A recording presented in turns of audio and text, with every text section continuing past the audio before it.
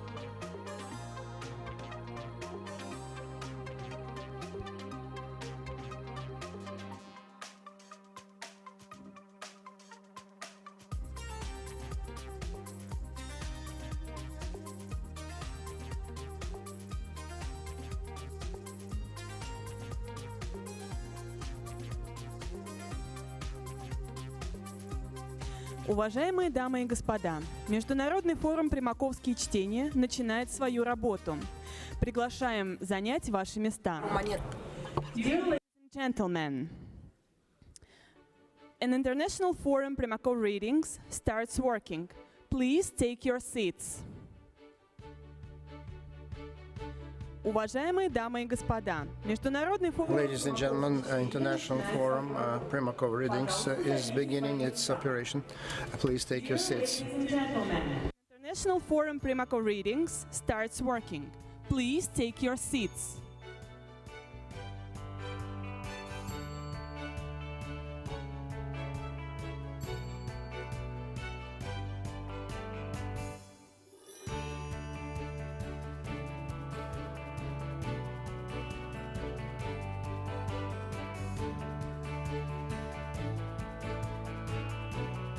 Уважаемые дамы и господа, Международный форум «Примаковские чтения» начинает свою работу.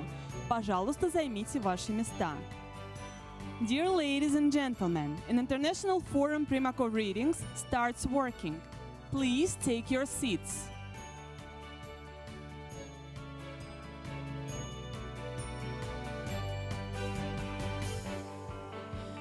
Для церемонии открытия For the opening ceremony, I would like to invite to the stage the chairman of the organizing committee, Primakovsky Readings, aide to the president of the Russian Federation, extraordinary plenipotentiary ambassador, Mr. Ushakov, president of the Institute of the Global Economy and International Relations, named after Primakov, Russian Academy of Sciences, founder of Forum, academician Alexander Dinkin, chairman of the Chamber of Commerce and Industry, Sergei Katerin. For opening ceremony, please welcome on the stage of the Primakov Readings Organizing Committee, aide to the President of the Russian Federation, Ambassador Extraordinary and Plenipotentiary Yuri Ushakov. Deputy Head of the Primakov Readings Organizing Committee, President of Primakov National Research Institute of World Economy and International Relations, Academician Alexander Dinkin. President of the Chamber of Commerce and Industry of the Russian Federation, Sergei Katerin.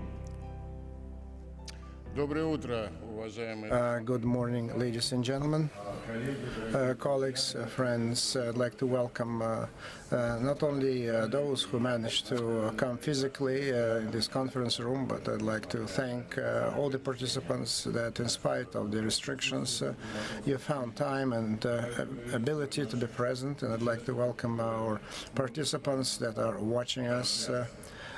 Our event being broadcast. And for the opening of Primakov Readings, that's the 7th Primakov Readings, I'd like to ask Yuri Ushakov to be the first to speak. Thank you.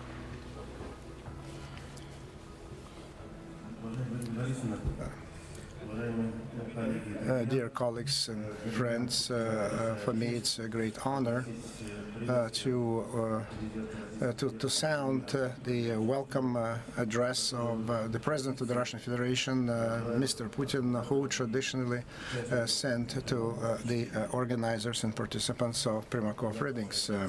So I'm going just to read it out to you. Dear friends, I'd like to welcome you on the occasion of regular 7th Primakov Readings. Your expert forum takes a worthy place among the very authoritative international conferences, following up on the best traditions of intellectual research and mutually respected exchange of opinions. So we, Mr. Primakov, have always attached a great deal of importance to it, so whose name has every right to have one of the leading research centers, ИМЭМО. And so then the subject matter of the Primakov readings is logical. So modern challenges to the world order. It is obvious that the number of challenges is on the rise.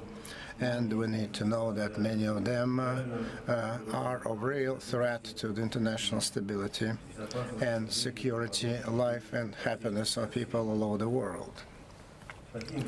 And such challenges include degradation of the mechanism of weapons control, the activities of terrorist agencies and escalation of regional conflicts. So then we have the COVID epidemic that has been added to it. So more than 3.5 million people suffered, and that was the toll. So then the economic implications are felt everywhere. So the fight with such a dangerous disease requires joining forces of the global community and honest and equal cooperation, although, unfortunately, not all are ready for that. Although it's too early to say about the victory over the epidemic, but it's high time we started thinking about the lessons learned from this calamity, how to act in future in case similar situation arises. So I hope that the participants of Primakov Readings will pay very close attention to these important issues of regional and global agenda. I'd like to wish you very interesting, saturated discussions, and all the best to you, Vladimir Putin. Dear friends, I'd like to remind you that last year, to organize an offline conference was not possible, and all events were online. And this time, so we have this ability to organize it kind of combined, mixed version, offline, online, and I think that we are all happy about that. Now we have this chance to partially guarantee the physical presence, and here we have quite a few experts and professionals, politicians, diplomats, public officials, business representatives, and as I was told, so foreign colleagues came from 12 different countries, and they're visiting now, and many participants get in touch with us online. And so such a representative, distinguished presence at today's Primakov Readings testifies to the fact that the traditional participants have been missing offline, live, eye-to-eye cooperation, and then the academic work, research work is coming back to normal, and so that's exactly what was proven by the St. Petersburg Economic Forum. That's a good case in point, and such international political challenges have been brought up on the agenda that will determine the life of international relations for many years down the road. We see that the situation in the world continues to grow more and more difficult and less predictable, so our president was saying that the system of global security is on decline, and so lots of problems and questions have not been regulated, settled, regional crises, and the new local conflicts spring up. So the special concern comes from the way the relations between East and West are connected. So the alleged sanctions and the spiral is going up, they're going through the roof, and so they stand in the way, and they stand in the way in a very serious way. They hamper, and certainly they do not contribute to better stability and the situation in the world in general. Naturally, colleagues, so on the eve of the Russian-American summit between the United States and Russia, it will be quite logical if we allow for some time to discuss the relations between the U.S. and Russia. The interaction between the two countries, we all know it very well, is at the rock bottom since the Cold War times, and it's obvious that we need to do something about it, and because the risks are quite real and created they exist not only for the two countries but for the whole world. So the program of the readings, and I'm happy about it, provides for the discussion of such challenges that are related to establishing new technological order in the global economy, changes in the market of energy resources, challenges of the climate, global warming, and its impact on their impact on trade and international relations between the countries. And the participants of the forum have a lot to discuss and have a lot to debate. And I can tell you that your new views, fresh ideas are very much in demand when we form our politics both in Russia and abroad. And so we have been thinking, and that's the reason why we have been having the Primakov Readings for 7 years, for 7 times already. So I'd like to wish you very productive, interesting work, good discussions, and good luck on venture, good luck on everything. Thank you very much.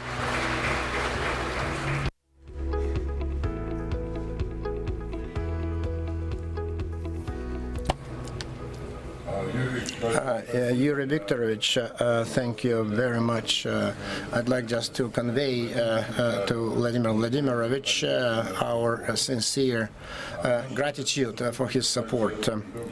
So then we have some good addresses from academician Sergeyev and the Minister of Science and Higher Education, Mr. Falkov.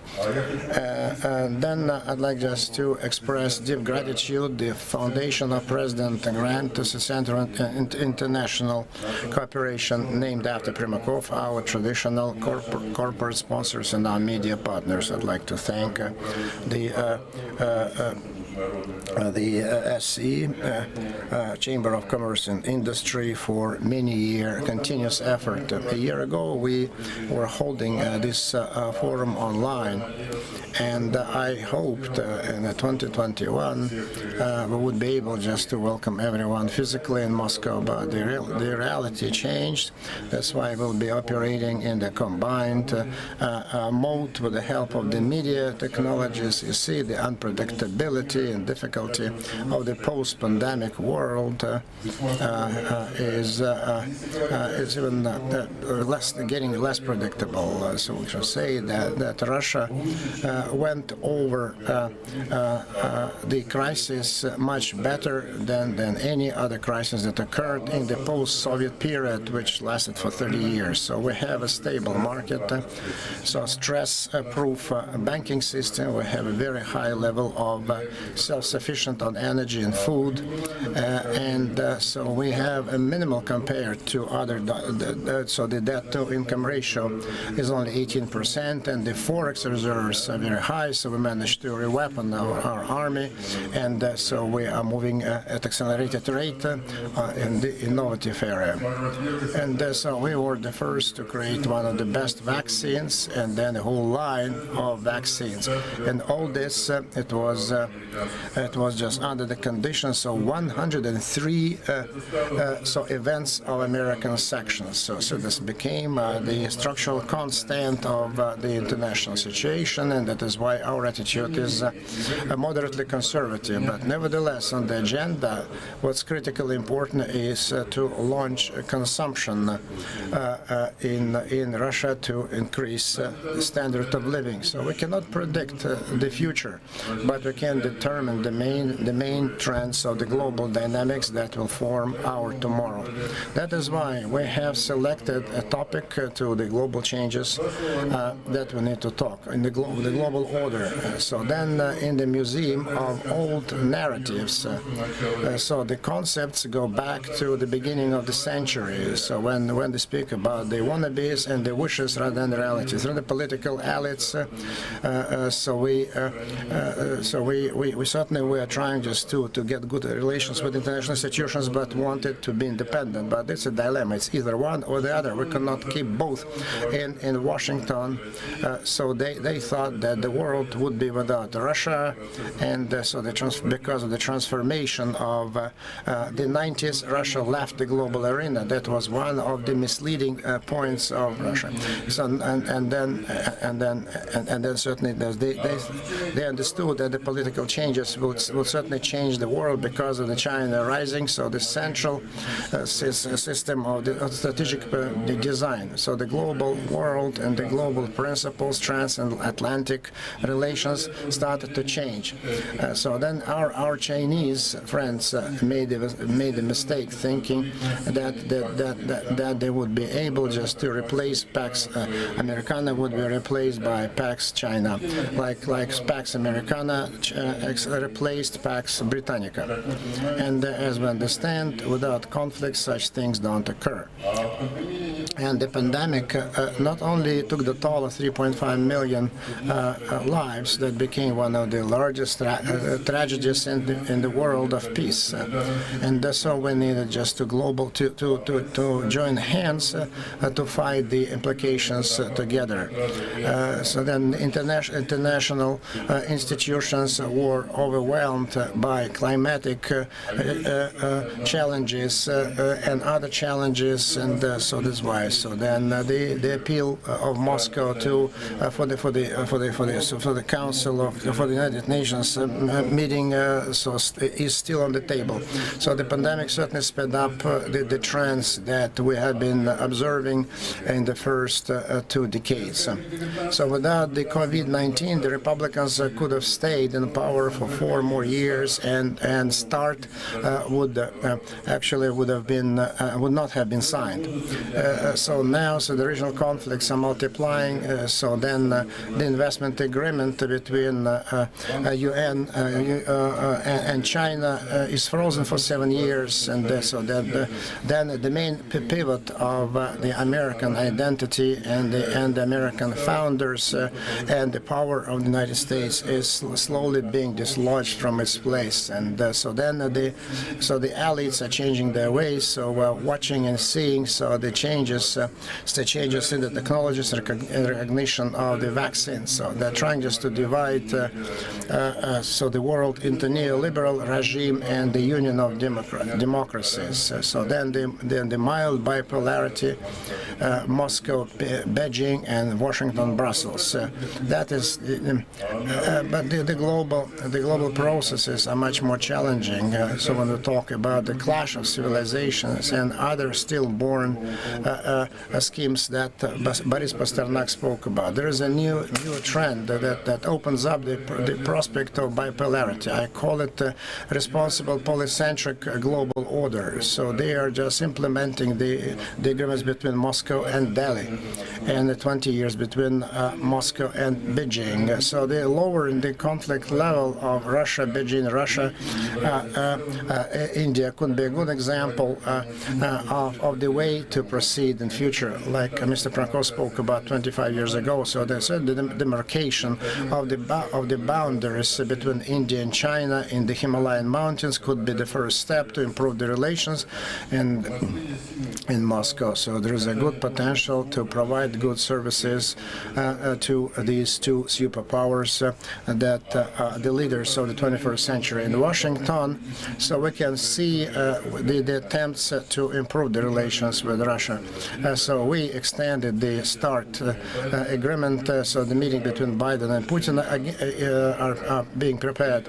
And so the Americans softened their positions on Nord Stream 2. So the first line that has already been finished. And so then and Patrushev Sullivan came out without any problems. So that's why Americans are thinking about the double containment, and so they doubt the reality and possibility of double containment. One way or the other, we'll see the results of these negotiations in 2 weeks.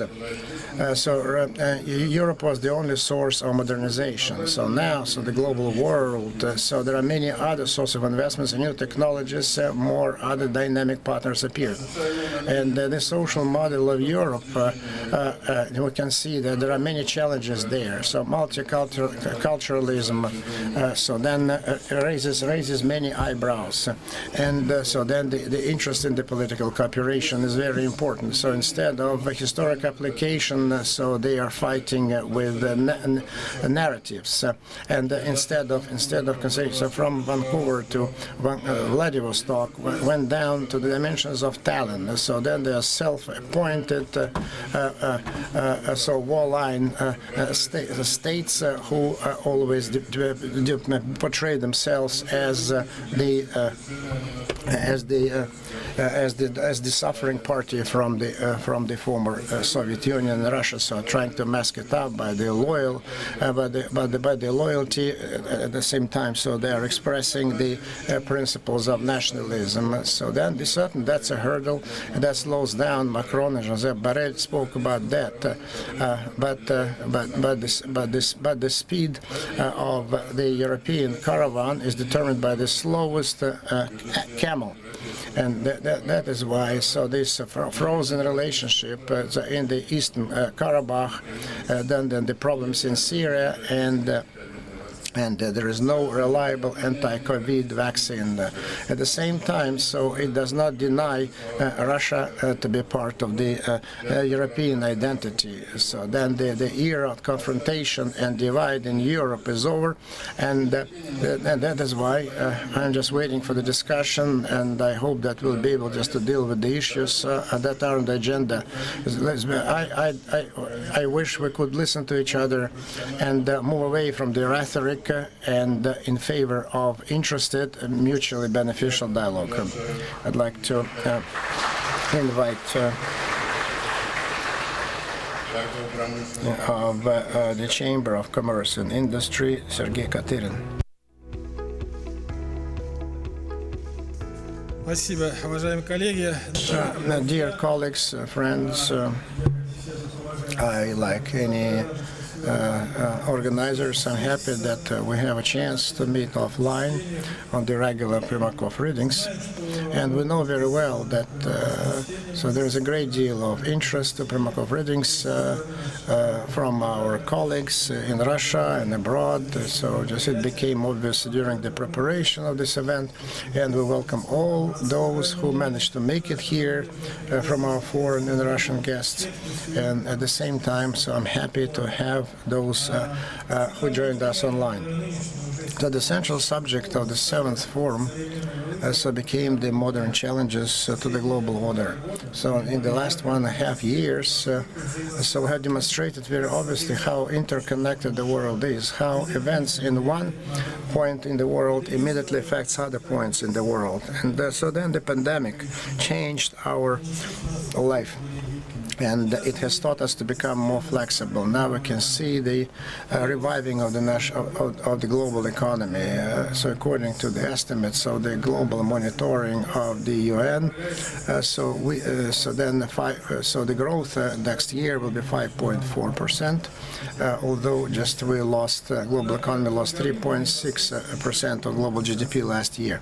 So, but the real mechanism of exiting the crisis, we can actually learn from the legacy of Mr. Primakov and learn a lot from him. So one of the salient traits was the unique capability of the in-depth analysis of the events occurring in Russia and abroad, and preparing possible answers to the challenges. I'd like to stop on some challenges from the viewpoint of entrepreneurial society, whose interests we represent, remembering the priorities and the accents that Mr. Primakov laid down. So for more than a year, so the global order is going away for the test of strength, and so we're trying to counteract the containment measures against COVID-19 proliferation resulted in good results. So we showed to what extent we are interconnected, and the world is so close, so knitted together. So what implications we can have if we break up the chains of supply, stopping transport communications, inability of moving labor from place to place, and many other things that were not possible to do that I don't want to mention. So it was one, and so the national relations was on the priorities for Mr. Primakov, and so then our chamber continues to cooperate with the entrepreneurial communities of different countries. We participated in the creation of Euro Chamber, digital platform COVID-19 aimed at the exchange of information and the condition and the state of economy in different countries of Europe and the European Union. So regularly we have been analyzing the best international practices of support of businesses with the purpose of applying them in Russia, and our experience that we are extending that could be of interest to our European colleagues. The next challenge for entrepreneurial community is the involvement of politics in the economy. So then protectionist measures, sanctions. So even back in 2015, in the last meeting, Mr. Primakov mentioned that many years ago. At that time, so he said many years ago. So we're interested in maintaining or improving new economic relations with all the countries and the international companies, so which display interest. But in any situation, in any eventuality, so the only alternative for Russia is reliance on our internal reserves and capabilities. End of quote. So then, since the time that went by, so proves the point. And so this position does not mean that we need just to stonewall from the rest of the world. Just the other way around. Let me remind you that one of the first words when Mr. Primakov took power, so he spoke about the necessity of Russia joining WTO, and so now the international trade has accumulated a lot of challenges. So our chamber supports the position that we need to reform and change in accordance with the modern challenges, and for normal operation of any international organization is the confidence of both sides that this institution works in a reliable fashion. So this trust has been undermined by the largest political players when they broke up the rules. And so now just we're going to talk about the transformation of Western societies, forecasts of the development of Central Asia. I'd like to, in spite of all the difficulties of the last 1.5 years, Russia continues to support good relations with business communities of the majority of the world. Now the chamber has 14 offices only in European countries. Constructive cooperation goes along the lines of the Asian Pacific region. So our chamber extends its cooperation international communities. Under the auspices, we have the Business Council of Russia ASEAN, and it's trying just to overcome the building of a unipolar world. Mr. Primakov was at the beginning of creating new institutions like SCO and BRICS. And so we are in active cooperation along the lines of business councils of the above-mentioned countries. Last year, chairmanship came to Russia, but unfortunately, so all this chairmanship was online, although there were a lot of events, although all one, and so then the number of meetings exceeded all preceding years because so we could cooperate online. So we, in full coincidence with the ideas of Primakov's support of the central role of the UN in the global relations, development of cooperation and trade, talking about our work at the international arena. So we can say that the business communities and international communities, so they are for the constructive dialogue and establishing good partnership relations. A good example of that is the above-mentioned St. Petersburg International Economic Forum, and including the most recent forum that has just ended in St. Petersburg. And then, by tradition, one of the largest delegations were the United States of America. And so and there were big delegations from Germany, France, and other countries were present. And so there were many sites dedicated to the cooperation between international countries and Russia.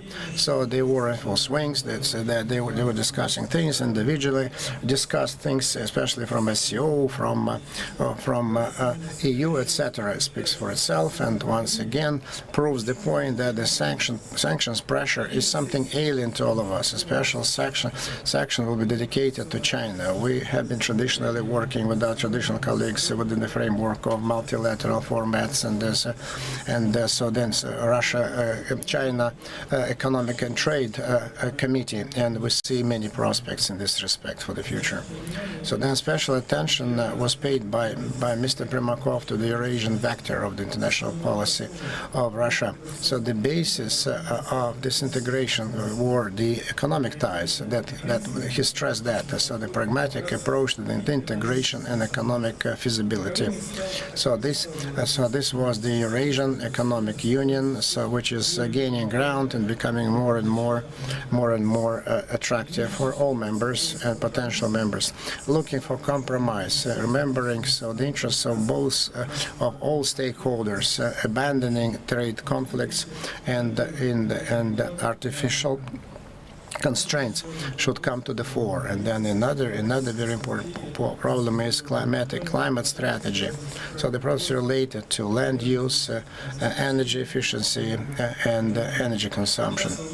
So then what comes to the fore are the problems concerning what the above-mentioned things. And our Chamber's opinion is not only just to make the business responsibility more strict, but create good economic conditions so that the businessman could reduce emissions and work more responsibly. International initiatives in the area of ecology should not turn into one-sided restrictions and artificial political and economic barriers. So the issues of overcoming the climate change. So we need to cooperate on that and unlock dialogue with all stakeholders and businesses as well. So the list of modern changes to the world order is not limited by the topics that I mentioned. I hope that they will become the subject of discussions, different sessions of our program. So dear colleagues, in conclusion, I would like to say that the world is changing very rapidly. And but we are ready to cooperate on the principles of international law and mutual respect. Talking about the new multipolarity, Mr. Primakov said, so not a single center of gravity cannot exist without interaction with other centers of gravity. And this process is organic and natural. So any imposition and any strength and any violence immediately results in overextension and an explosion. And that is why, the tenets of Yevgeny Maksimovich, trying just to understand each other, help each other, and mutual trust is very important. So I would like just to wish you all the best.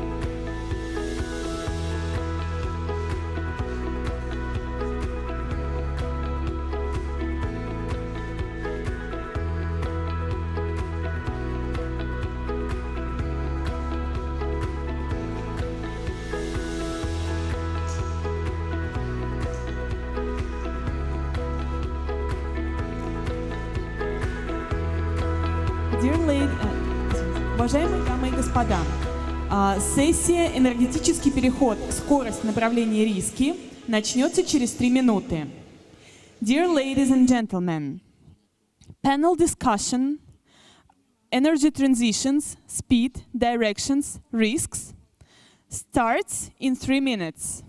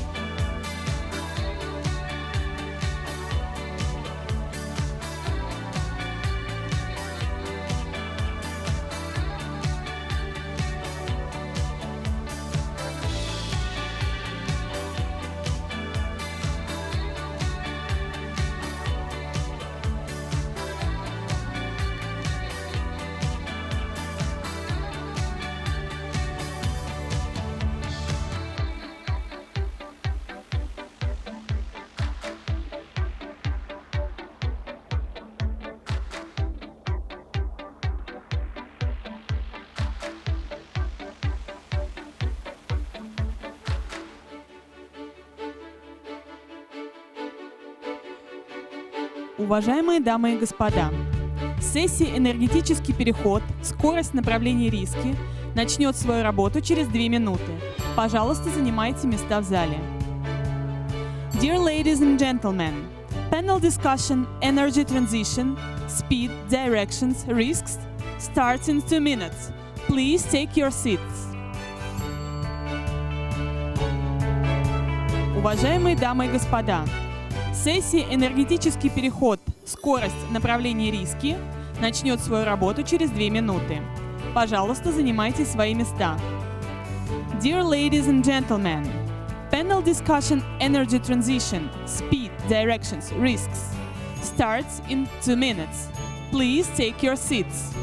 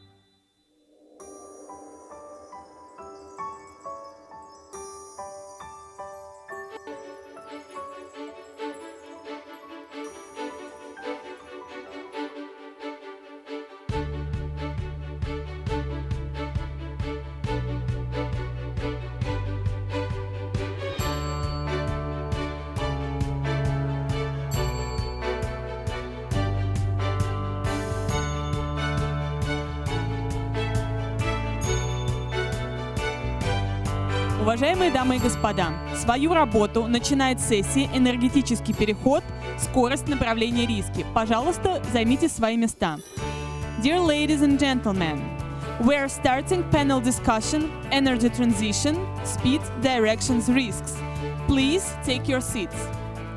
На сцену приглашаются модератор сессии, президент Института мировой экономики и международных отношений имени Примакова Российской академии наук, академик Александр Дынкин, генеральный директор акционерного общества «Зарубежнефть» Сергей Кудряшов, главный научный сотрудник Оксфордского института энергетических исследований Великобритании Джонатан Штерн, декан факультета международного энергетического бизнеса, заведующая кафедрой стратегического управления топливно-энергетическим комплексом, член-корреспондент Российской академии наук, профессор Елена Телегина, председатель Комитета Государственной Думы Российской Федерации по энергетике Павел Завальный. Можем сесть.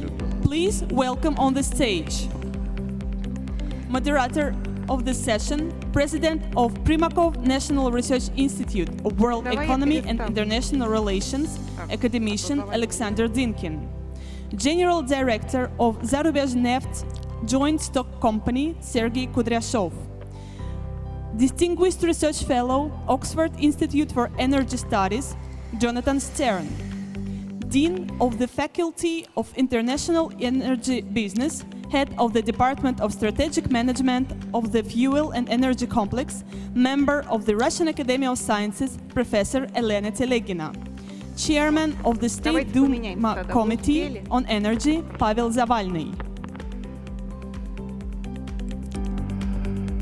Добрый день, уважаемые дамы и господа. Еще раз. Yeah, good morning, dear ladies and gentlemen. So today we're going to speak about a very acute and interesting topic from my point of view as an energy transition and its speed, directions and risks. So we have a change in the panel as Mikhail Kovalchuk is now flying to Tomsk.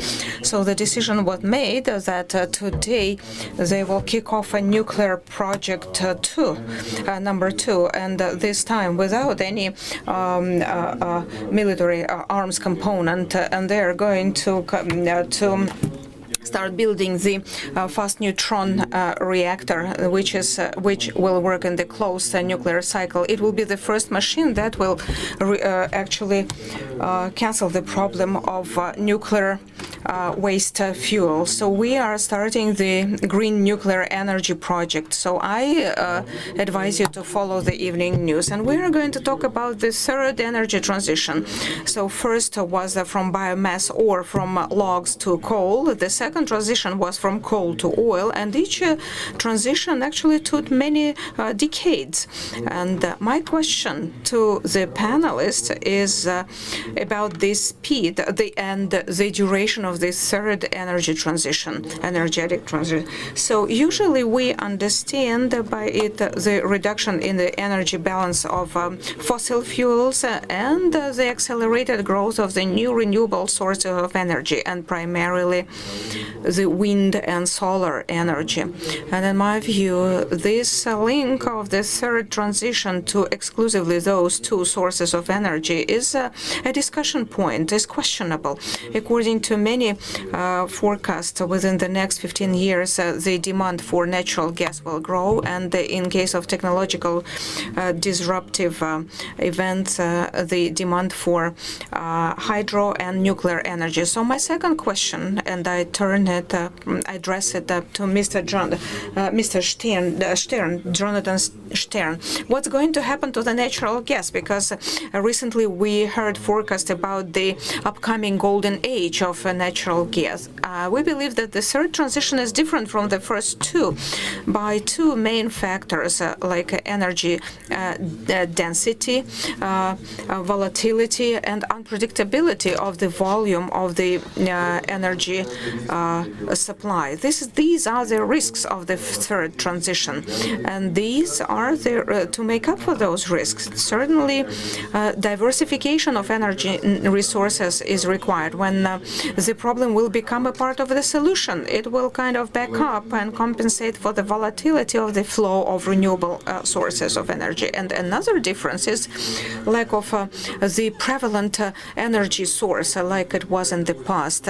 And I believe that the structural balance of the energy sources will be different and with proportions different for each region, varying from region to region.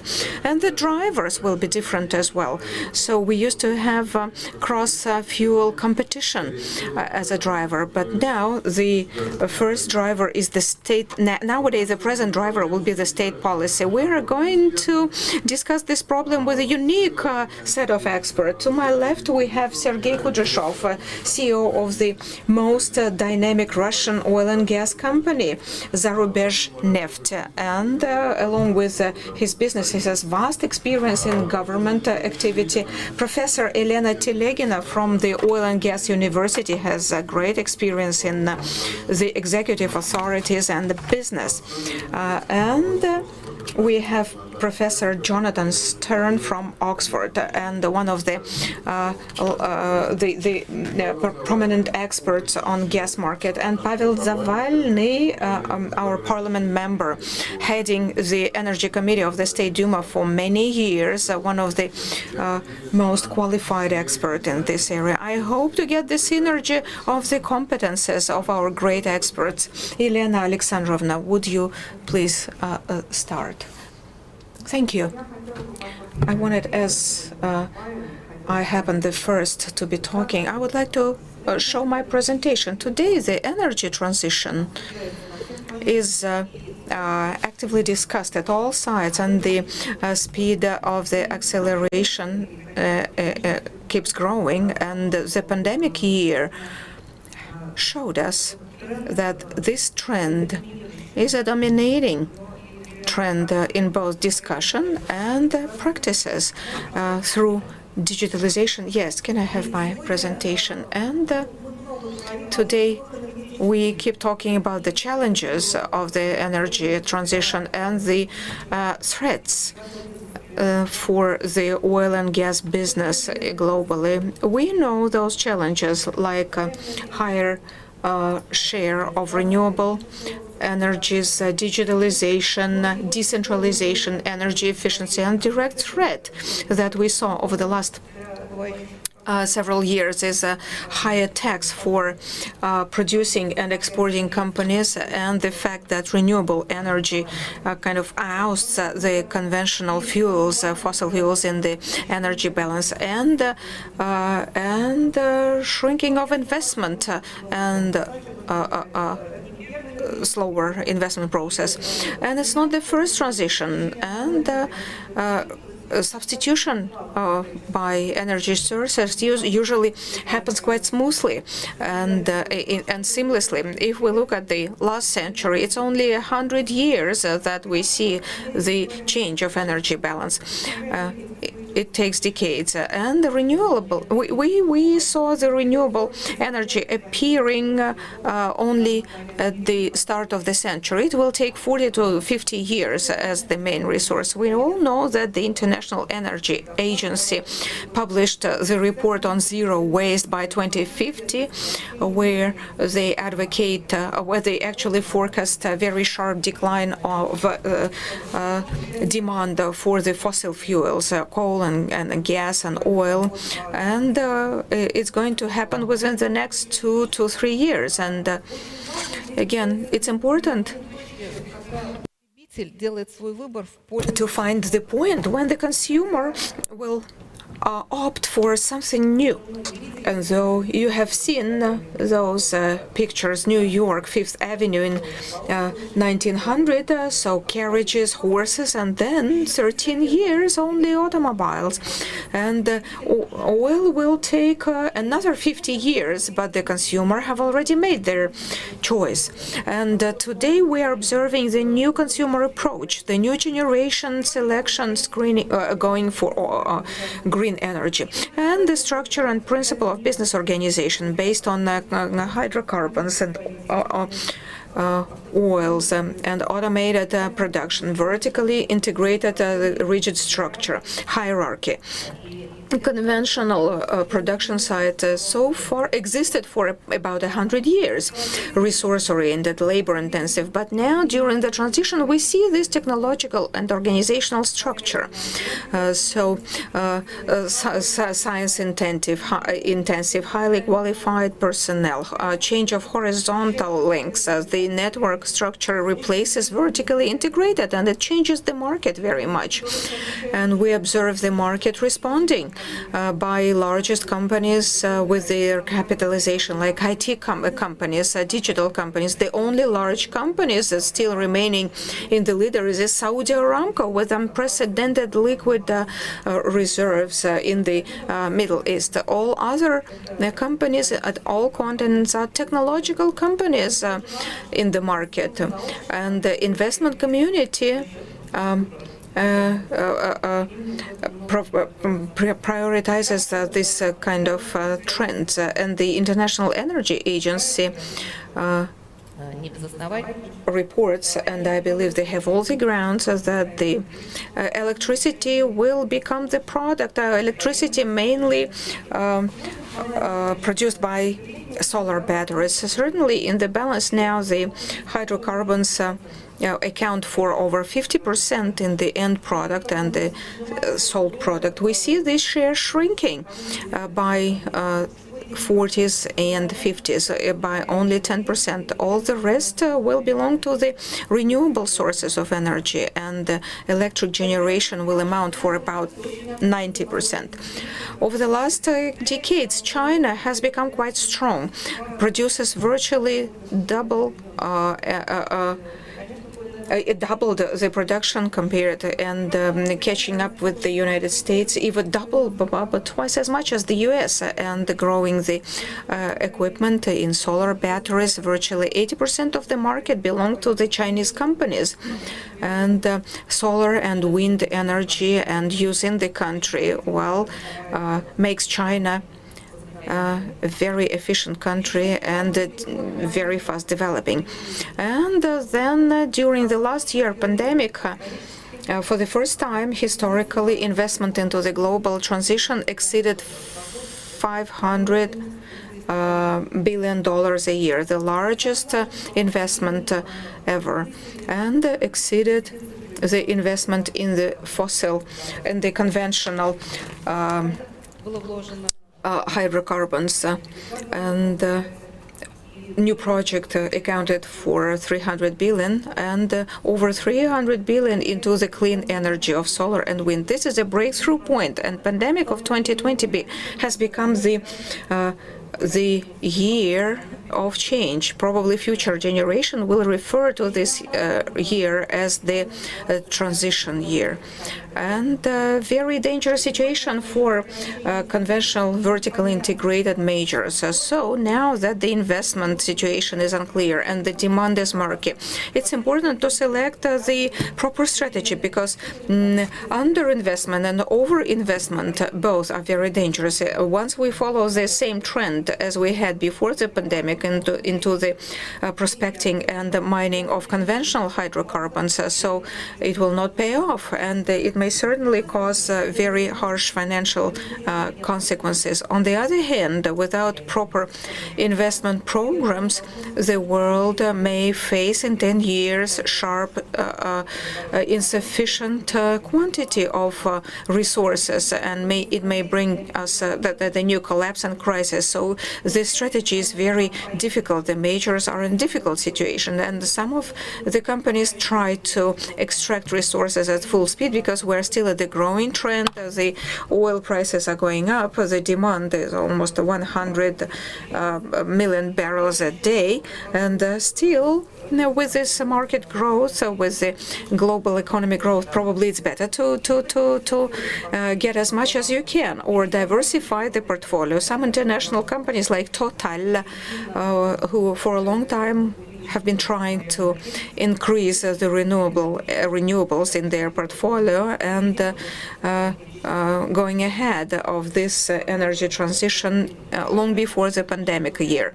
But for the conventional oil and gas industry, well, it's a challenge and very difficult here, because these are long investment, high risk investment, and these long and high money, you need to find them in the market, and actually they need to work. You need to have them work.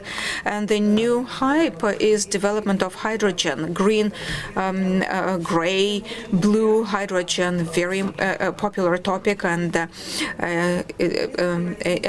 St. Petersburg forum we discussed it. And Russia may become an exporter of hydrogen, and European infrastructure is ready to receive hydrogen, and we are going to be integrated into this international project. There are still many restrictions of cost and safety, and hydrogen and carbon footprint should be considered, but still this is the project of the next decade, and I believe that everyone who can participate will certainly try to develop these technologies at a high pace.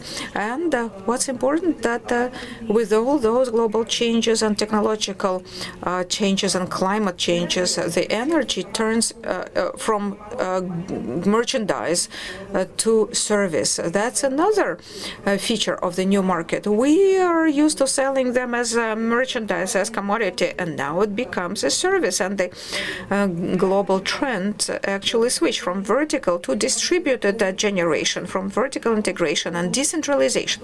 And new consumers are ready to become parts of the participants, stakeholders in the market across the whole chain, generate power and participate in the changing business model. And certainly that matches the social trends and new social challenges should not be underestimated.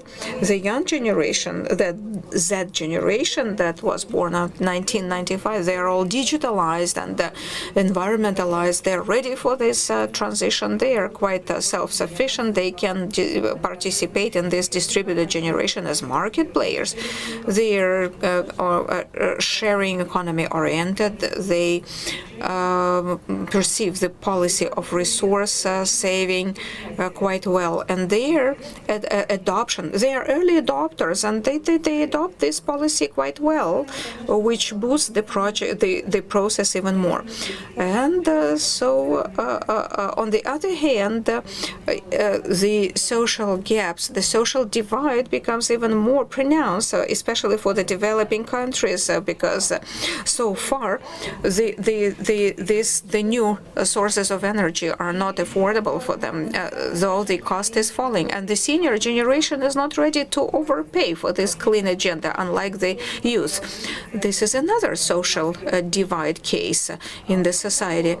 And the renewable energy creates many more new jobs in countries and in Asia especially, but it requires higher skills than we are used to in the conventional resource-oriented structures.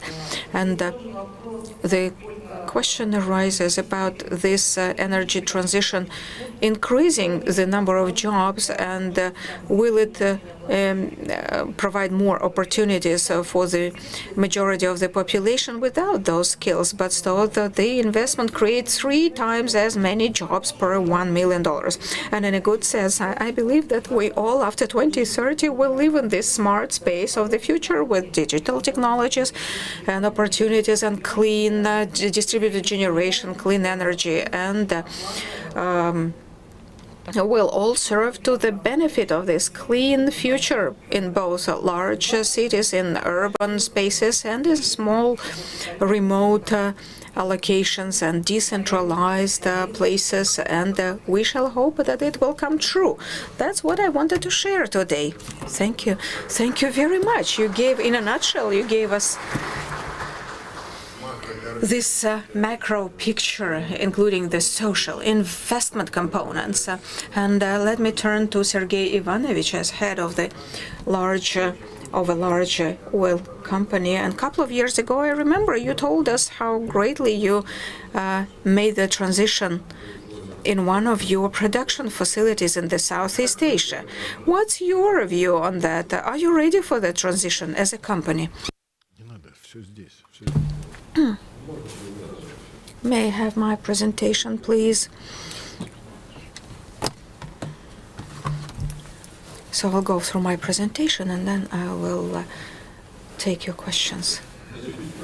So indeed, yes, people speak a lot about energy transition, about the first, third, global energy transition, the transition and actually going away from hydrocarbons. I would like, this kind of smooth stages, evolution from first to secondary, because it's the evolution, and it has started somewhere in the 19th century. Though oil, gas, and coal we knew them long before that, and the transition stages mainly were determined by the technological development, either the use of the resource or processing or downstream methods, or like with gas, the LNG and logistics and delivery methods. So do we have the basis for saying that we are entering the new stage? Elena Alexandrova said that the 2020 was the pivotal year when the investment into alternative energy exceeded the investment into the upstream, oil and gas and upstream. And we need to consider that the number of players in this field, there are many. When you have many players, much money, processes actually goes as a wholesale process, and we see the reduction of the costs for the alternative energy, and again it will keep going down in this segment.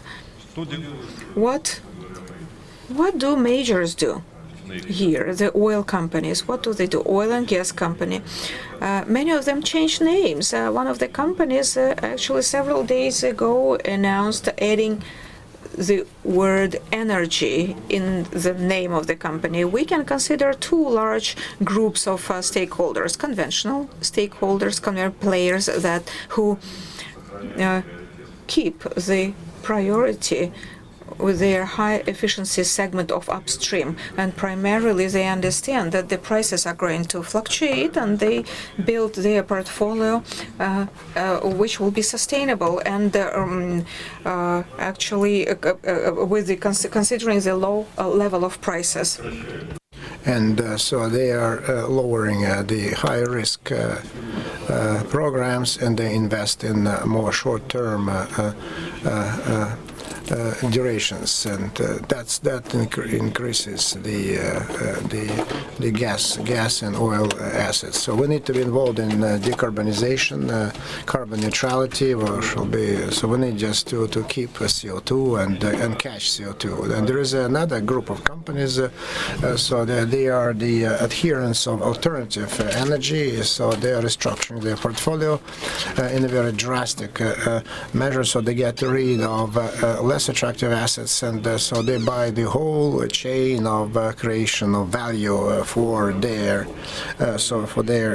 portfolio, all the way up to development, engineering, and production of solar panels, construction and operation as well. So they're putting it into their portfolios. What our companies are doing. And so we are attempting to take the best from Strategy 1 and Strategy 2. And so we are involved in new technologies in order to reduce costs. And in the regions where we operate, so we managed to get our costs at the lowest possible level. The second issue has to do with the cycle of additional value from new projects. So we're trying just to implement a number of new projects, to operate them quickly and to market them and get repaid as soon as possible. Then the third component is gas.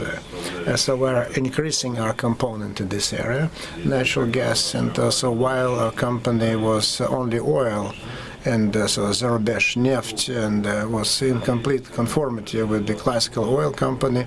So within the next 2 or 3 years, so again, just to get this balance, gas-oil balance 50-50. Alternative energy, renewables.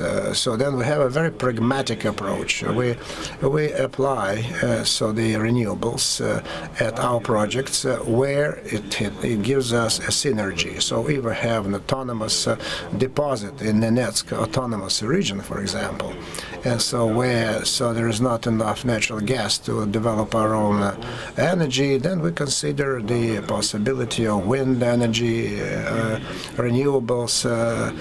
So that while just we had to bring in the diesel to generate power, even without carbon taxes. And then there is this Vietnam. So we work on offshore, so where there's a wonderful zone from the viewpoint of winds in Vietnam. We have a good asset which has the best fleet and institute for design and development. So when we work off shelf, and so we work with many contractors with the program. So wind energy, and we're considering the participation of not only contractors and as investors in these projects that have very good synergy. So with our main business in Vietnam, and today we have already started. In 2020, we started to test out new technologies of pumping CO2, pumping in CO2 in order to increase the efficiency of deposits to sweep out the increasing the efficiency. And so we continue working, we're discussing with our partners on these projects. And what are the conclusions? We can say that the energy transition, it's not a revolution presently, but at the end of the day we can call it's a logical evolutionary development in the course of several centuries. To say that wind and solar generation is the end of this evolutionary chain, I wouldn't say that. That's not the pinnacle. It's just one of the stages. Then the next energy transition transition that could be based on new promising technologies would be a very important step to the change in the global energy balance. I think that so we need to consider now, that's my point, so it should be a mix of different consumption sources, so energy production, so that will balance itself off for the next several decades. But by and large, the situation which we are witnessing right now, specifically for our country, and because we've been for several centuries in a very comfortable zone of comfort, because we have the best resources in the world. This was the talk about coal, fossil fuels, natural gas, oil, so which is the lion's share of our income. So this natural imports, natural margin, so is a considerable part of our income. And so there are two ways out. So we either just go from the comfort zone to the stress zone, and then you are afraid for yourself, you're not sure of yourself, then other opinions dominate, or just we move into the growth zone, so which is new goals, new skills, and new level of life, new standard of living. And I hope that we'll be moving from this zone of comfort to the growth zone, which is a challenging process but very promising. Thank you. And I like this your very well weighted, happy, medium, balanced approach, because what we can see now in Europe, and maybe just I'll be too sharp to say that, it's kind of echo psychopathy, yeah, and it does not help the development, because when we saw the International Economic Forum's assessment of international risks, the pandemic risk was placed 10, and all risks and priorities from 1 to 9 were climatic risks. And so which is they never paid attention to the pandemic risk, and also paid too much attention to the climatic risks. And so you see what happened, especially when we talk about the adherence to the green energy. Another, the European companies, they under the pressure of the public and the regulators, they're kind of they're abandoning the oil past and present. So Americans are still holding ground, although just we have meetings of shareholders, so they press, they push into this green technology future, and but they're just holding out. Americans are, and but they still have a situation like in a riddle. So A and B was sitting on the funnel, so just A disappeared, B fell. So who is going to survive? Those who have low costs, big deposits, and efficient production. That's the ladder that will stay sitting on the channel, on the chimney. Okay, Professor Stern, are you with us, Mr. Stern? Yeah, please. No. Unfortunately, I could. Oh, hello. Professor Stern, it's a pleasure that you could take part in our panel. What is your view? What is your view? So what do you think about, what's your take about what you have listened to, heard about the energy transition so far? So I want us to give your take on what you've heard. And what about future of gas? So tell me about the future of natural gas. So there's as part of the energy transition. So what's the future of the would-be natural gas markets? So, hello everybody, and thank you very much for the invitation. I'm very sorry not to be with you in person. If you could bring up my presentation, that would be great. I'm going to talk about the future role of gases, and of course the starting point of this is the shift that we've seen in many countries over the past 2 years, from talking about the Paris agreements, COP21, to reduce temperature to below 2 degrees the shift from led by the European Union and individual European countries to move to so-called net zero emissions by 2050. The European Union was first, that was followed by Japan and Korea, China, but not 2050 but 2060, and eventually the United States with the Biden administration.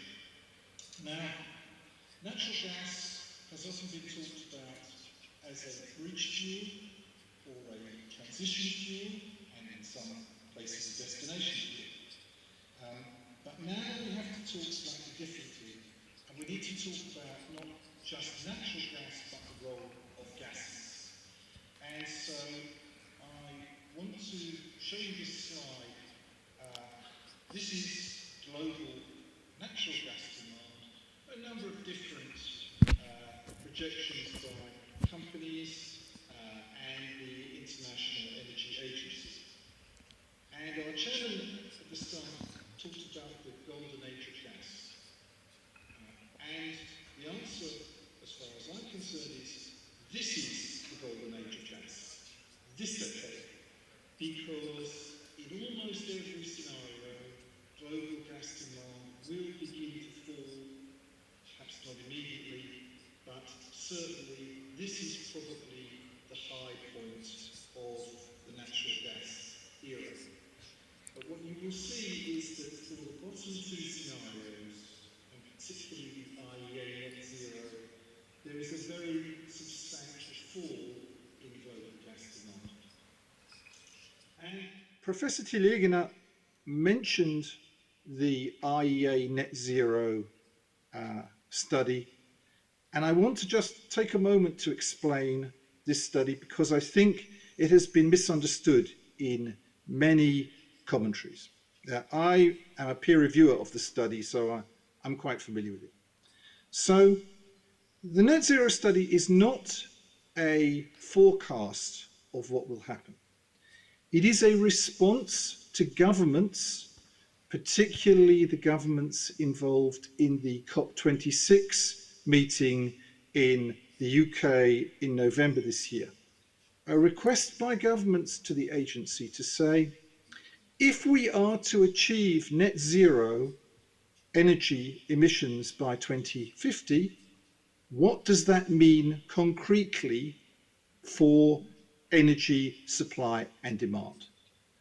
And what you see on this slide for gas is the IEA model of what net zero would mean for gas demand. So the IEA model is one model, it is one scenario, but it is an indication of what would need to happen if net zero by 2050 was to be achieved. And what you see is that natural gas does not disappear, but it declines very rapidly. In the other scenarios, it declines less rapidly. So this is an indication of the speed and direction for natural gas, depending on the outlook that you have, particularly for emissions.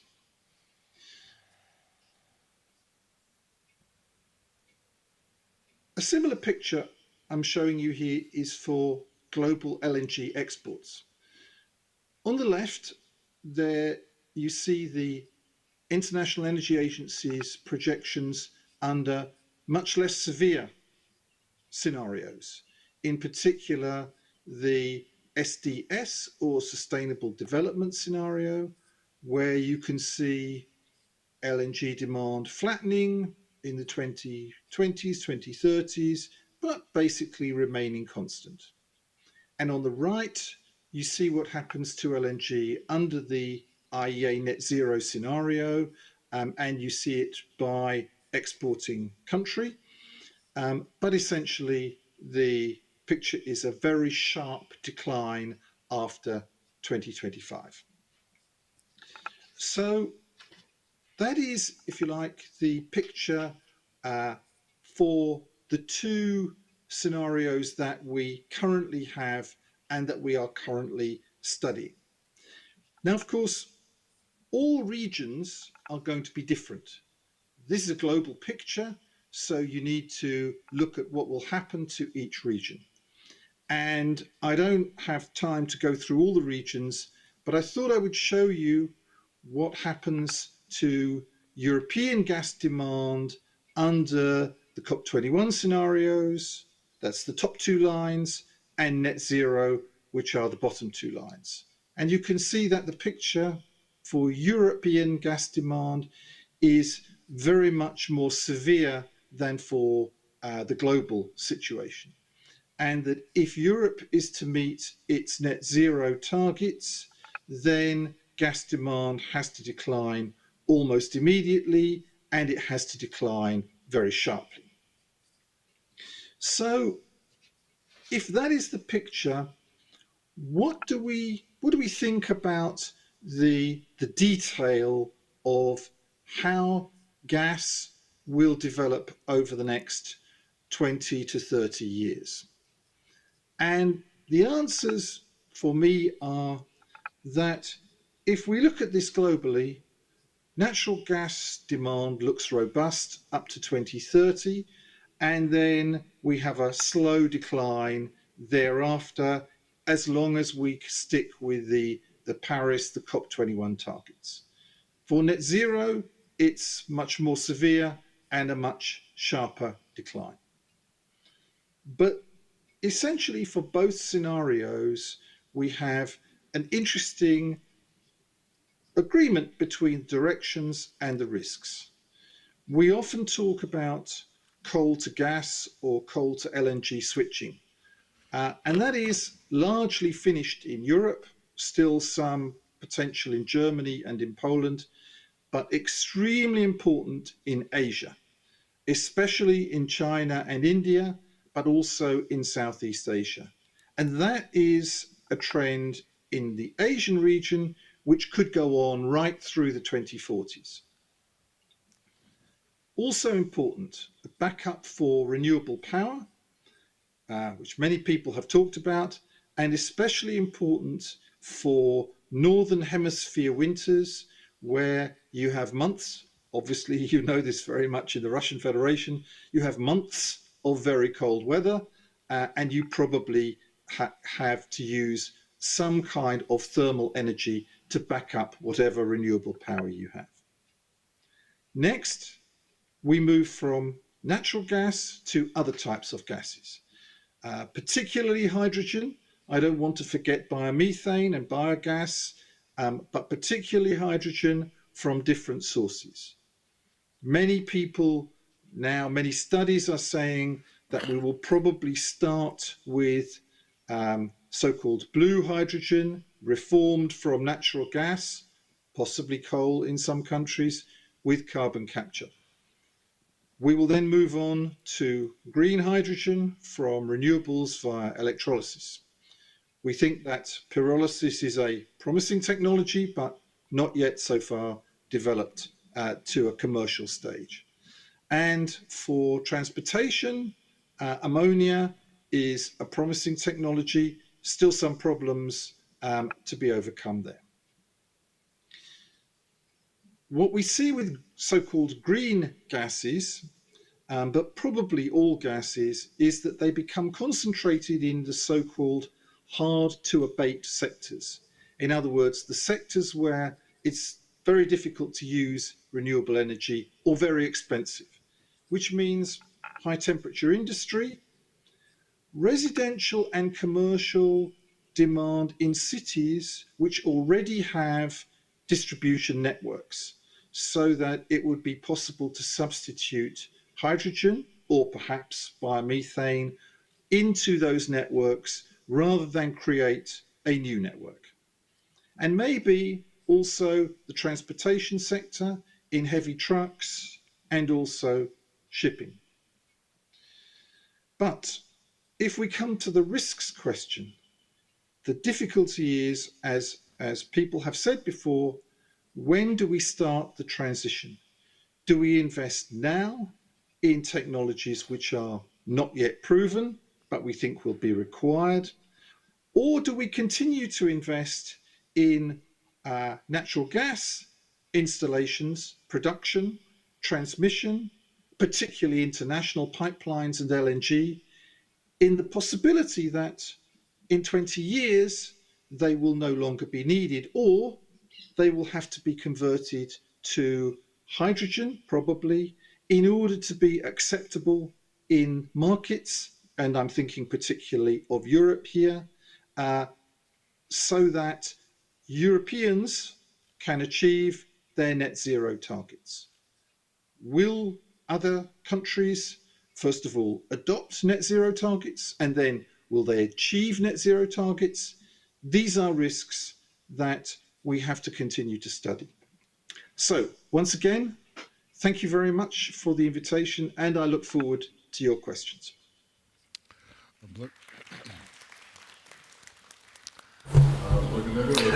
Thank you, Professor Stern, for very interesting, concentrated analysis. I really appreciate it. Certainly, when you are talking that in the near future, it's inevitable that there will be there will be different G mixes appear from the viewpoint of sources. You were talking that there will be a regional differentiation of G mixes, and I'm sure there will be. You were talking, and then differentiation between the consumers, and this is actually echoed what Professor Telegina was saying. And I think that the Russian Federation, under the circumstances, is ready for different scenarios, for any eventuality, because we have these pipelines not only aiming to the West, but to Asia as well. And we do have these pipelines, and that will certainly allow us to balance between the market volatility that might occur in different regions of the world. And okay, I'd like Mr. Zavalny to say a few words on this subject, to comment, to think about, to make comments about what we have just heard. Thank you. Over to you. Thank you for a chance to speak, and I think that this is a great presentation of both speakers, very close, and I agree that there will be no revolutions. There will be an evolution and evolution, and so then. So this consumption, different types of energy mixes, different economies, different regions, and in all estimates, even by 2050, so then hydrogen balance will stay at the same level, because because the amount of energy resources that will be required by 2050 will rise by 20%, and that's why the energy balance will be probably will be more or less the same, and the world demand. So now just we are pursuing so there is a lot of argument now. So then the Chinese stance and European stance, and what model development to pursue, and we are all very concerned with the future. So with the future of life of our planet, or they're concerned with possible additional advantages for energy companies, and so then we need to resolve the issue of creating jobs, and because the new energy provides more jobs than traditional energy, and so addressing we need to address these issues for the whole world. And so yesterday we had this polemics. So someone said it's all not about ecology, it's all about money. Someone said yesterday. That was a good argument. We need to stop these discussions, empty discussions, and the approach has always been very pragmatic, and so we need. Yeah, so we need to be certainly the locomotive, the driving force, and so we all need the economic leadership, and even the pandemic only proved that the subsidized. So they're going. So over this period of time, there will be a lot of competition between the producers of energy resources, and so we need to understand that certain countries have vested interest to maintain the the program and to make sure that they maintain the leadership in the country. And so the ecological pressure on our planet is there, and so we need just to ask ourselves, what is it that we need to do? So we produce more than 1 billion tons of energy resources, and half of it just goes for exports, half of it is consumed domestically, and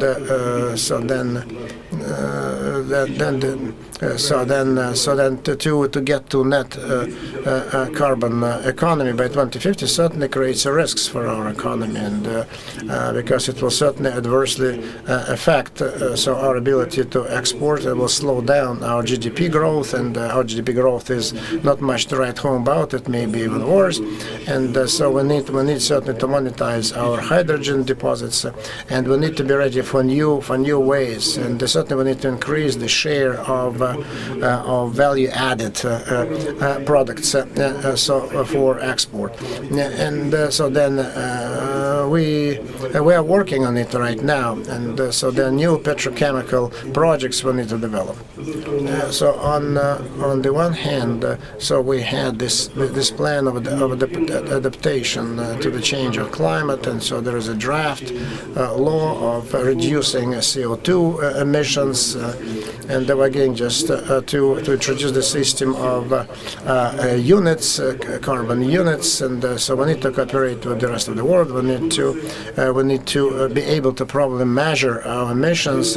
We need to monetize and to make money from our emissions, and we need to lobby our interests as well, because it's our competitive advantage of our country. So a lot of energy resources. We need to strengthen that. And then the reserves and the resources is, unfortunately, our economy is very low energy efficient, unfortunately. So we consume the energy very inefficient from the viewpoint consumption of energy source, especially in housing. And so then what we have de facto, and we didn't.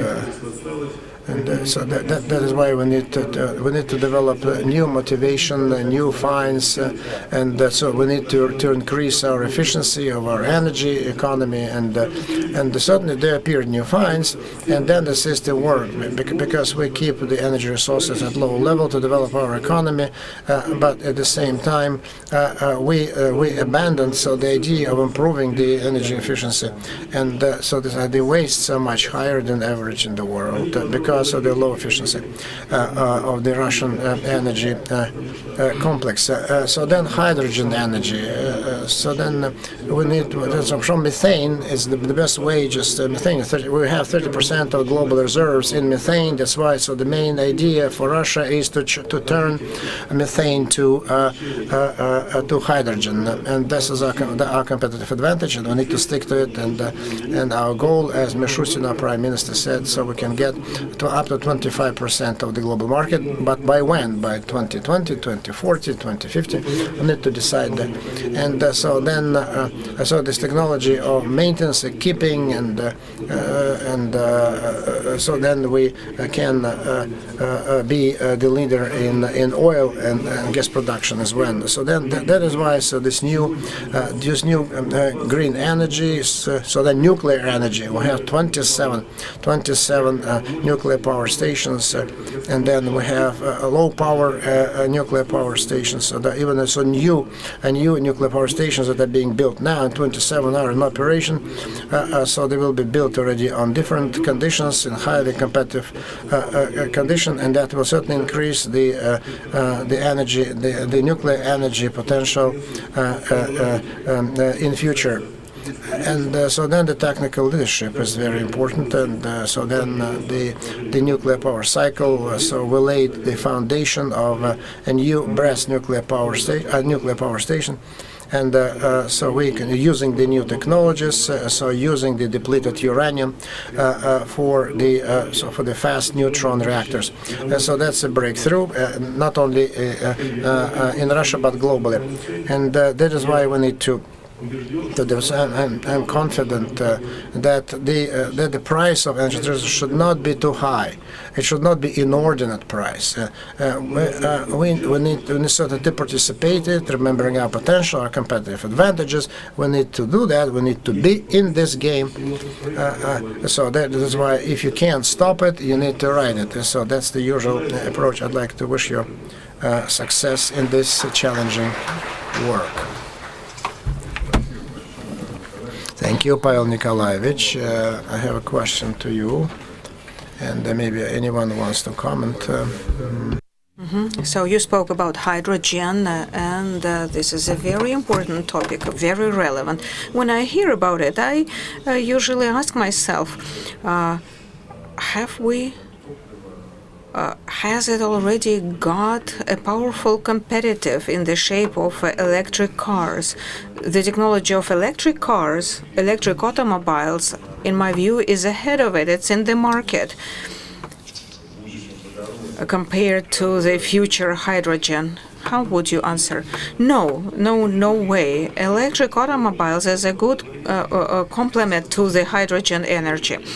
Take the United States and Europe, they follow the path of electric cars with the accumulation of energy and cars. So Japan rather caters to the hydrogen energy and use of hydrogen in the fuel for transportation sector and cars.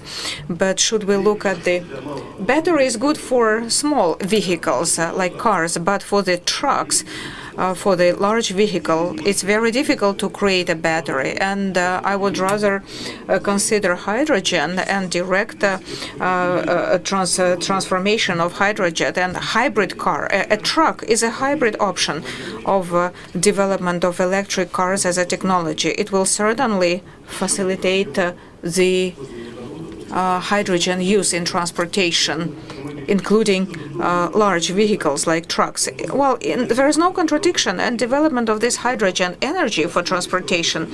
We also have good know-how and science and production. And today Rosatom is very active in developing hydrogen. Elena Alexandrovna, do you have comments on that matter, on electric cars? I agree with Pavel Nikolaevich, but I believe for Russia, the priority is export component of hydrogen to the European market with the use of gas transportation rather than hydrogen engine in the domestic market. I believe that the large companies will do everything not to lose this sector in the strict attitude to the Russian export of gas to Europe.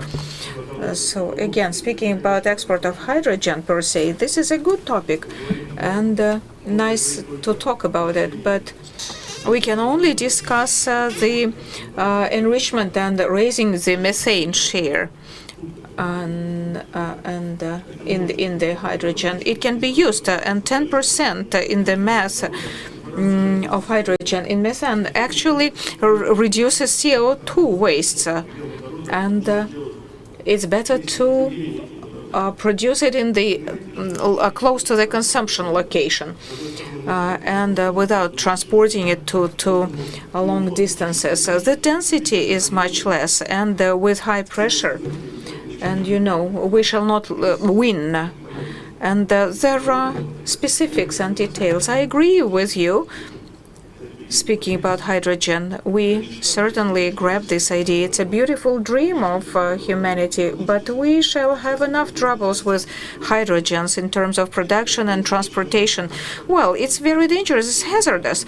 We have experienced hydrogen is 3 times as as expensive as methane. Yes, we keep talking about it, and I want to hear Professor Stern. Yes, Professor Stern, about interaction and competition between electric cars and hydrogen. What do you think about it?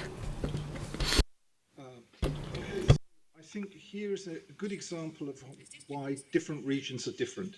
And Mr. Zavolny is completely right to say that Japan is going down the hydrogen route, whereas Europe and the US are going down the battery electric vehicles route. Why is that? For me, it is because Japan has very little renewable energy, and it's very difficult for it to develop renewable energy because of its land use, whereas Europe and the US have much greater capacity to develop renewables, and therefore probably will reserve hydrogen for much what I call harder to abate sectors. Now, in Europe, we are talking about an energy balance which is so-called half electrons and half molecules. So the electrons are going to be, we think, developed by renewable, perhaps a little nuclear in some countries. But the electrons are going to be mainly gases. And here's where maybe I should say something a little bit which relates to Russia and Russian exports of gas. For me, what is interesting about the European debate, as you know, we've had quite a lot of opposition to pipelines like Nord Stream. But some people in the environmental community are saying, well, perhaps in the future these pipelines could carry hydrogen. Now, well, it's very interesting because then you come to the question, the technical question of, well, would Russia export the gas to Europe and then convert into hydrogen, or would Russia do the hydrogen conversion and export hydrogen? But these are the kind of debates, the kind of issues that are being raised in Europe as people realize, well, we're going to have half of our energy balance in molecules. Now, if we're not going to produce those molecules ourselves in Europe and we're going to import them, how will that happen? And this is definitely a debate for the future. Thank you. Спасибо, профессор. Большое спасибо. Thank you, Professor. Thank you, Professor. I don't know if you're aware of the fact that in Moscow, we already have 600 electric buses running around the city. This is large-size vehicles already switched to electric powering, and this is a fact. That is these are electric buses. And let me ask the academician Porfiriev, Boris Porfiriev, to say a few words. So please give the microphone to Boris Nikolaevich. He's a unique expert in environment and climate problems, and I would like him to somehow comment to what we heard in our discussion. Can you hear me? Thank you very much. I believe that the discussion that you are having is very relevant and actually reflects the complexity of the problem we discuss. I focus on the problem of risks that arise with the energy transition. The energy transition, I agree with all the speakers, is an objective evolution and process that is supposed to happen in history, and we are observing acceleration and kind of asymmetry, a high pace of transition to renewable sources of energy, and propensity to switch to the renewables, and the main factor is the climate change, the main driving force. So indeed, it is necessary to ensure the growing demand for energy, avoiding those negative consequences for the environment that caused by the hydrocarbons. And the climate factor role is probably is overestimated, and really probably it has been given too much weight, and we need to really calculate how relevant it is. So in our institution, we made a calculation of net zero by 2050, and we discovered that in this case, the price, the share of the cost in GDP grows by 2.5%. This is a very hard burden, a very heavy burden for economy. Can it actually? Shall we be able to ensure the proper growth rates? And it varies from country to country. This is a matter that we need to consider and analyze very seriously. And the second factor is that has to do with the fact that energy transition and the climate change is part of the total global process of development and sustainable development primarily. We know there are 17 goals of sustainable development. They're all important and balanced. And trying to overestimate one goal will certainly give us a tilt, a disbalance. And if we consciously or unconsciously will take the problem to a different problem. So inclusive growth and energy for everyone. This is a very dangerous story if we don't take care of it. And we see that it's not happening just by chance. I'm very much concerned with this risk of politicization and mediazation of the climate problem and the unbalanced competition that arises and that can cause the risks of losing very important benchmarks of development and directions, and we may pay very dearly for this unbalanced situation. And when you spoke about the agenda and when the minorities, minority kind of stakeholders start making decisions, and when it's the courts that rule. And in 2012, there was no time to pass the law of energy transmission and reduction by 55% of the exhausts and wastes by 2030. And immediately there was a response from the Greens, and now the courts are actually revising their own laws passed in 2019. I believe such precedents are very dangerous. The energy transition should be a streamlined process and with the purpose of addressing the main goal, that is raising the quality of life. Otherwise, we run the risk of facing a problem that the Paris Agreement warned us, where it said that the stakeholders may suffer from the climate change and from the waste. Sometimes we may get a remedy worse than the disease. Thank you very much, Boris Nikolaevich. I think you're, very much to the point of our discussion. You really hit the point. And at the St. Petersburg Forum, President of Russia, in his speech, paid great attention to those climate challenges. And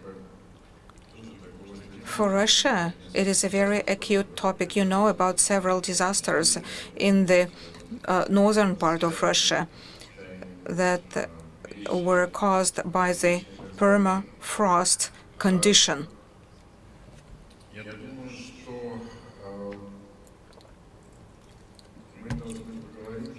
I think we should discuss the ways the strategy of Russia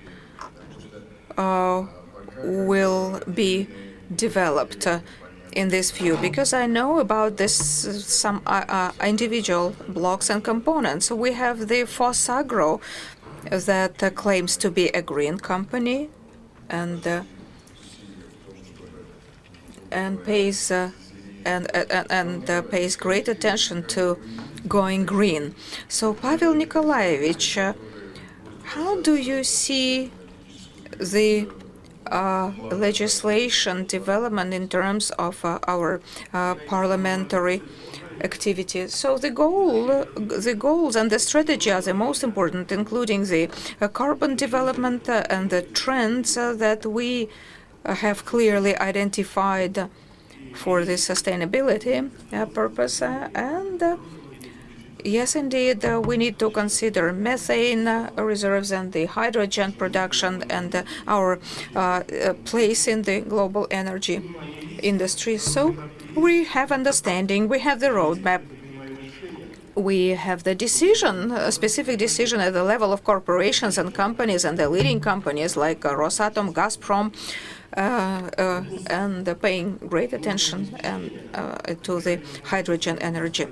And so the legislation in this industry, well, the global legislation is ahead of Russian, and we would like to use international cooperation to improve our legislation, and we want to integrate our environment into the global structure. We need to do it together, not separately, and we don't have enough international collaboration. The dialogue is missing. We keep talking about it, but unfortunately, we're not doing much. National legislations are insufficient. We need to have international legislation to ensure industrial safety and proper energy balance. That's what we need to do. Professor Stern, can you comment on the policy of the British or European regulators in this area? What are the main trends? How do you see them? What are the regulators saying? Where are we? I spoke about it in my welcome address.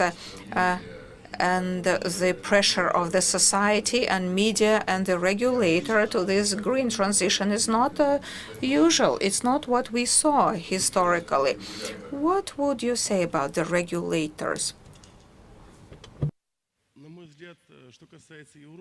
Two things need to be recognized in terms of the difference between perhaps attitudes in the Russian Federation and in most, but not all, European countries.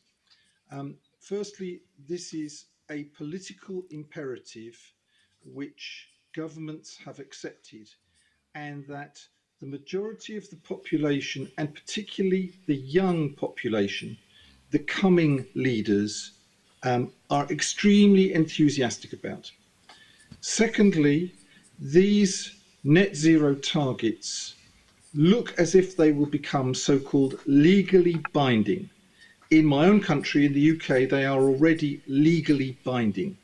Now, this is not very easy to define, but what it leads to is any new fossil fuel development or any new developments such as a new airport, a new car factory, environmental protesters will mount a legal challenge to ask, is this development consistent with greenhouse gas reduction targets? And so regulators in the UK, but in many European countries, are having to ask this question and to be sure that their actions and their decisions will not be subject to a legal challenge. So most recently in the Netherlands, Shell has been required by the courts to increase its greenhouse gas reduction targets because they are held to be insufficiently ambitious to meet the climate change targets that have been adopted by governments. And in Europe, I think we will see more of this type of action. So regulators will have to be aligned with governments, and they will be subject to legal challenges through the courts. Thank you.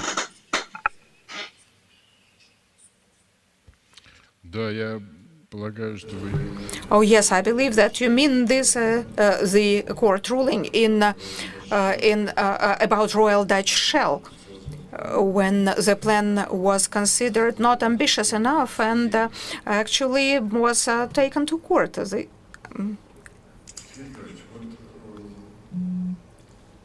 Sergei Nikolaevich, what do you think? In Russia, my point of view is that our business is ahead of the regulators. As far as I know, businesses really consider the size and shape of the carbon tax that the European Union plans to introduce, to impose. What's in your view? Who is in the avant-garde? Who is behind? Sergei Ivanovich, I wanted to hear your opinion. Businesses now pay great attention, and the green energy and St. Petersburg Forum was discussing it at all sessions. We kept talking about it at the St. Petersburg Forum. That's what we do. And we today we have audit of the carbon footprint, and we start developing exercises in this direction. So we're trying to look kind of ahead of times, to think up front. We understand the threats and opportunities, and we're developing. And we're not alone. All large Russian companies, as we heard again in St. Petersburg, have been declaring their intentions and activities in this respect. So our business, that's my view, our business is ahead of the regulator. And in my view, it proves the responsible and weighed policy. I wouldn't say that businesses are ahead. It's just the state doesn't really pass stringent measures where we let the business think and make their own steps. We are now passing the laws about the green certificates, white certificates, Sakhalin experience, and many other measures. And we are softly trying, without pressurizing the businesses and the energy. We could be more strict, but where it may take us, considering that the energy, we now have 40% of carbon-free energy. Look where all countries are going. We have reduced CO2 by much higher than other countries, and we can add higher indicators. Is it that the victory at all costs, or victory is the cost, whatever? So we are practicing softer regulation. It's not just the directive and the energy saving. We are very spendthrift here, and that's where we need to take more measures about energy saving. Yes, I agree with you. This is a very interesting position, and it's different from the position of Professor Stern from the regulators' position in Europe. Would you like to comment, Yelena Alexandrovna? Yeah, the trap.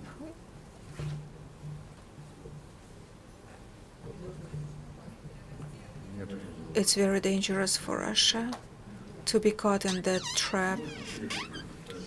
There is no sound. Oh, yes, there is. The microphone was off. Try again.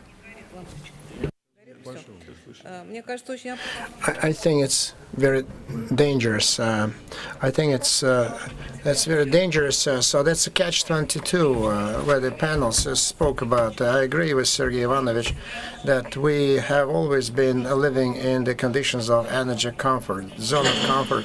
We have a lot of energy resources, so we're good on that. And we don't understand what this energy poverty is. And Pavel Nikolaevich said it's a very, very inefficient economy, energy inefficient economy. So legislatively, so we can influence the activities of the companies, but there are no economic stimuli to reduce the energy inefficiency. And that is why the energy strategy of Russia that was written before the pandemic is behind and does not conform to the requirements of time.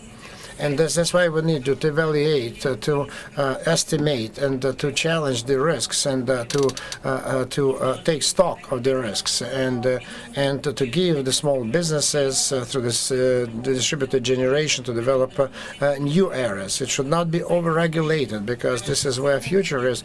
But there's no motivation for large energy companies. That's a big contradiction. It needs to be somehow addressed. The low efficiency of the economy.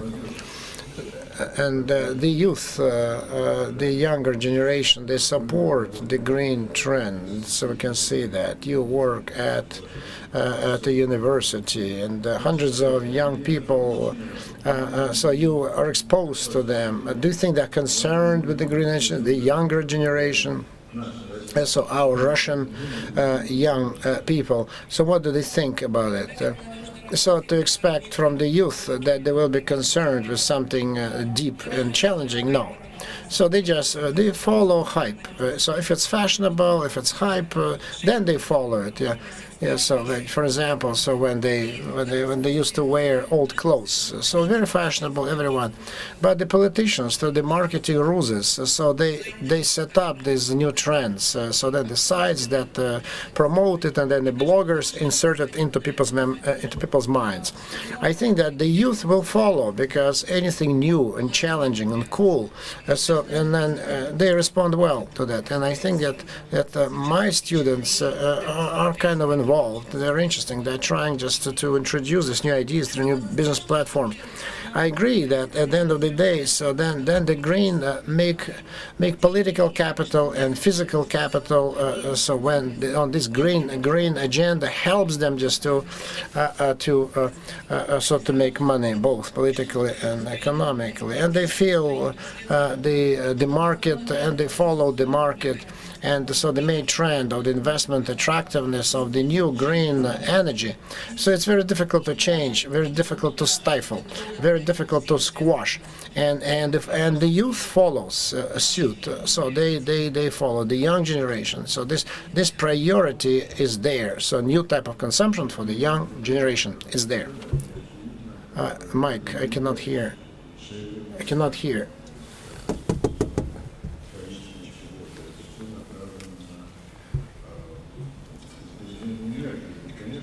And I can. So this is a comprehensive issue. And so when we talk about, it can be explained by climatic changes. Yeah, because certainly there are people who want to create new markets. It's there. The writing is on the wall. And so then the new jobs are needed, because structural changes are on the way. Professions disappear, new jobs appear, new professions appear. And it's kind of multifaceted, complicated movement forward, and looking for new markets. And I wanted to ask Mr. Stern to say a few words about this new kind of strange synthesis of interests, investment, climatic interests, investment. There's a media, political interests. It's everywhere. It's because in September there will be elections in one of the large European countries, and the Green Party is getting on by leaps and bounds. So what's your take on that? Yeah, okay, so then. I have a slightly different view to, or perhaps the situation in Europe is, I think, different to the way that Professor Tidegana described.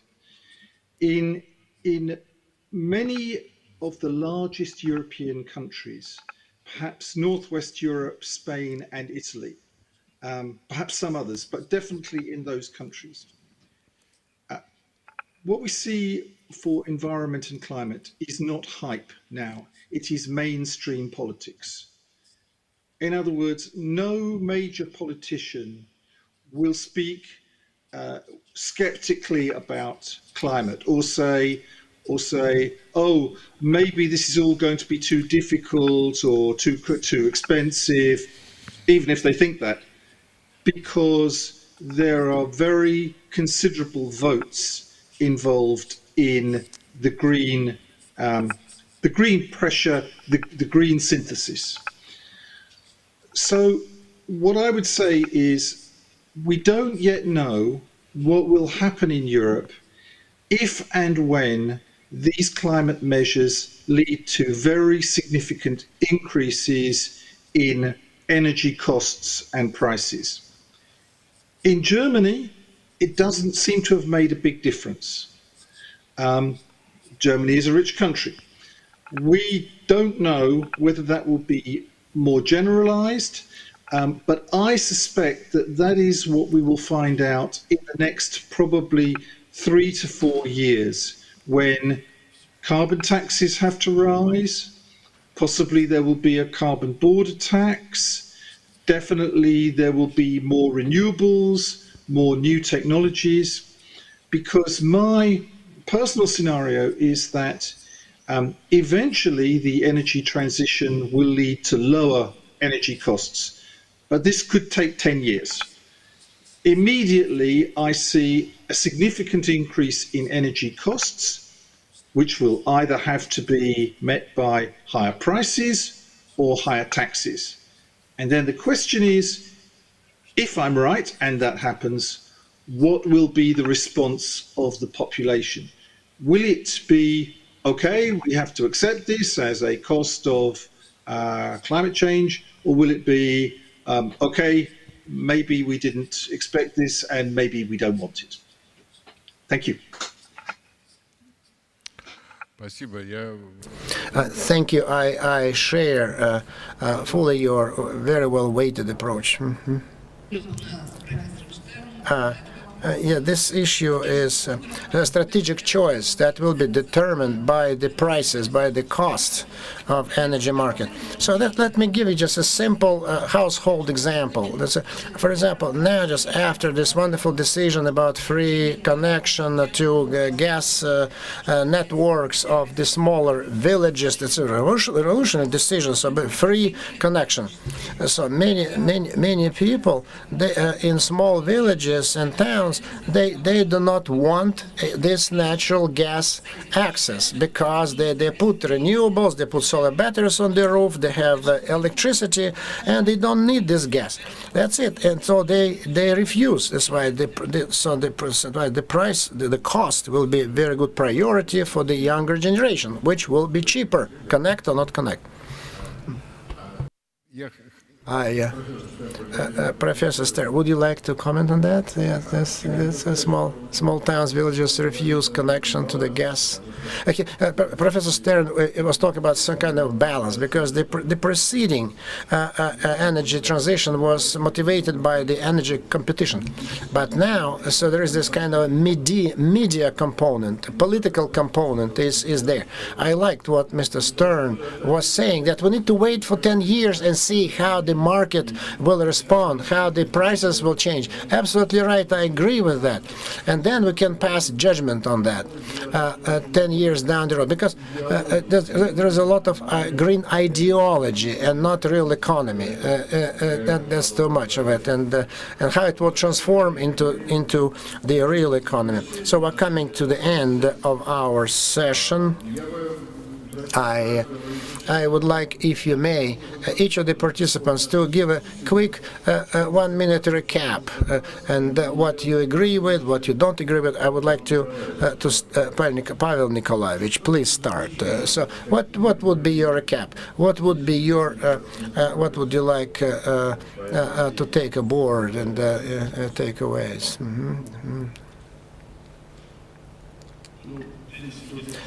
So the discussion has taken place, very important and very interesting, different angles, and it's not the last discussion. It's there, and so we need these discussions, and to understand so the essence of the problem, where we are and where we'll go as a country and as part of the world community, and I think that.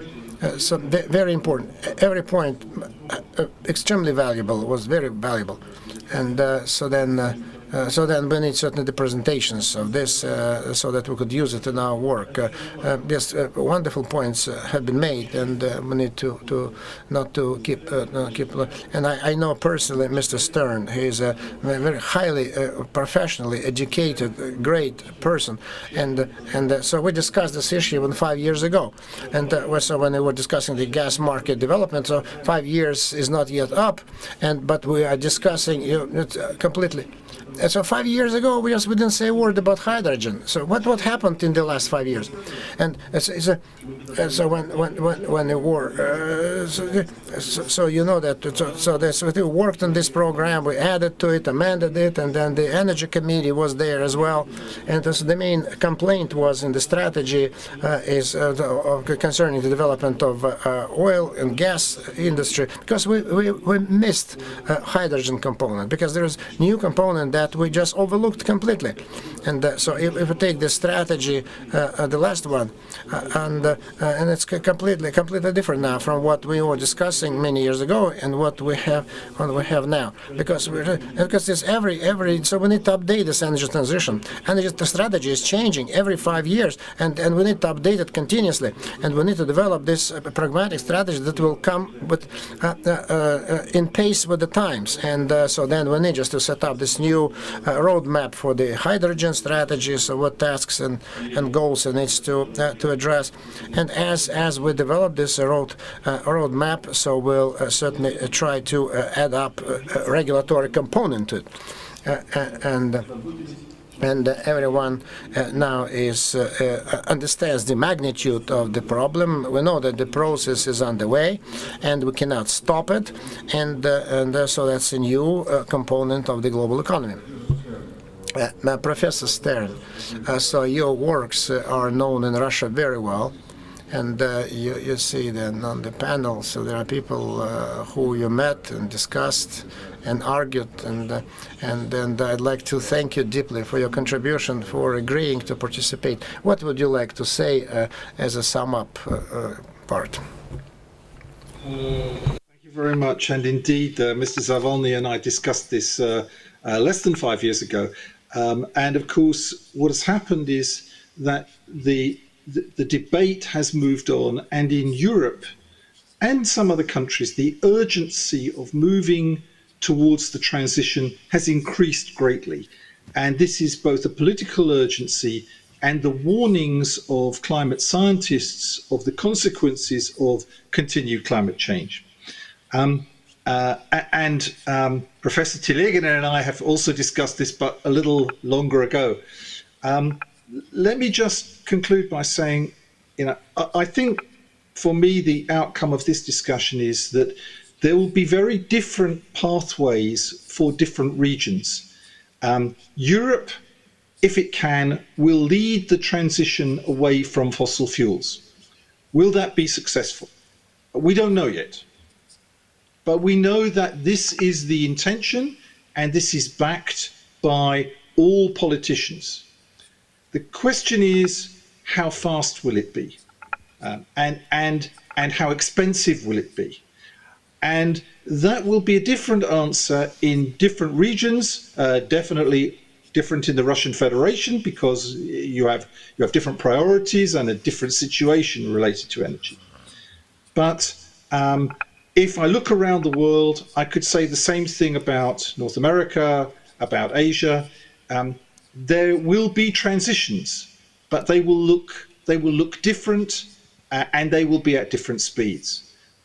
So let me conclude there by thanking you. I've really enjoyed this. It's been a very interesting experience. Thank you again for the invitation.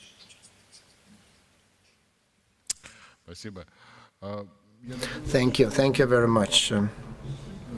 I think it's true that in Europe we can witness these trends, and we have discussed them. But today, the Asian market, so coal prices are huge, spiked, and India has not yet approached so the peak, the spike consumption of coal. That's why I said there will be a lot of differentiation in the global markets, and it will strengthen, and it will become more stark. And so what Mr. Stern was saying about the Japan deficit of the surface area, and that certainly will impact the energy transition for Japan, etc. Okay, over, Sergei Ivanovich.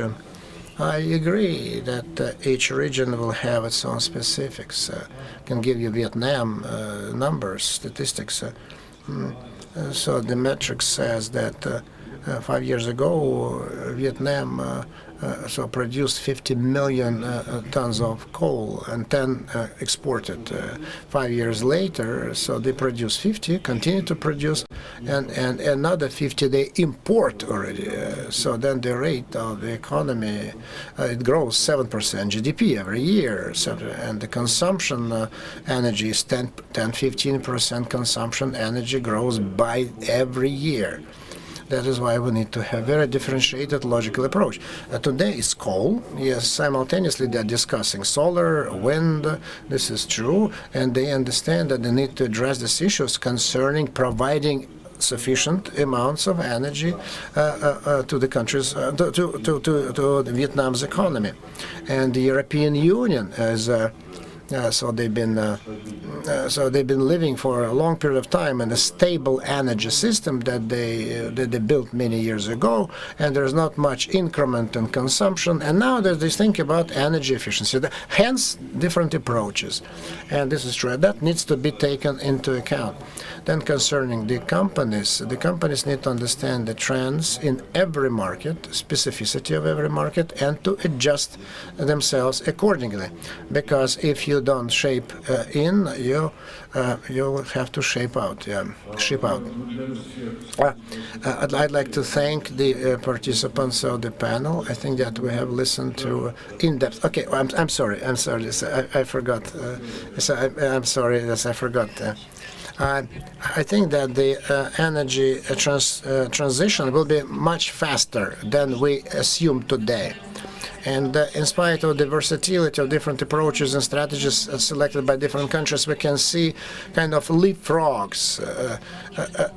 So then some countries will be able just to go over some stages of the evolutionary changes in the technologies, and the risks will strengthen. And then there is a undercapitalization of large assets. So that's a very big risk. Undercapitalized fixed assets. And but the political support transforms into economic feasibility. And I think that by 2030 we'll be looking differently at this issue. And I'm very happy that all the participants and all involved stakeholders understand the challenges of the energy transition. So to underestimate the threat is very bad. So I hope that you enjoyed it. Thank you very much, and see you soon. Bye-bye.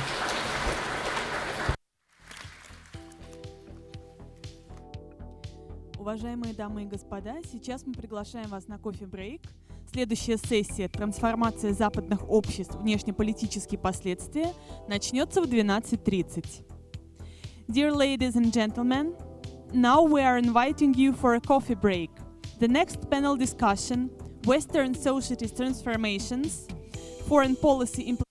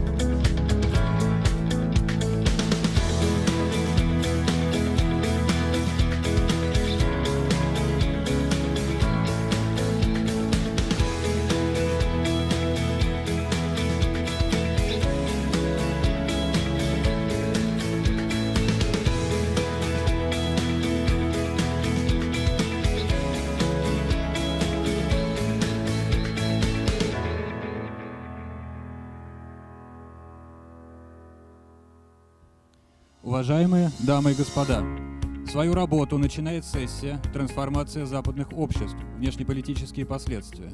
Dear ladies and gentlemen, we are starting panel discussion Western Society's Transformations, Foreign Policy Implications. На сцену приглашаются модератор, заместитель председателя Совета Федерации, Федерального собрания Российской Федерации Константин Косачев.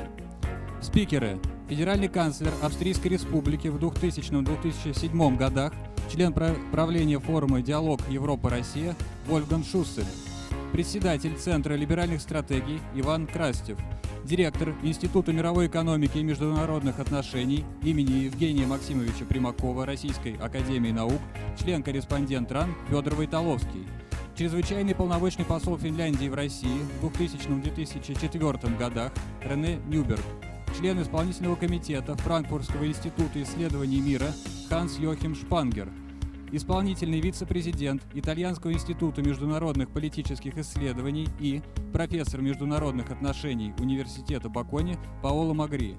Please welcome on stage moderator, Deputy Speaker of the Federation Council of Federal Assembly of the Russian Federation Konstantin Kosachev. Speakers: Federal Chancellor of Austria in 2002-2007, member of the Board of Dialogue Europe-Russia Forum Wolfgang Schassel, Chairman of the Center for Liberal Strategies Ivan Krastev, Director of the Primakov Institute of World Economy and International Relations, member of the Russian Academy of Sciences Fyodor Voitolovsky, Ambassador Extraordinary and Plenipotentiary of Finland to the Russian Federation in 2002-2004 René Newberg, Head of the Research Department, Peace Research Institute Frankfurt, Hans-Joachim Spanger, Executive Vice President of the Italian Institute for International Political Studies and Professor of International Relations at Bocconi University, Paolo Magri. Shall we begin? Okay, do you mind if I start? Good afternoon, dear colleagues, friends. I am sincerely happy that at this session of Primakov Readings we have such a distinguished audience and such distinguished speakers. It means that the topic that we're going to talk about is of great interest to everyone, and is formulated in a very artful, sophisticated way, which is Western society's transformation, foreign policy implications. So that's a wonderful phrase. It's like in a children's game. So out of a number of certain letters, you have to compile the maximum number of words. That is why. So this is a source of lots of letters, lots of characters, out to which you can continue making new words all the time and give different answers. And let me start by saying that the transformation of Western societies, that's which is the subject matter of today's discussion, it's a given thing, and it's there, but still we may question this transformation as well. And so the answers will depend on what you understand by Western society's transformation. So that's what's happening in those Western countries.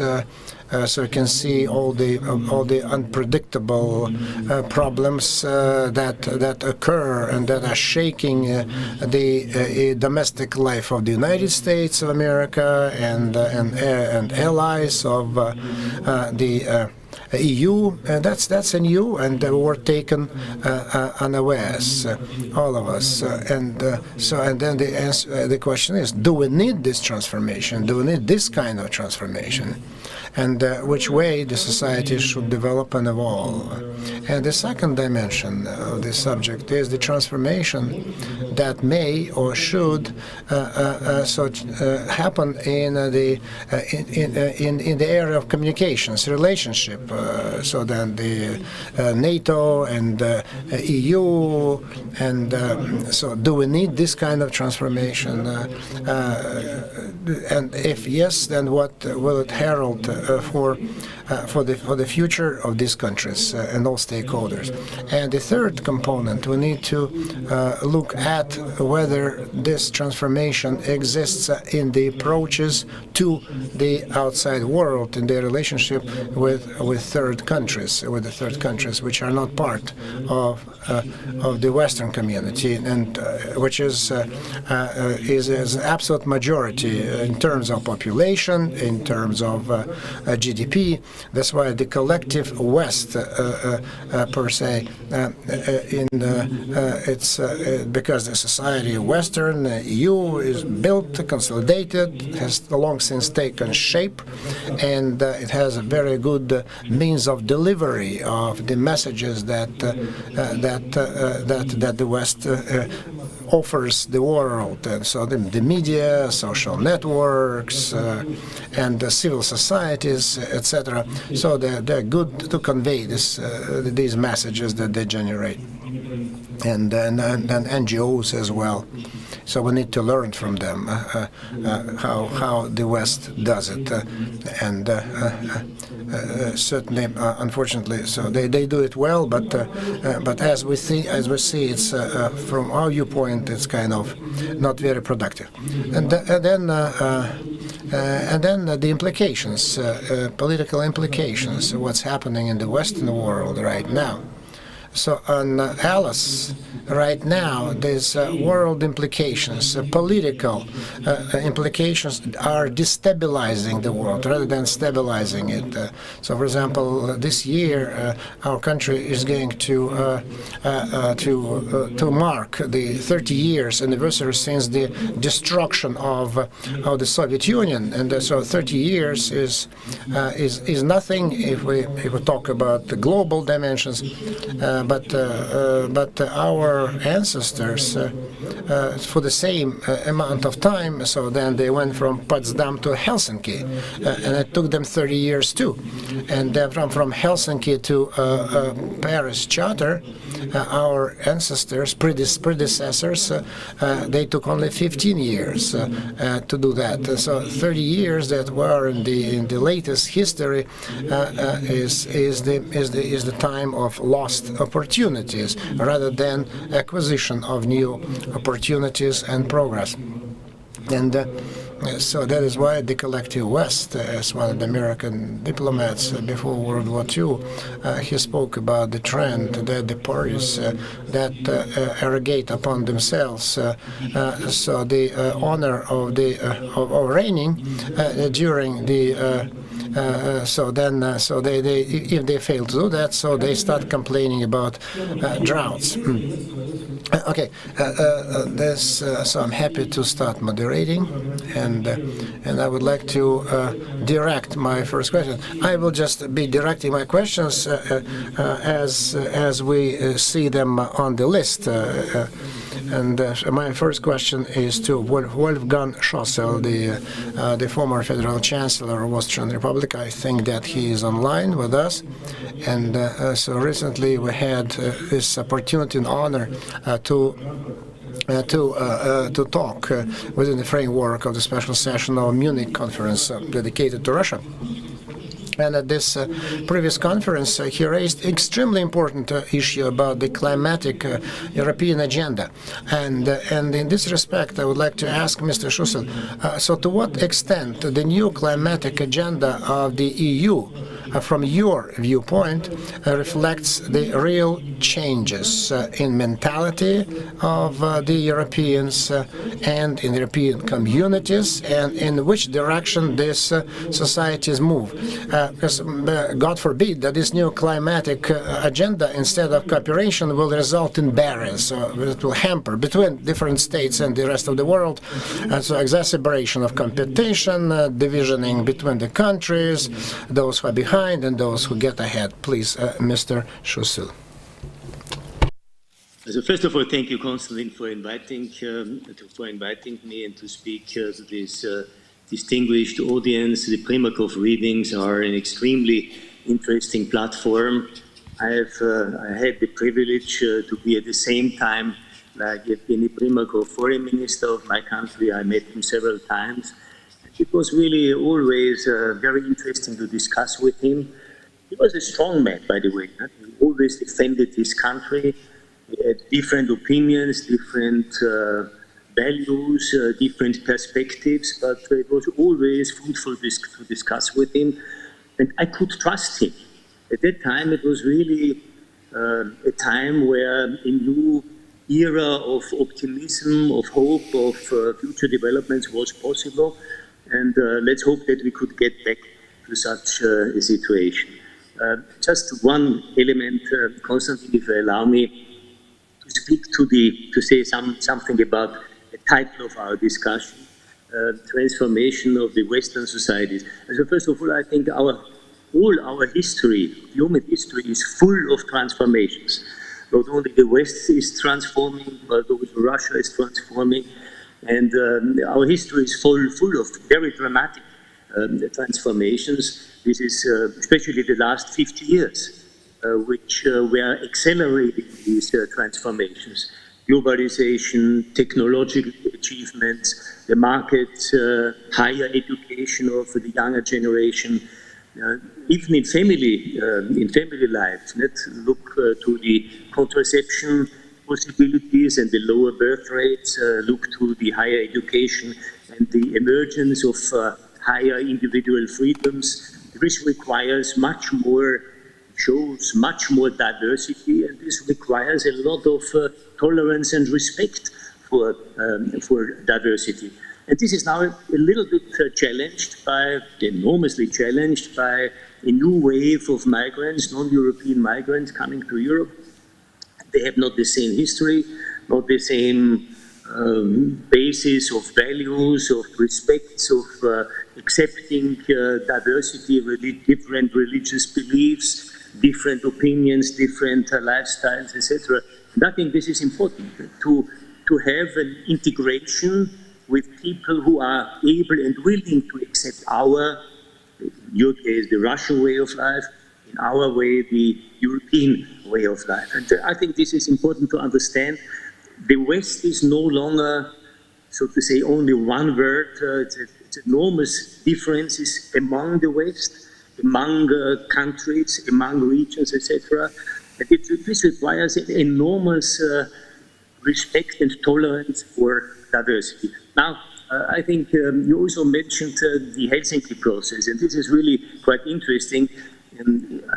During the Cold War in 1975, 35 countries led by American President Ford and Leonid Brezhnev, by the way, not really outstanding liberals, in my opinion, they were able to agree on an international charter, on an international document representing a highly sophisticated framework for a rules-based international order.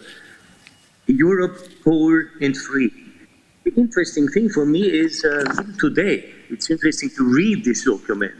First of all, the international borders can only be changed if the relevant neighboring countries formally agree. So state borders cannot be changed by a unilateral act, even if accompanied by a referendum. Or the CSCE participating states have the right to join or not to join an alliance. Again, human rights, fundamental freedoms are no longer an exclusively domestic affair. And I think this is really interesting. The question is, how could we regain such a level of trust and cooperation? And you mentioned the study which I proposed a few days ago with the Dialogue Europe-Russia. This is a Vienna-based international think tank. And I think the idea is to create a win-win situation of the European Union on one side and Russia, Ukraine and other Eastern European countries on the other side. Especially Russia is by far the most important partner for such a win-win project. The EU wants to become the first climate-neutral continent in 2050. And Russia would be the ideal partner for such a strategy with its size, with the huge potential of renewables, with the untapped energy efficiency, with the hydrogen production, which is possible in Russia, the CO2 capture and storage possibilities, deforestation is a kind of a compensation strategy, etc. And by the way, this would be an extremely profitable business case for Russia and the European Union. So I think there are a lot of non-toxic areas where we could cooperate, where our interests are not only close, but de facto identical, because both Russia and European Union are committed to the Paris Agreement, to the fight against climate change. And I think if we find such successful cooperations, I think this would be an excellent regain and restart of future cooperation. And by the way, I think it is a myth to believe that Russians are less conservative, less liberal and more conservative than European citizens in other European countries. Opinion polls in the EU and Russia have shown immense and impressive convergence of goals, especially among younger people, the younger generation. And I think this new generation in wider Europe believes in common ideals such as international peace, safe environment, climate change, social protection, and sustainable economic development. So I think let's trust to the younger generation, and then there is really room and space, a common base for optimism. Thank you so much. Спасибо. Thank you. Thank you very much, Mr. Schussel, for such a constructive and statement that adds to our optimism. And so then, if among Western leaders we had more people sharing the same philosophy that you're expounding now, the world would look a better place now, and then we would not be antagonistic on some matters. So the second question is to head of the Bulgarian Liberal Studies Institute, Ivan Krastev, concerning your vision of the transformation of Western institutions. Where do you think they are heading? Where is NATO is heading? Where the Big Seven, the G7 heading for?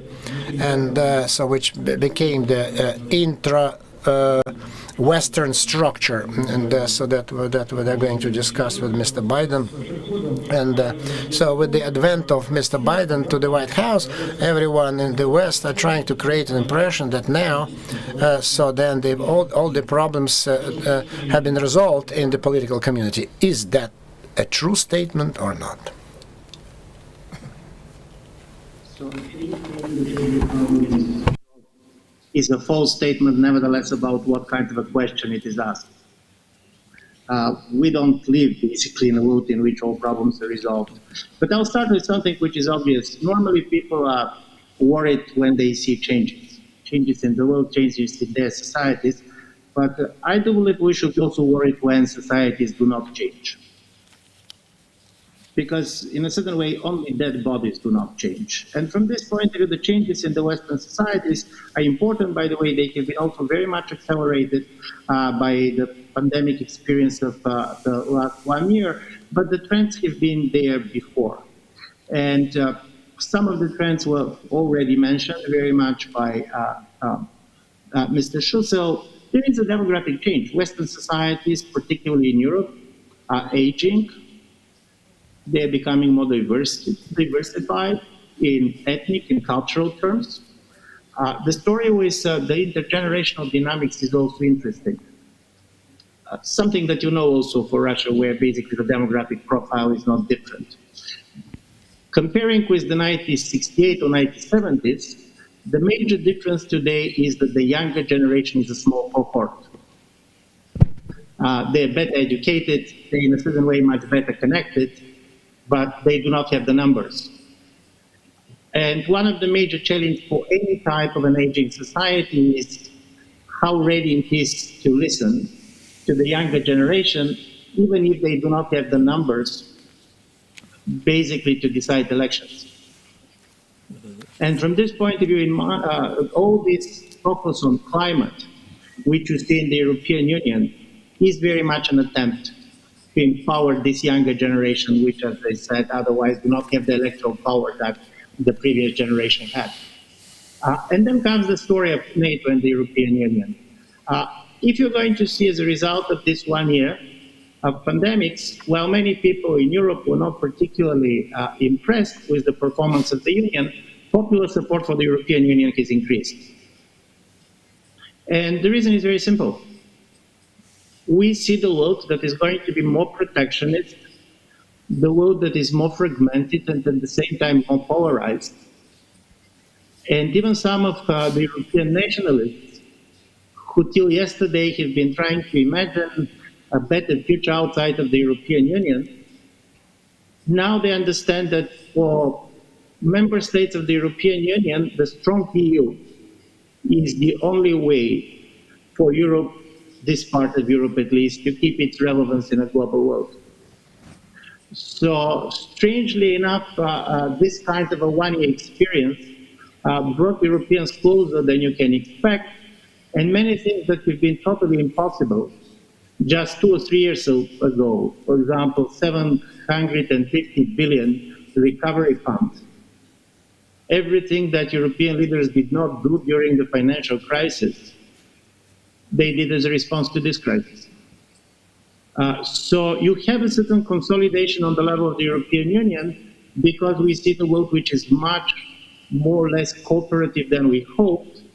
And in a certain way, I do believe you're going to see also in the European side hedging against the world that is becoming more protectionist. You can see different world powers, and Russia is one of them, trying to put its sovereignty and its interests at the top of everything. Europe is not going to be different. I don't know to what extent Russia is going to like this European Union more.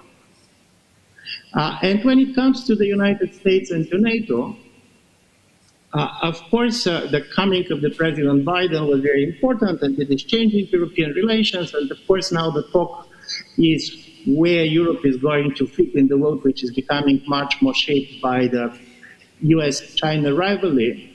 But of course, at the same time, the Europeans are very clear-minded that the polarization in the United States is very big, that in every 4 years, elections in America can result in a regime change.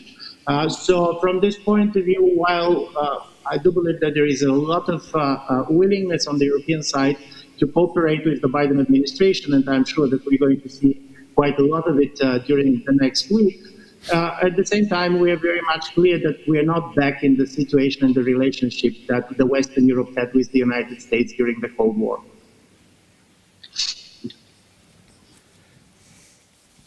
Спасибо. Спасибо большое. Thank you very much, Mr. Krastev. We are positive that many people in the room share your estimation of the situation, share a view, certain concern of the development our relation take with NATO and European Union, where this degradation of relation acquires almost systemic nature. But in our view, there are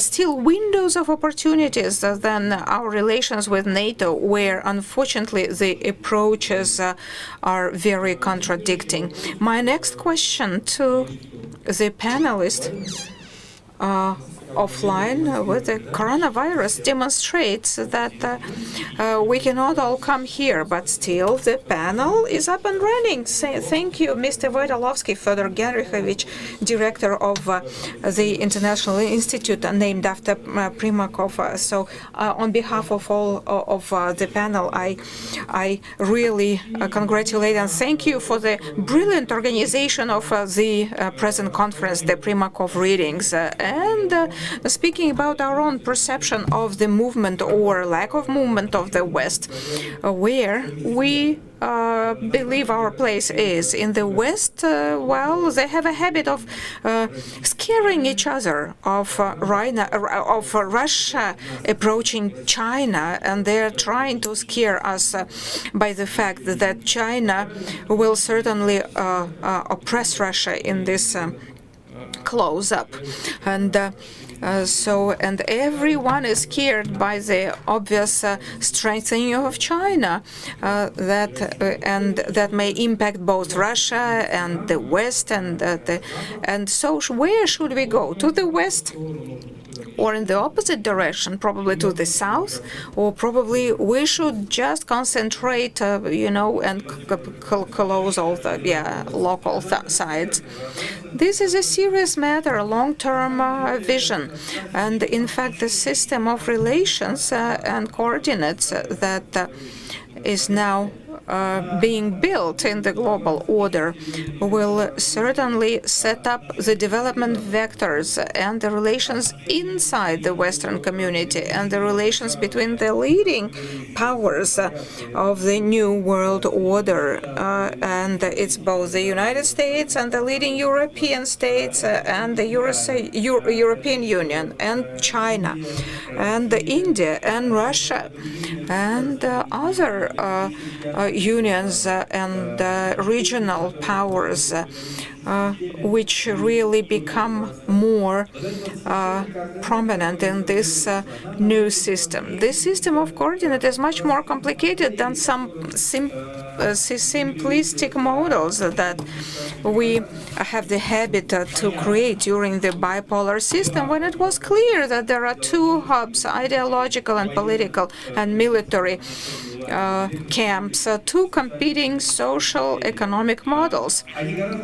And they are much more complicated than the world order, than the United States and their allies were trying to build after the Cold War, when the prevalent perception was that the world now is going to have the only one vector of development and liberal values with conservative and reforms, and the West with the source of knowledge and technology and standard of political system and principles. So, all those values were going to be copied, and that's what everyone thought. And this vector would be infinite and finally merge all the countries and the regions into one single model.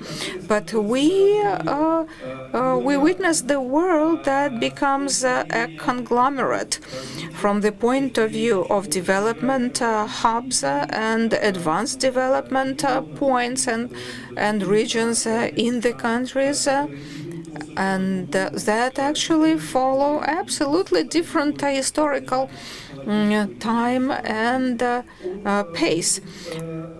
And the world will be diversified from the point of view of the growth centers and the relations between them. And it's not necessarily going to be an opposition or merge and acquisition. Models will combine competitiveness and interdependency, and it's very telling to look at China and the US. They cannot stop being dependent on each other, and at the same time they keep competing.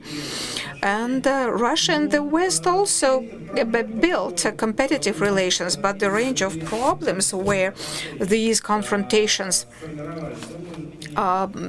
exist may change, and the number of questions where we can cooperate and will be building a dialogue and collaboration. Yes, the United States go for the strategy of double containment of Russia and China, and in my view, they have made a systemic error that will cause long-term historical impact and consequences as military, economic, and political troubles and turbulences, and that facilitated, that actually pushed Russia to get closer to China, economically and politically. But what are the thresholds of this close-up?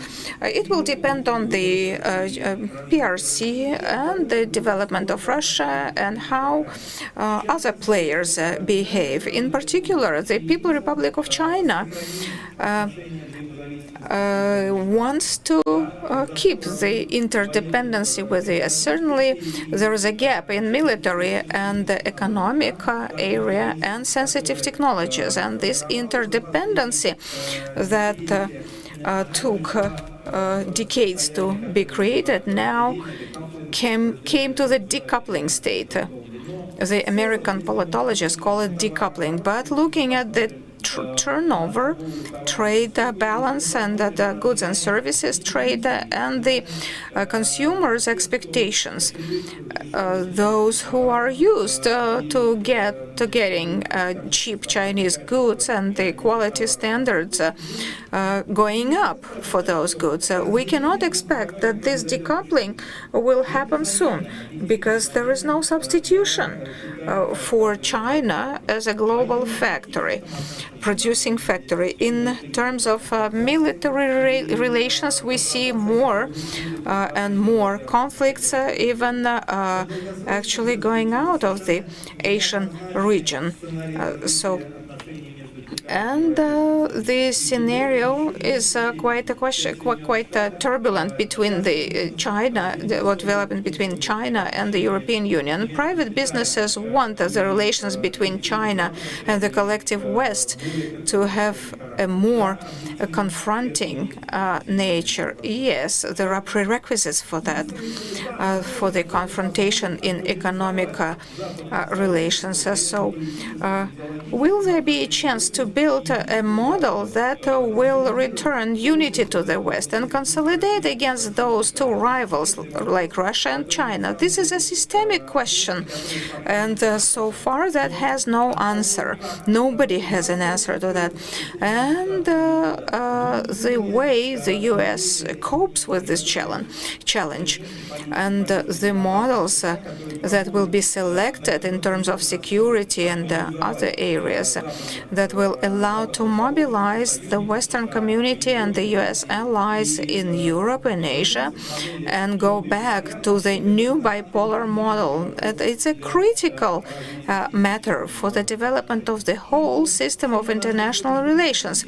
And so today our topic is the transformation of the Western societies, and the way it happens at the international, political, economic level will certainly determine the development of Western communities and what's going to happen in the European, Asian countries, allies to the U.S., because the system of values, ideology, and the organizational principles of political system may change drastically, and the ideological range of our perception will certainly go through changes, because it was built for a certain model of this Western community. It was built within certain framework and with a certain logic of globalization, with Western leadership. Now globalization changes, leaders change, then they become just one of the leaders, but not the only one. What will China say, how they will develop their values? But it looks like China starts having their say, and it will be important for Russia to offer to the world the Russian vision of the international relations and the set of values that we're going to offer to our partners and allies and competitors. Oh, thank you very much. It was a brilliant analysis, and I can just add that the positioning of Russia will matter no less than the collective West or China, and probably the main mistake that we could make, but I hope we shall not make, is another manifestation of reactive position when we just stay and watch what others are doing, and that would be wrong, and just respond to what's happening. We cannot allow that. We need to initiate certain processes in the interest of Russia. This is, well, a routine topic, but we certainly need to talk about it. And my next question to the Finnish diplomat, Mr. René Nürberg, and I would like to turn to you as a citizen of Finland. Certainly you have a much higher and wider experience and coverage with your professional experience. We remember that during the Cold War and bloc's opposition, so it's Finland as a country of the West still had the most amiable relations with then Soviet Union. And in spite of very turbulent history of our relations as the pre-revolution period, post-war, pre-war period, this model was still working, and it keeps working nowadays. It is a successful model of relations, good relations, and we thank Finland for your good, benevolent, pro-Russian policy. So my question, why other Western countries, in spite of the success of the Finnish-Russian model, did not follow the path of Finland, but go through this solidary Atlantic monolith with a tilt to American agenda, but not their own European agenda? So look at the obvious example, our interaction in the Arctic. Russia and Finland are Arctic countries, but even in this domain, we have more frictions, and the Arctic may turn out another field of conflict rather than, some kind of reason for collaboration. In your view, what is the reason that the collective West does not follow your example, your country example? You're reminding us of history. Because without history, you cannot understand the present. And you can't really even imagine what the future could be. The case of Finland, which, of course, you mentioned it, is, of course, a case of survival. And the achievement of, after 2 wars with the Soviet Union, to be able to arrange your relationship with Stalin's Soviet Union and with the successors of Stalin. Just remember, Khrushchev had blood all over his hands. Brezhnev was not an easy person either. This was a Finnish achievement, and it was solely a Finnish achievement. But let me try to tackle the question indirectly. I liked very much what Ivan Krastsev said, that change is permanent, and as you say in Russia, всё течёт. There is no way turning the clock backward. And these cataclysmic events which we've experienced and are experiencing have always wide-ranging arrangements, which also touch foreign policy. And all of these areas will rock our societies, both in the West and in the East. The collective West seems to be a new Russian expression, which we don't use. And these have implications for foreign policy. Let me just have a look at health, energy, and digitalization. All the implications are enormous, and I'll come with a couple of telling examples. The pandemic is ravaging the world. First thing that comes to mind is the fact that we, neither in the collective West nor in the, whatever you call it, the East, we were totally unprepared, although a future pandemic was predicted. The second is, of course, the exceptional speed vaccines were developed, both in Russia and Germany, and in Britain, Sweden, and the United States. Also, not forgetting China. Harsh criteria will be applied in assessing individual governments' handling of the pandemic. Failure to protect the elderly and the vulnerable is one criterion. Excessive mortality rates speak for themselves. The second one is the organization of vaccinating the whole population, which does not only mean the rollout of vaccines, but also convincing people that only vaccination can stop the pandemic. The jury is still out, but not all developed countries can be proud of their report card. In the case of Finland, 90% of the population is willing to be vaccinated. We're now around 50%, and the progress is rapid.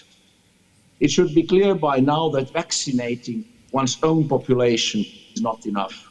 It's a truly global challenge.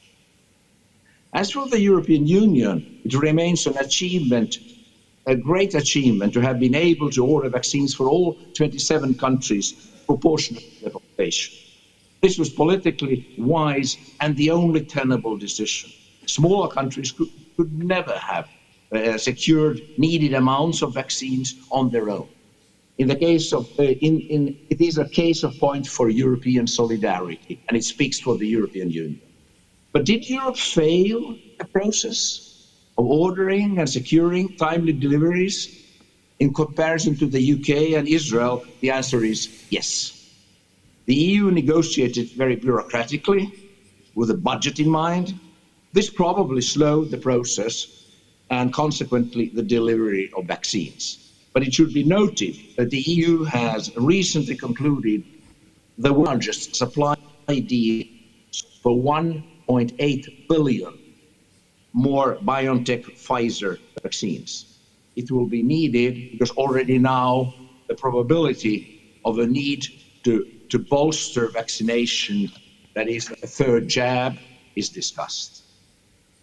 Lessons learned. It seems evident that there is a need to increase the role of the European Union in the healthcare. The President of the European Commission, Ursula von der Leyen, has even spoken about a future health union. Let me say a word about climate and energy. The revolution incoming will be both swift and unprecedented. A green transformation will require a radical restructuring of the industry to meet net zero emissions targets by 2050. A case in point is the widely reported developments concerning Shell and ExxonMobil. A court in the Netherlands has ruled a landmark case that the oil giant Shell must reduce its emissions. By 2030, Shell must cut its CO2 emissions by 45% compared to 2019 levels, the civil court ruled. The other remarkable case concerns the appointment of 3 board members against the will of the CEO of ExxonMobil. One of the new board members is an executive versed in renewables. She hails from Finland. Ms. Kaisa Hietala is the person who got the Finnish refiner Neste into renewables. Neste is not an unknown player in Russia. It is the single largest refinery outside Russia, specialized in Urals brand of crude. But it is more and more a company that today is the world's largest producer of renewable diesel and renewable jet fuel, refined from waste and residues, plus introducing solutions also to the polymers and chemicals industries. As an Arctic country, as Konstantin Kazachov reminded, Finland is particularly concerned about the Arctic region, which now is warming 3 times faster than the global average. Finland is committed to maintaining climate issues at the core of Arctic cooperation. In a recent presentation, President Niinistö of Finland noted that, I quote, reducing black carbon and methane emissions is essential, both regionally and globally, end of quote. Finland aims to reach carbon neutrality in 2035 and go carbon negative soon after. The whole world is buzzing about green hydrogen, the ultimate fuel. In a sensational report from Irkutsk, we learned a couple of months ago about the Lovkie Rybiata, as you say in Russian, streetwise youngsters, who are mining bitcoins on a semi-industrial base, profiting from the low electricity tariffs of the region. Wouldn't it be better to use this abandoned resource of hydropower to produce green hydrogen. A robust carbon pricing framework with anti-carbon leakage measures is needed to support decarbonization of industry on the pathway to net zero greenhouse gas emissions. The EU has announced that a carbon border adjustment mechanism, sounds terrible, the carbon border adjustment mechanism, will be operational by the end of 2022. This will be a daunting challenge for the Russian industry. This is yet another example of the EU as the leader in defining norms and standards in the world. As to nuclear power, there are not many countries left that build nuclear power plants, and even less countries that master the technology of building them, like Russia. Finland will see its 5th reactor go online next winter after delays of more than a decade. The 1,600 megawatt French-built Areva Framatome reactor will be the single largest one in Europe. The 6th NPP power plant will be a Rosatom's pressurized water reactor, which should be finished by 2028-2029. The share of electricity produced by nuclear power in Finland is now 30% and will rise considerably. But meeting the ever-increasing demand for emission-free electricity without nuclear energy will be a daunting challenge for most industrial countries, as the recently published Net Zero Roadmap, International Agency for Energy Agency, demonstrates. It seems that the future of nuclear power will be in small modular nuclear reactors under 300 megawatts, which are inherently stable and easier to build. Today, due to partly the high capital cost of large power reactors generating electricity via the steam cycle, there is a move to develop smaller units. These may be built independently or as modules in larger complex, with capacity added incrementally as required. Although the trend seems clear, it will still take some time before these types of reactors will go online, because revisions of regulatory framework are needed too. Now, just to finish, I'll say a word about digitalization. The undeniable upside of the pandemic is the forced quantum leap in digitalization. Not only distant learning and ubiquitous home office, but the need rapidly to rethink and adopt new procedures and technology. Artificial intelligence will be everywhere.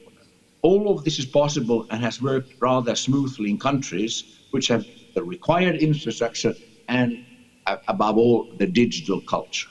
And there is no way back. There's no way back. Of course, seminars and conferences will return to participations being present, and I'll be glad to join you next year in Moscow, but not on the scale we're used to. The same applies for office work and to a certain degree to schools and universities. Time will show. Trends which were visible before the pandemic have been accelerated. The use of cash has dropped dramatically. I don't remember having used cash during the last year a single time. And it is only a question of time when cash, as we know it, will disappear to be replaced by electronic money, etc. And a case of point is the EU vaccination certificate to be introduced in July, next month. These digital green certificates will be valid in all EU member states. But before that, the member states must digitalize their own vaccination records, and that will be quite an effort. My case in point is Germany, where the proof of vaccination is still provided manually. And the case of Finland, where in a week receiving a jab, I have received my digital certification, which is valid until the introduction of an EU-wide certificate. But the most daunting task, ladies and gentlemen, in the rapid digitalization of all walks of life is twofold. It is data security and fighting cybercrime, especially the so-called ransomware groups and the task to manage the sheer and constantly growing amount of data. This is a challenge for the industry, but it is an even bigger one for the governments. It will probably, and I'm sure of that, figure prominently on the agenda of the upcoming summit in Geneva between Presidents Biden and Putin. Thank you very much.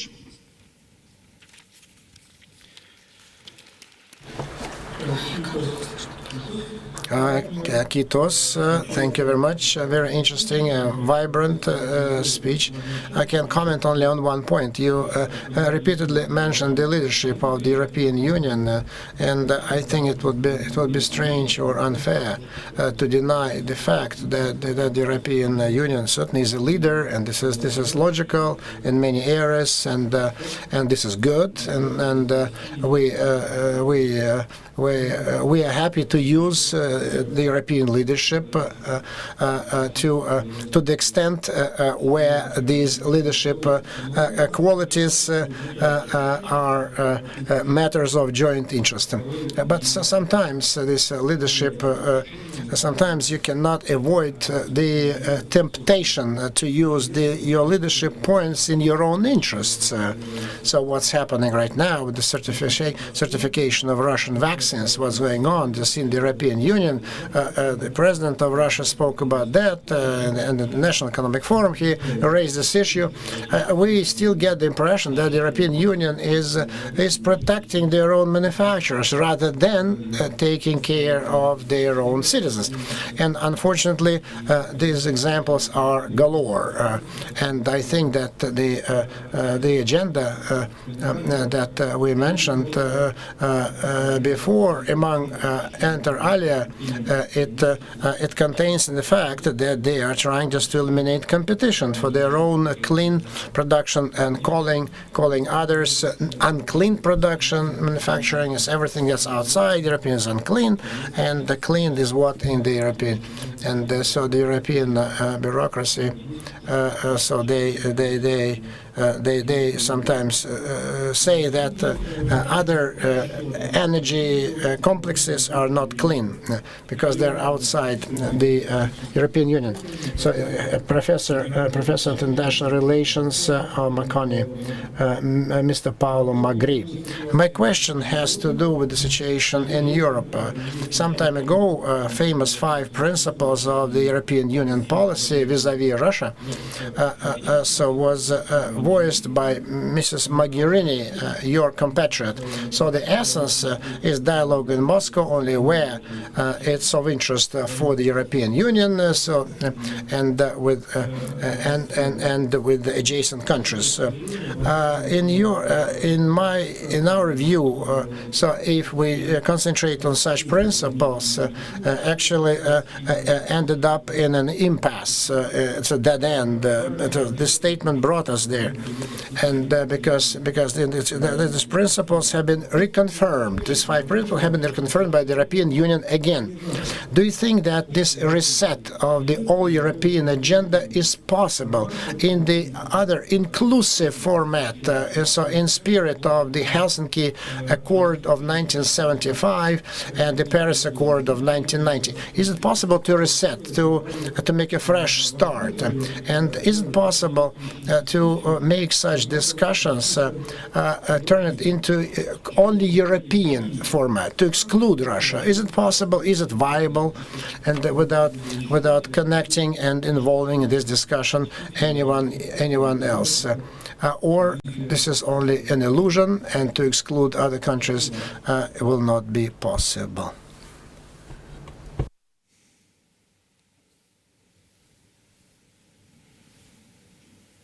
Не слышен звук. Все. These questions. Let me be very short in answering to the 2 questions, because answering to the 2 questions brings us back to the topic of this conversation, of this panel, and I will have a few comments on top of what people before me said. So a reset is clearly needed, but the answer, for many reasons mentioned by Chancellor Schussel and others, the possibility are at the moment weak. And your second question, does it make sense to have dialogues which increasingly exclude Russia?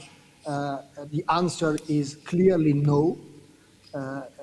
We have the same issue with China, and we would have the same issue with any other relevant and powerful countries in the world when addressing global issues. But knowing that the answer is wrong, meaning that going alone is wrong, by itself it does not help. We need conditions to make a dialogue more inclusive, and I don't see right now many conditions around us for the many reasons mentioned to allow this. So let's go back to explain this to the topic of the panel. What have values and the change of value to do with this? Is there any change in Western value affecting also Western country foreign policy? Let's start with the first issue. Are Western values changing? Are they really changing? Chancellor Schussel opened up his intervention saying that change always happens, and also value change. We always change in value. It takes time, but they change. But are they changing more rapidly now? Are we seeing an acceleration? Yes and no. Sure, at first sight, they appear to have radically changed. Take democracy, probably one of the most defining issues now and in the next few years.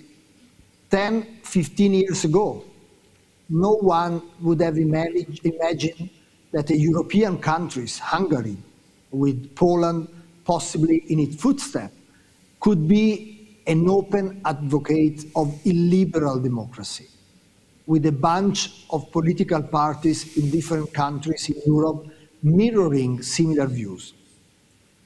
And Western values, as Krastev and Schussel mentioned, may be changing also as a consequence of migration and the increasingly multi-ethnic society we are experiencing.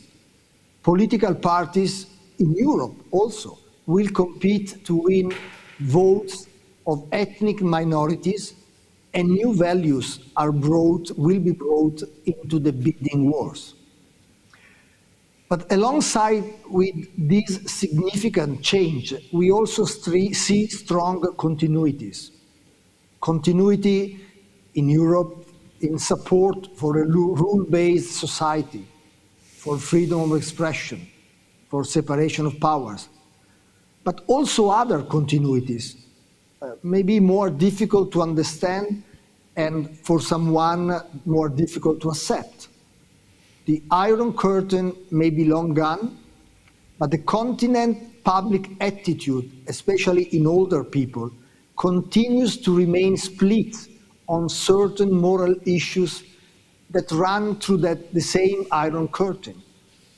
A recent Pew survey showed that, for example, fewer Central and Eastern Europeans compared with Western Europeans would welcome Muslim or Jews into their families, their neighborhood. Fewer still would extend the right of marriage to gay couples, or, for example, would broaden the definition of national identity to include people born outside their country. Take today's panel. Today's men-only panel we are having. If we run this panel in the United States or even in some European country, we would have a bunch of protests because there is no gender balance. Question 2. Do value count, or will value count even more in defining Western countries' foreign policy? Again, yes and no. The European Union has often labeled itself, especially after 1990, as a benevolent, democracy-oriented power, in nutshell, a normative power. Not just a European Union prerogative. The US has often resorted to value-based statement to justify its action in foreign policy. I'm thinking of George W. Bush saying, "God told me to end the tyranny in Iraq."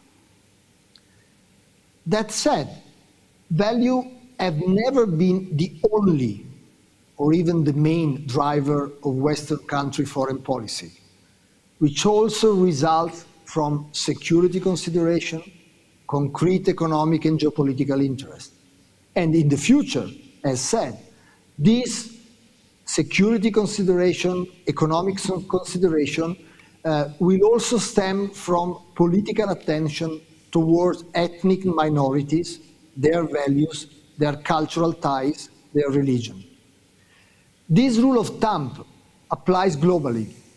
Western states, and more the geopolitical Europe, weigh in all these elements.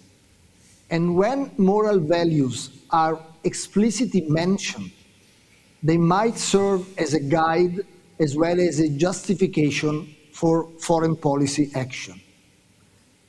All in all, I would say it is hard to say where values end and interest begins. Now, a final comment on one of the points on which I was briefed for this panel. I was asked to say a word on Russia. Could Russia be successful in suggesting an alternative way of development to its Western partners? Well, others have done it in the past. The key question is, will Russia or others be in a position to have different new values accepted in place of Western values? Or will Russia's assertiveness on these different or new values originate a parallel assertive on old values by Western countries, as the recent debate on democracy versus autocracy may suggest? A few non-Western countries have undoubtedly played a role in underlying the multipolarity of the current international system, in showing they could rebalance out from excessive Western centrism. But I believe that at the European Union level, for example, individual countries' foreign policy will still continue to align more broadly with the Western valued foreign policy. And we have to be aware that here is where potential friction with Russia may be stronger. And I go back to the first question that Kozachev had at the beginning. The EU is growing far apart from Russia when it comes to some of its founding values, such as the role of protest and opponents in a democracy. And the different readings of the event in Belarus or on the Navalny case show that individual liberties and the vocal democracy may still be divisive issues. I do not expect these to go away soon, and I'm afraid that this growing divide may not help to smooth our relations and free the huge potential of our cooperation that both Chancellor Schussel and others mentioned in their intervention. Thank you.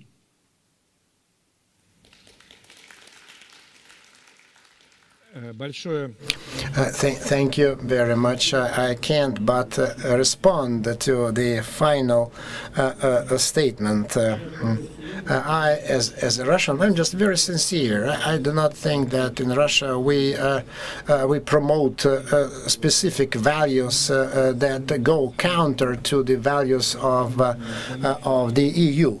I don't think so. So very sincerely, I think that we have the same set of values.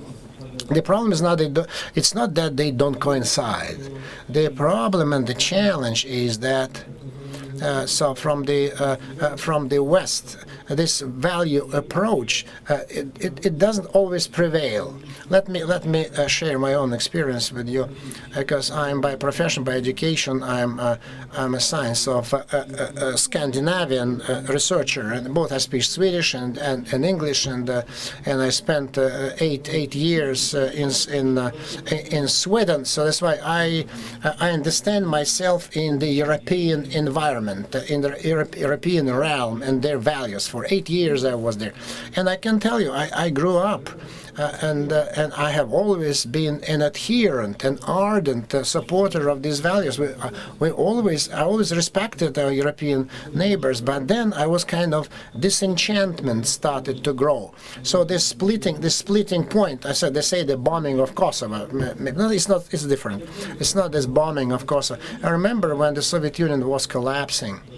And so when the big group of it turned out to be in foreign countries, the Baltic republics and Kazakhstan and others, so they turned out to be foreigners, and they used to be the Soviets.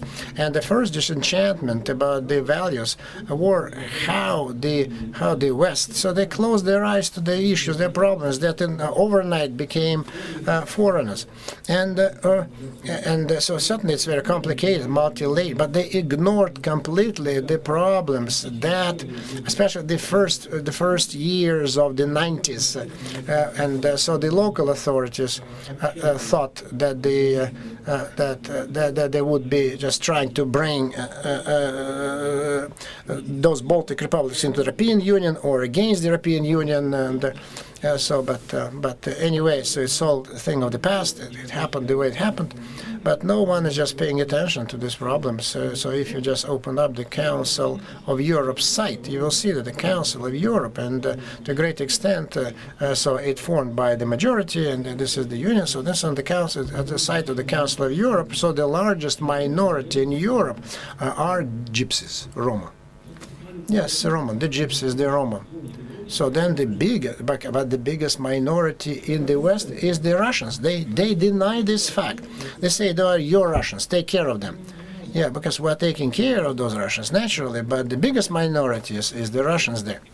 And then another just a turning points I have had. So when the Europe protected Saakashvili in 2008, because the situation is obvious, but the report says so. Then they classify the situation as certainly as that Georgia started the war, and then 2014 it's Maidan was under the guise of European countries. So they protected the victory of a political party that had nothing to do with their illegal coming to power, and they protected, hid them, and lionized them, and this is. And close their eyes to this event. Certainly, this is, but it has nothing to do with the values. So I'm just talking about geopolitics and big politics. But the collective West, under the guise of the values, they went the other way, and this is to a great disappointment. Because I started with to be a great fan of the values, and unfortunately now just a little bit changing. So that's, as organizers are saying, that we have some time for interactive comments and questions and answers. So if you want to, so please come out with yours, or maybe short comments, short interventions. Please go ahead. So on my right-hand side, so Mike, roving Mike, please identify yourself and what you want to. Thank you very much. Thank you very much for very successful and interesting, good moderation. Thank you for the excellent moderation. My question, so you have identified very rightly a big challenge for Russia, namely the condition of the largest minority abroad in Europe, which is the Russians and the Russian-speaking in Europe, not gypsies, not Roma, but Russian-speaking people. So the numbers differ, 25 million, even more than 25 million, so which is even it is the size of an average state, because Greece is only 10 million, and here we have 25 million Russians. Then what I'm saying that on the agenda of the Russia-European relations, this issue is taken. Is it taken off the agenda completely, or is it still on the table? Is it going to be discussed in the upcoming meeting on June 16th between Putin and Biden? Will it be discussed? Because the European Party is they're getting ready for this meeting, because maybe we should put this question on the agenda of the meeting. Andres Ladabas, Angol, and I represent ABC team. Thank you. So this is probably a question to me, right? So since identified, I'll try to answer it. And let me try from the end. The agenda of the meeting of the two presidents it's quite predictable, because we have the outlines already, and I don't think that so special attention will be paid to the topic that you have verbalized, and because it's for our American interlocutors. This topic is not priority number one. So it's a topic for discussion with our European partners rather. And certainly, so we'll be certainly whenever just we have an opportunity, we'll discuss that. So our dialogue with the European Union is practically frozen, including this subject already as well. And so then we're kind of giving up now. It's just we throw up our hands and give up, because this is the situation. So for us, it's quite natural just to discuss this issue. And we want it to be natural to discuss for the European community, international community. But we have no way out. And so when we talk about the human rights, we should not just restrict them only to political rights, because political rights is much wider agenda. It's humanitarian and social. It's not only economic. And as a resident of Russian Federation, and I went through the collapse of the Soviet Union, through the difficult years of perestroika, I understand the price of political experiments. So whose authors may start from the best of their hearts try to bestow on Russia, and so because of the incompetence of those who are trying to make good changes without understanding the possible implications. They don't understand what's the main thing, what is essential for the people, and they will just collapse the country. This type of reading, the Russian reading of the human rights, I believe to be much more promising, and I'm ready to share with my European partners. Left wing, left side, if we look from the panel. Good afternoon. I'm a participant of the Youth Center section of the Primakov Reading. I thank you for the interesting discussion. We sent our question to Mr. Wojtolowski. You mentioned the values and dialogical paradigm in your speech. What do you think the events of last year, the first in France with the murder of the school teacher, and then in Austria with the attack in the center of the city, do you think it can tell us something about the transformation of the European societies? May it have any international political influence, and probably we cannot. What are we going to see in Europe, and anti-Americanism, anti-Europeism? Thank you very much. Very good question, because should we look at in the West, into the West European society, American society, we see that over many years, when the development vector was unanimous and determined and well pronounced, the very big part of those societies turned out to be overboard of globalization, overboard, and never got anything from it. And their voice and politically and ideologically was not represented at the levels of the parliamentary systems and the political systems. Or probably was heard, but kind of marginalized. And those people, well, they tended to avoid those people. And in the United States, it helped Mr. Trump to win and created this neo-isolationism in the United States and phenomenon of Bernie Sanders and the strength of left wing that really changed the Democratic Party of the U.S. And it has already become different, but it is going to change further and move to the left. In Europe, for a long time, they wanted to ignore the multiculturalism crisis. And this system of organization of relations between the state and the prevalent ethnic cultural groups with the minor, less numerous groups really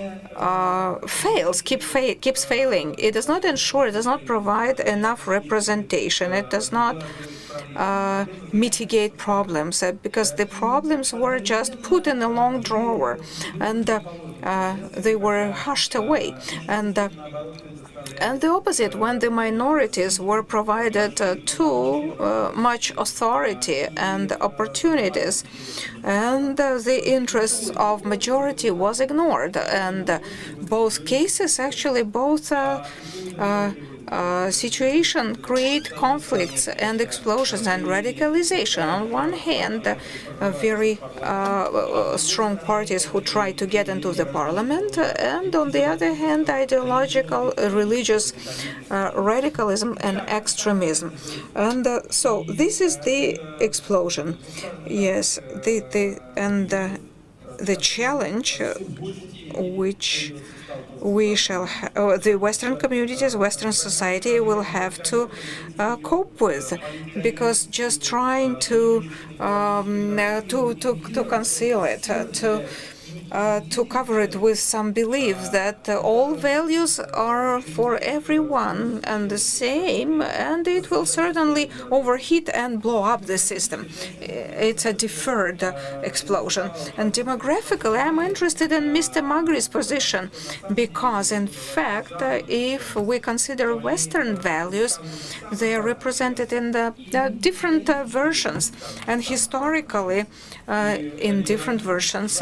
And the Western liberalism varies a lot from country to country, and the American liberalism is not does not equal the European one. And social reformism, the American, is different from European democracy, and conservatism is different even inside the European Union and between Europe and the US. And so failing to notice those differences, believing in unity, is actually closing your eyes to the problems.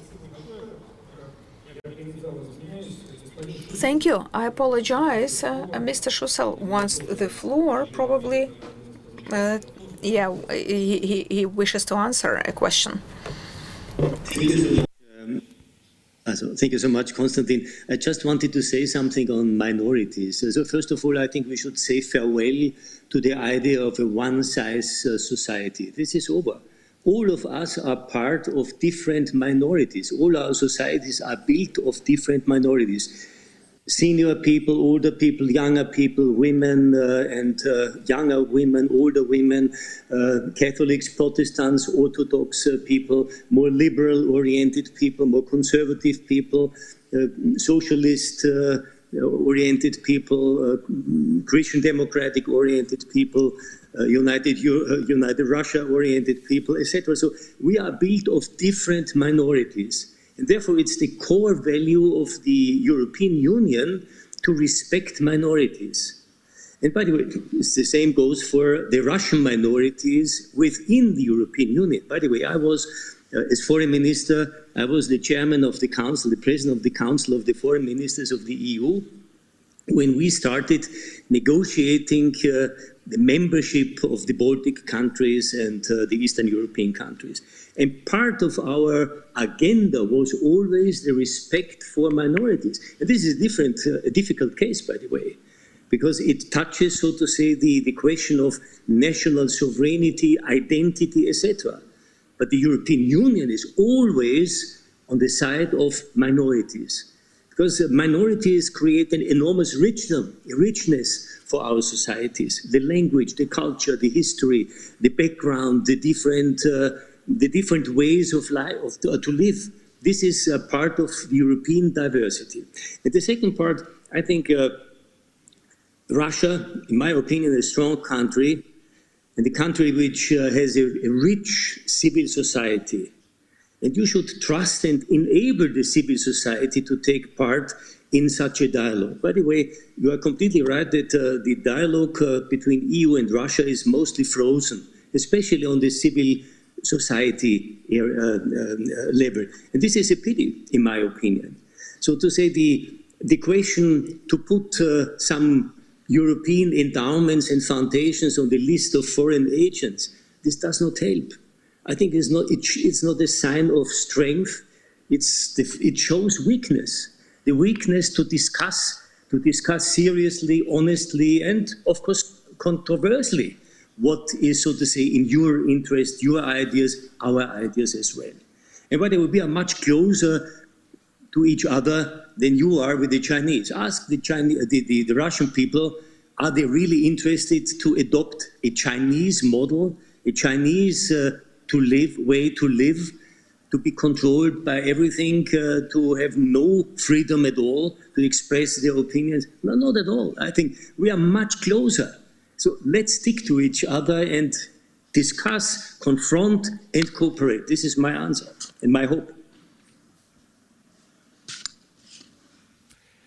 Ой, хочется ответить, но не буду. I want so much to answer, but I will not abuse my moderator's rights. So we still have 5 minutes, and center of the room, brief answer, brief question, brief answer. Please let us be prompt and quick here this way.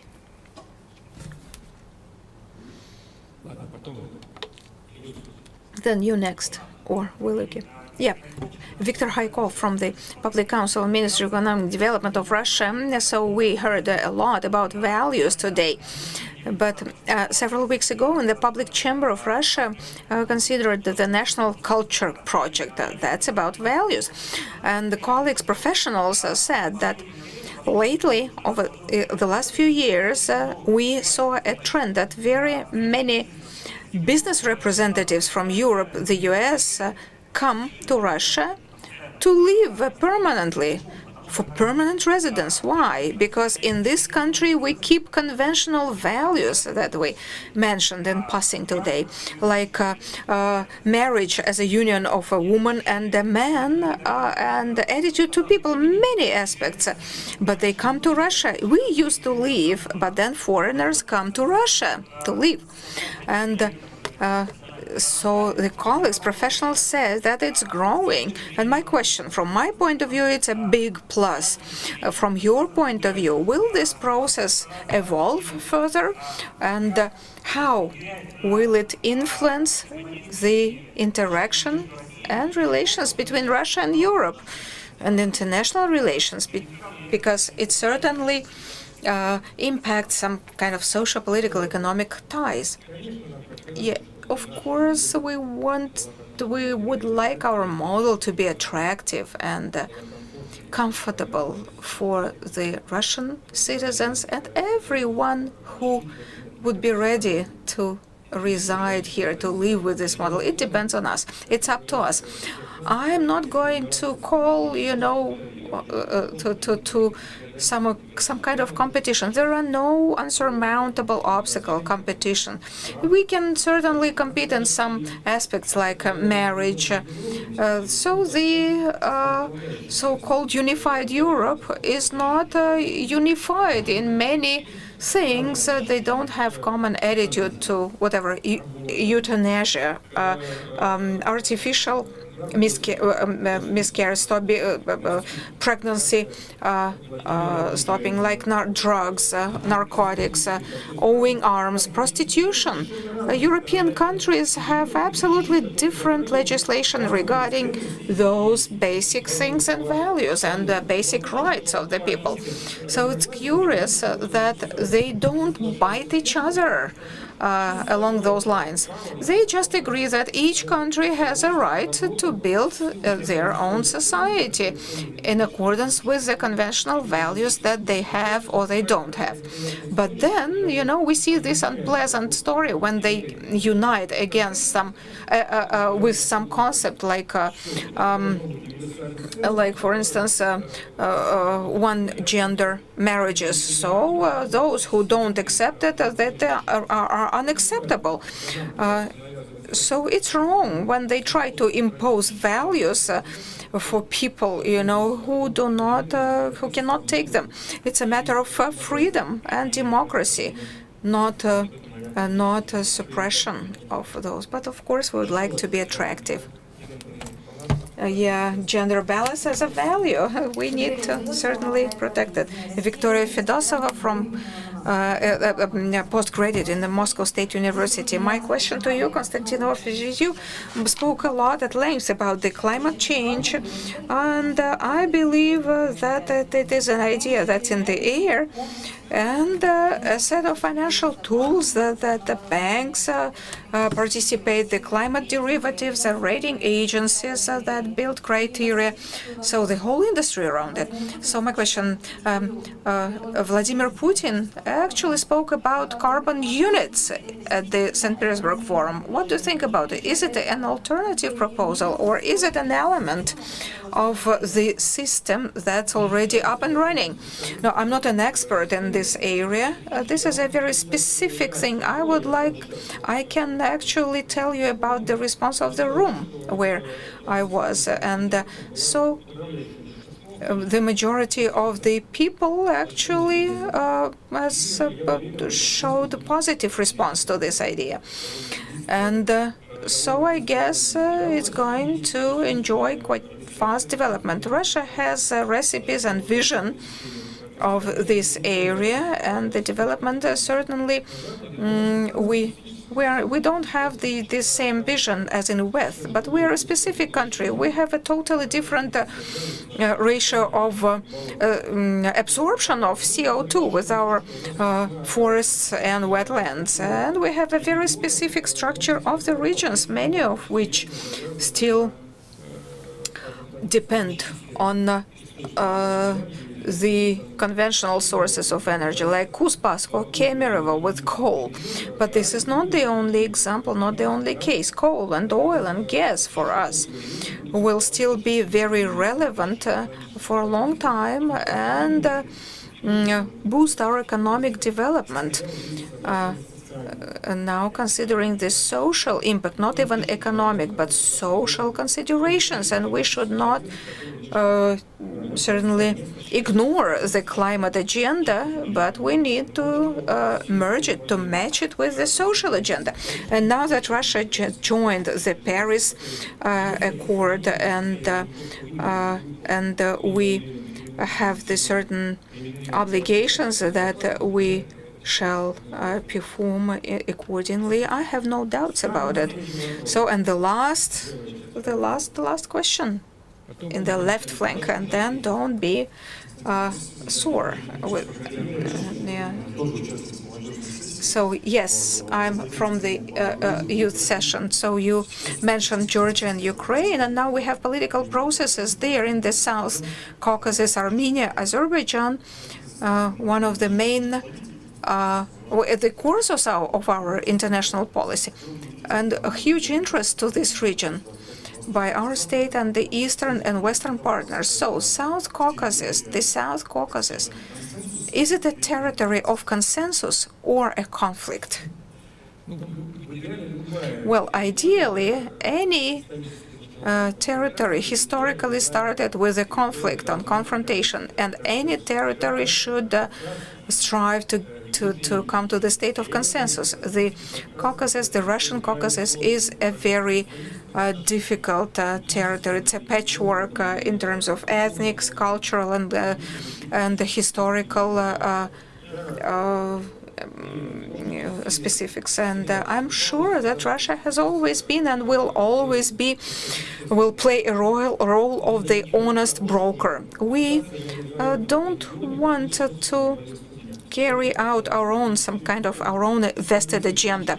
If we go back to 2008 events in Georgia, until the last moment we tried to facilitate Georgia to keep the territorial integrity. Our special ambassadors were running, between the capitals in order to prevent the final breakup.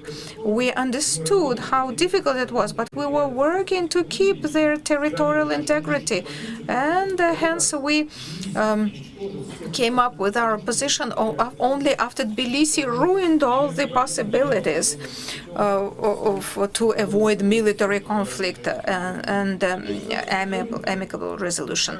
So. For the 12 years, I used to work in the State Duma before 2014, and I remember a huge number of requests about the Crimea from the people from Crimea and other states with the total understanding of unfair situation with Crimea in the events of Khrushchev time and the post-Khrushchev. People were unhappy about the situation, but we had to close one eye because we had to ignore, because we realized that integrity is the important element of the sovereignty, and we hope that the situation will be very good for all citizens without exception. And only after the Maidan, the events in Kiev, only after the destruction of the Ukrainian state structure, only then we changed our position. And I'm sure it was not the principle of our interest, but the principle of general values, because it's not the territory, but it's people that mattered for us.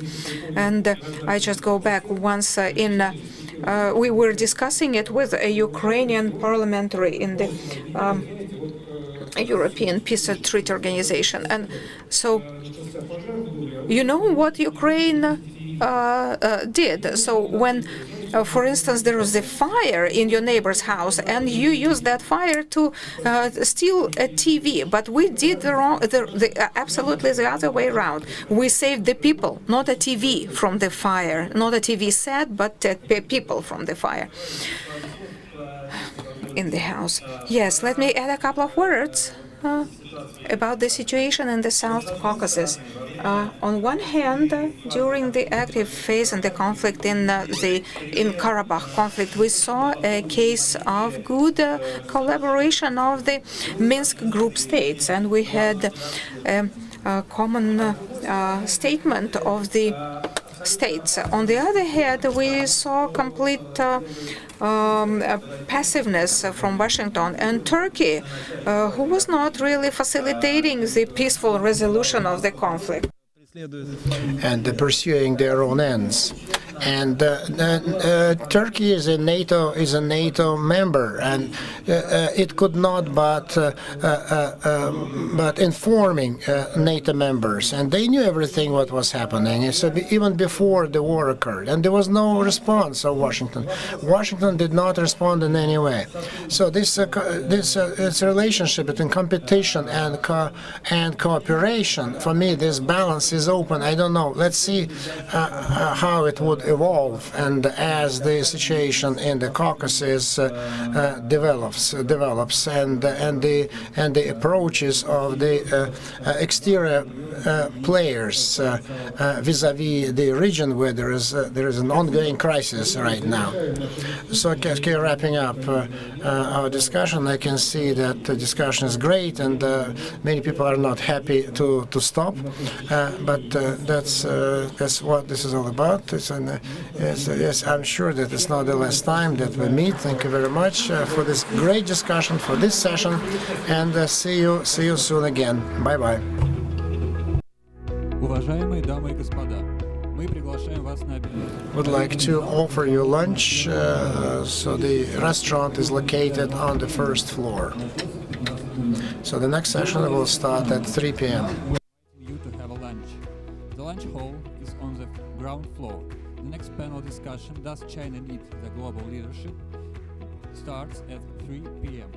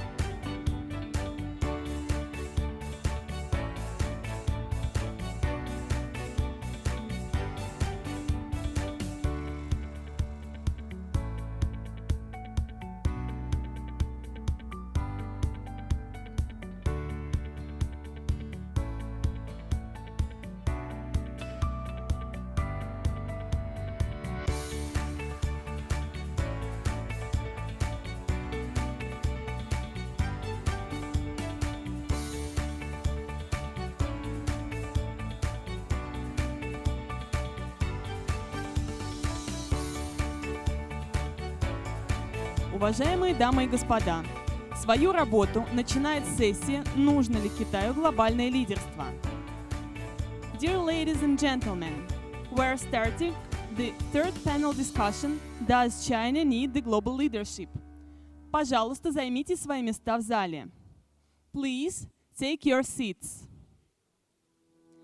На сцену приглашаются модератор сессии, ректор МГИМО МИД России, академик Российской академии наук, профессор Анатолий Таркунов, председатель Центра международной безопасности и стратегии Университета Цинхуа Фу Ин, директор Института Киссинджера по Китаю и США при Международном научном центре Вудро Вильсона Роберт Далий, генеральный директор Японского института международных отношений Томико Ичикава, директор Института современных международных отношений Университета Цинхуа Янь Сюэтун, директор Стокгольмского международного института исследований проблем мира, Швеция, Дэн Смит, заместитель директора по научной работе ИМЭМО РАН, профессор Российской академии наук Александр Ломанов.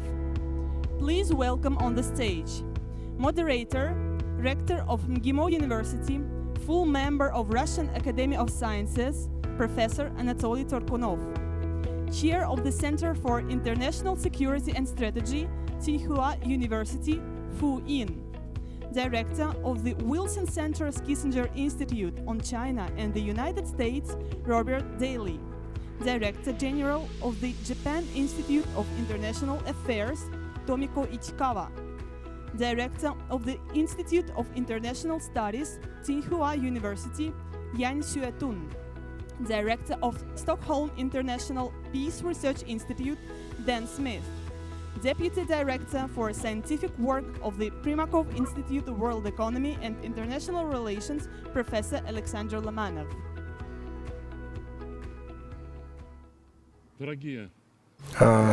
Friends, participants of Primakov Readings, as this session, the upcoming session, since I'm dealing with the East for so many years, been studying East, and so the question is kind of provocative. Does China need the global leadership? It's a provoking question, so we keep asking ourselves, and we put these questions through our Chinese colleagues, or we ask these questions. We ask everybody this question, but there are the objective reasons. That's what determines whether China needs the global leadership or not. So then we can say that starting from 2003. When the new slogan of peaceful rise of China towards leadership, and since that time, so then China has been following the path to the global leadership, and there are there is a lot of proof of that. So there's more than 26% of the global economy. China is 23%, even more of new technologies, etc. China is a modern army which is finishing its full modernization, so 3 years ahead of schedule. China is the country which takes very serious steps to protect itself from different sanctions because of its we can use example. You can even refer to it as the opposition, as the face-off between China and the United States, and the policy of double circulation is expanding the internal market, consumption in the internal market, opening to the outside world. So these goals are quite efficient and effective, and as we can testify to that in recent years. And then if we talk about the state of the society and the state of the ideas ruling the world, so headed by the Communist Party of China, and so then the ideas promoted by the present leader of China and formulated by previous leaders vis-à-vis international relations, and so then the fate of the mankind. I remember the visit of the chairman of Xi Jinping to and visited ИМЭМО, so visited recently. And I talked to him for a long time, and I remember that he formulated a number of very interesting ideas, which continue to evolve, and during the discussions, the different forums, Chinese fora, and the idea of creating of international relations of a new type, so the core of which is mutually beneficial relationship, win-win, and so then moral self-perception, so which could be a part of the contribution of Chinese wisdom and contribution to the world logic, and creating this new atmosphere of relations. And so sometimes they go back to the wisdoms of their wise men, and so they speak with the wisdoms of their wonderful scientists. But China is facing a great deal of opposition on the part of the United States because the trade war is worsening, and so then. So we just they remind this trap of Subhidid, and discussing the subject of possible exacerbation of relations with the United States on many issues, and it's related to Taiwan, and it has to do with other questions, maritime communications, lots of problems and points of division. And now the China-U.S. relations, this opposition between China and the United States is one of the pivotal components that determine the development of international relations globally. And the main trends, very important trends. And I think that now, with our illustrious, prominent specialists in this area, so we'll be able to touch upon this issue and discuss it in depth. And I'd like to ask Mr. Fuin to give us his vision of China-U.S. relations. And is it possible to implement the slogan that Xi Jinping came with about new partnership of big, great countries? So this slogan, may it work or not? Is it doable? And today, so then the ability of building such relations, I can't see that happening right now. It's quite difficult too. Please, Mrs. Fuin. Thank you very much. I want to thank the chair for elaborating on the issues. And I feel honored first to be invited to join all of you today.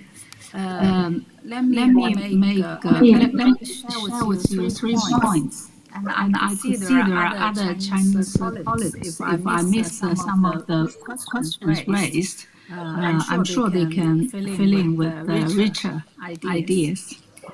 First point, how do we look at the global leadership? The conventional wisdom believes that where there exists a world leadership which helps the world to maintain order and avoid chaos. I'm glad the chair mentioned that the subject for this discussion is provocative, because when I discussed with my group about the topic when we were preparing for this forum, we debated about exactly what does the question mean. Does it mean whether China needs a world leadership, or does it mean that China wants to play a world leadership role? Maybe now I understand that the chair wants both questions. When talking about the first point is about how do we look at the global leadership. When talking about global leadership, scholars of strategy studies tend to equate it with American hegemony. Indeed, the U.S., backed by its military alliance system as well as world economic dominance, has claimed a world leadership position since the end of the Cold War and has obviously benefited tremendously from it. But the recent years have witnessed the weakening of American leadership. The U.S. has waged a series of wars which consumed huge resources, and its attempt to globalize American democratic system were not always successful. Now feeling exhausted in the world affairs, U.S. has to shrink its ambition and recuperate from overstretched power. In the meantime, the world is confronting increased global challenges, and the lack of global leadership is taking a toll. The fact that the world failed to work together against the pandemic is very disappointing. I was told that I have my voice has an echo. Is it? I don't know what to it's okay. No, we can hear you well. We can hear you well. Yeah. Thank you. Thank you. So the second point is what kind of global leadership do we need? Since the end of the Cold War, we in China saw the main trend of the world shifting towards peace and development. And economic globalization became the central motivating strength of the world's growth. In the meantime, global challenges are more complex, and it became very difficult for any single country or a few countries to dominate the global affairs. So if we are going to have a reshaped world leadership, global leadership, it should be based on multilateralism, including major countries taking responsibilities and working together. We prefer not to view global leadership in terms of a hegemonistic perspective. Ideally speaking, global leadership should be centered on the United Nations in compliance with commonly recognized rules and norms. It should be able to coordinate cooperation among countries and international institutions.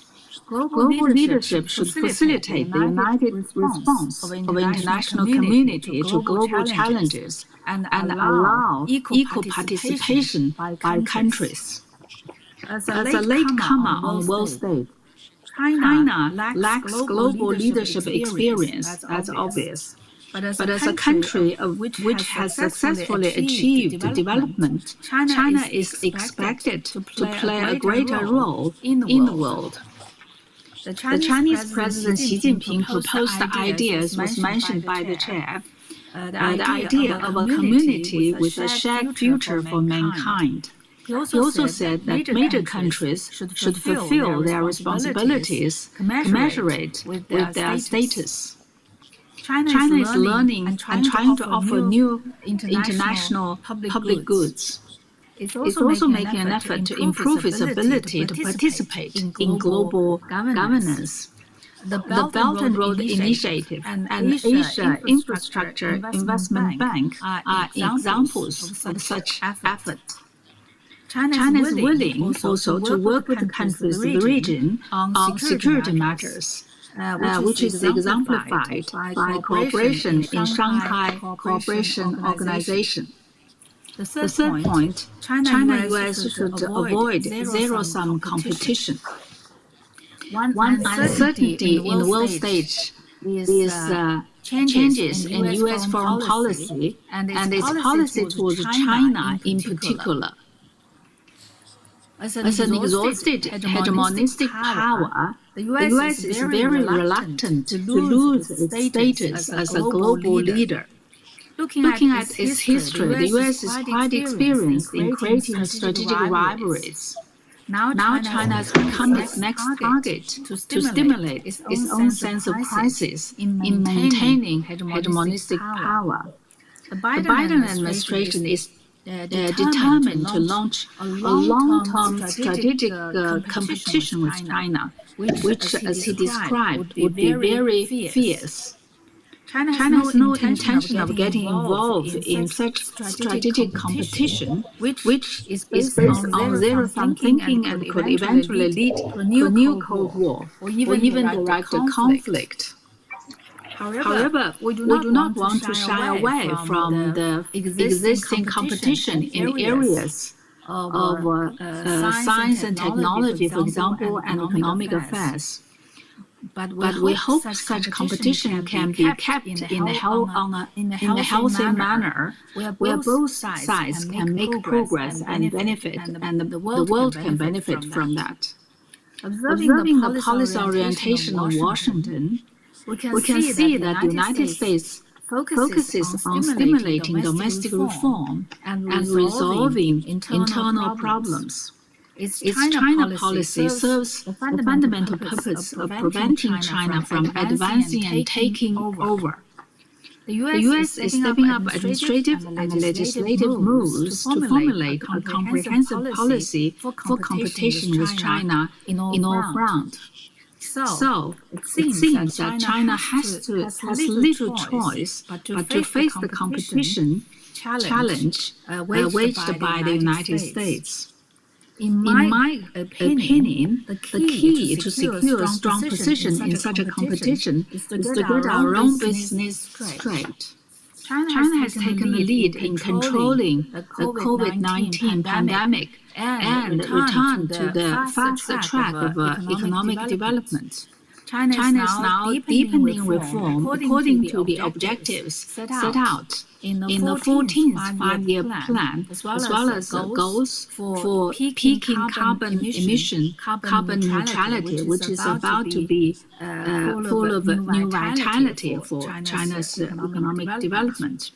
And we're not interested in exporting our own ideology and political system. But we are aware that the competition also is a contest about which country can better perform and better maintain stability and stimulate the solidarity and creativity of its people. Also know that such healthy competition should not exclude cooperation. In fields where cooperation is necessary and possible, such as trade and economics and regional hot issues, climate change and nuclear non-proliferation, etc., China still needs to coordinate and cooperate with the U.S. A comprehensive strategic cooperative partners, China and Russia, just celebrated the 20th anniversary of the China-Russia Treaty of Good Neighborliness and Friendly Cooperation. So in the coming years, we still have much space for cooperation, including joining hands to be the backbone of a new global leadership. Thank you for your attention. Спасибо большое, профессор Фуин. Thank you very much, Professor Fuin, for wonderful insights and your considerations. Thank you. So then the question that I wanted to raise, meaning will this opposition, U.S. and China opposition, so then even back in 2013, China offered to the United States a new type of cooperation between big states. And that was back in 2013. And then I would like to ask Robert Daly to to comment on that. So when Xi Jinping spoke about offering a new area of cooperation of the big states.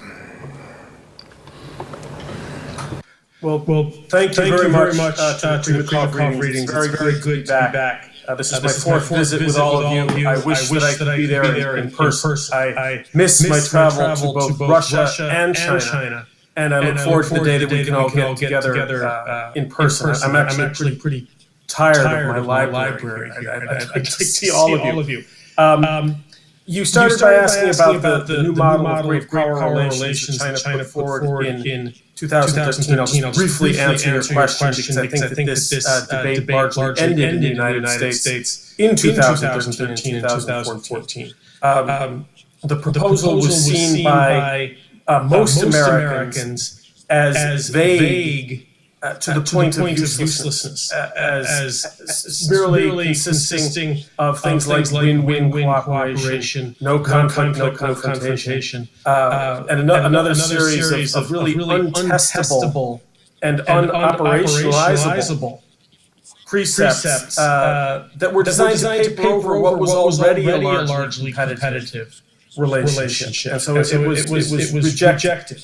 While it was rejected, as a slogan, a new model of great power relations. That doesn't mean that we reject the quest for peaceful relations. It doesn't mean that we reject the notion that China's rise is a transformative development that the entire global community needs to make adjustments to. I think that remains the case. But we rejected the slogan. America doesn't proceed in its relations with other great countries under slogans. It's a style problem. So when I looked at the title of this panel, I began exactly where Madam Ying began, which is what does the question mean? How should we interpret it? And my own interpretation of it was to ask it this way. Does China need to pursue a leading role in international affairs? Not the leading role, but a leading role. I agree that we are headed toward a more multilateral system. I think that is a desirable thing. And so I think that the right way to ask it is whether China needs, whether it is legitimate for China to pursue a leading role. And if this is the correct way to interpret the question, then the answer is yes. Let's look at the history of China's quest for leadership. China decided to emerge from its isolation and engage the world in the 1970s because China was determined to improve the lives of its people, to develop. And China's development required foreign talent, foreign capital, and foreign technology in those days, as Deng Xiaoping acknowledged. China's development required the import of natural resources, food, and energy. It required for China access to foreign markets, and it required China's participation in global knowledge systems, innovation systems, and financial systems. Development, above all, came to require China's inclusion in global supply chains.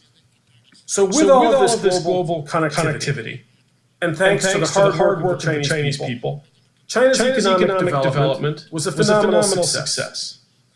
And as it succeeded, China inevitably developed interests overseas and the capacity to pursue and defend those interests.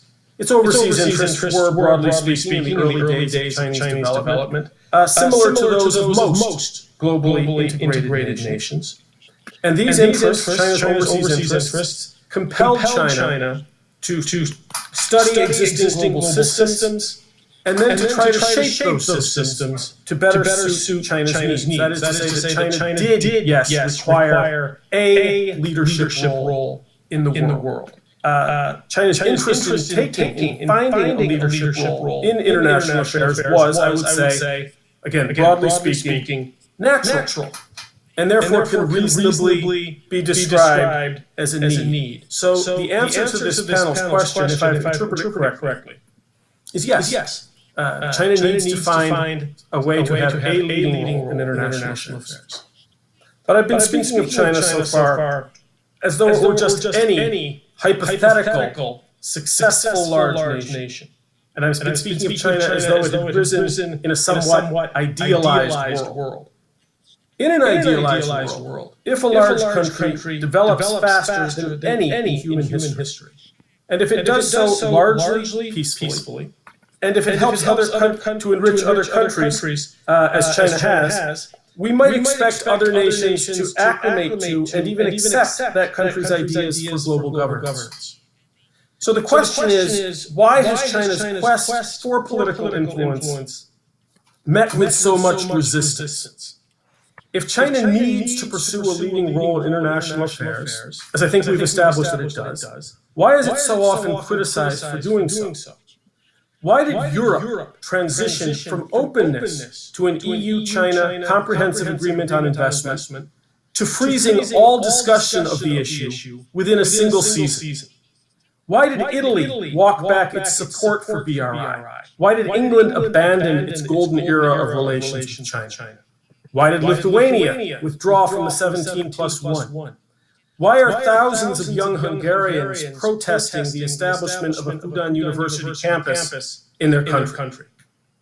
A 2020 Pew survey of 14 advanced economies in Asia, Europe, and North America found that a majority of people in each of those countries had an unfavorable opinion of China, and in Australia, the UK, Germany, the Netherlands, Sweden, the US, South Korea, Spain, and Canada, negative views had at that time reached their highest point in a decade. A Pew poll conducted in 6 Asia-Pacific nations between May and September of 2019 revealed strongly negative views of China and wariness of partnership with China, despite the largely negative views of President Donald Trump. This was a period in which the soft power of both China and the United States suffered greatly. So why is there such strong resistance to Chinese political influence in the developed and democratic world? Most of which cheered on, contributed to, and benefited from China's economic development. China's usual answer, which we just heard in part, is that the United States, which fears its own decline and loss of hegemony, is turning other countries against China's peaceful rise based on an incorrect interpretation of China's goals and power. I find this argument extremely unconvincing. Countries base their policies on their own interests, not on American pressure. In fact, most countries actively oppose any overt American effort to influence their views. America itself is so deeply divided at present that no White House, Democratic or Republican, can persuade even a reliable majority of Americans to hold any one opinion for very long, let alone convince citizens of other countries to support American positions. You need only look at American failure in Cuba over the past 70 years to realize that Washington cannot tell people in other countries what to believe. So I don't think we can blame the growing opposition to Chinese global governance on the West. Obviously, fears of decline, fear of the unknown, and domestic factors do contribute to many countries' attitude toward Chinese global influence. But I believe the primary spur to international distrust of China is the way China exercises power within its own borders. It is Beijing's behavior, not Western fears or an incorrect understanding of China, that is the greatest obstacle China faces to its efforts to contribute more to multilateral global governance. Put simply, people in much of the rest of the world simply don't wish to be ruled as people in China are ruled. No matter how much they admire China's economic success, its traditional culture, and the work of their many Chinese friends. So this is the part of my remarks where you might expect me to give the usual litany of complaints against China to prove my point. But I don't think that's necessary. We all know what that list is about. Suffice it to say that because the global system comprises a variety of sovereign nations with different interests and roughly equal rights to make their interests known, global policy debates, global governance is inherently, if imperfectly, democratic in its form. The form of global governance itself is largely democratic. Policy discussions in global fora are uncensored and fairly transparent. Civil society organizations contribute vigorously and openly to policy formulation. Worldwide media cover global debates freely and critically. So the democratic debate, transparency, civil society participation, and free media coverage and public discussion that largely characterize global rulemaking are not features of the Chinese system. This is one of the reasons China is having such difficulty acclimating. China has difficulty participating in democratic governance globally when it does not practice democratic governance at home. And it can't take one attitude internationally and another domestically, sort of the neiji and wai song, as they say in China, because the Chinese people would know about it. They're too connected. So, in closing, what can China do when its need for a greater role in global governance is legitimate, but its mode of governance is widely viewed as illegitimate or at least undesirable beyond China's borders? Xi Jinping has recently addressed this in calling on Chinese media and other aspects of Chinese society to create a more lovable image of China, to tell China's stories better, to make it more lovable. I suggest that this is unlikely to succeed. America does have tremendous discourse power, but I don't think it's because America is lovable. The rest of the world sees an America that is lovable and unlovable. Sometimes America can look horrifically unlovable. The world sees the whole thing, the whole American circus and the entire American mess, as well as American successes, and then the world makes up its own mind. So I don't think this campaign to convince the rest of the world that China is lovable will succeed. I do think that true openness and transparency in China would help China bridge the gulf between its understandable desire to play a leading role in global governance and the world's doubts about its ambitions.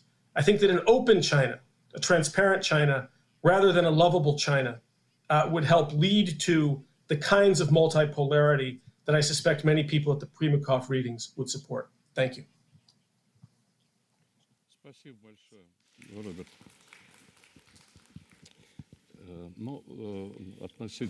Well, regarding motivation the reasons for many countries' activities, well,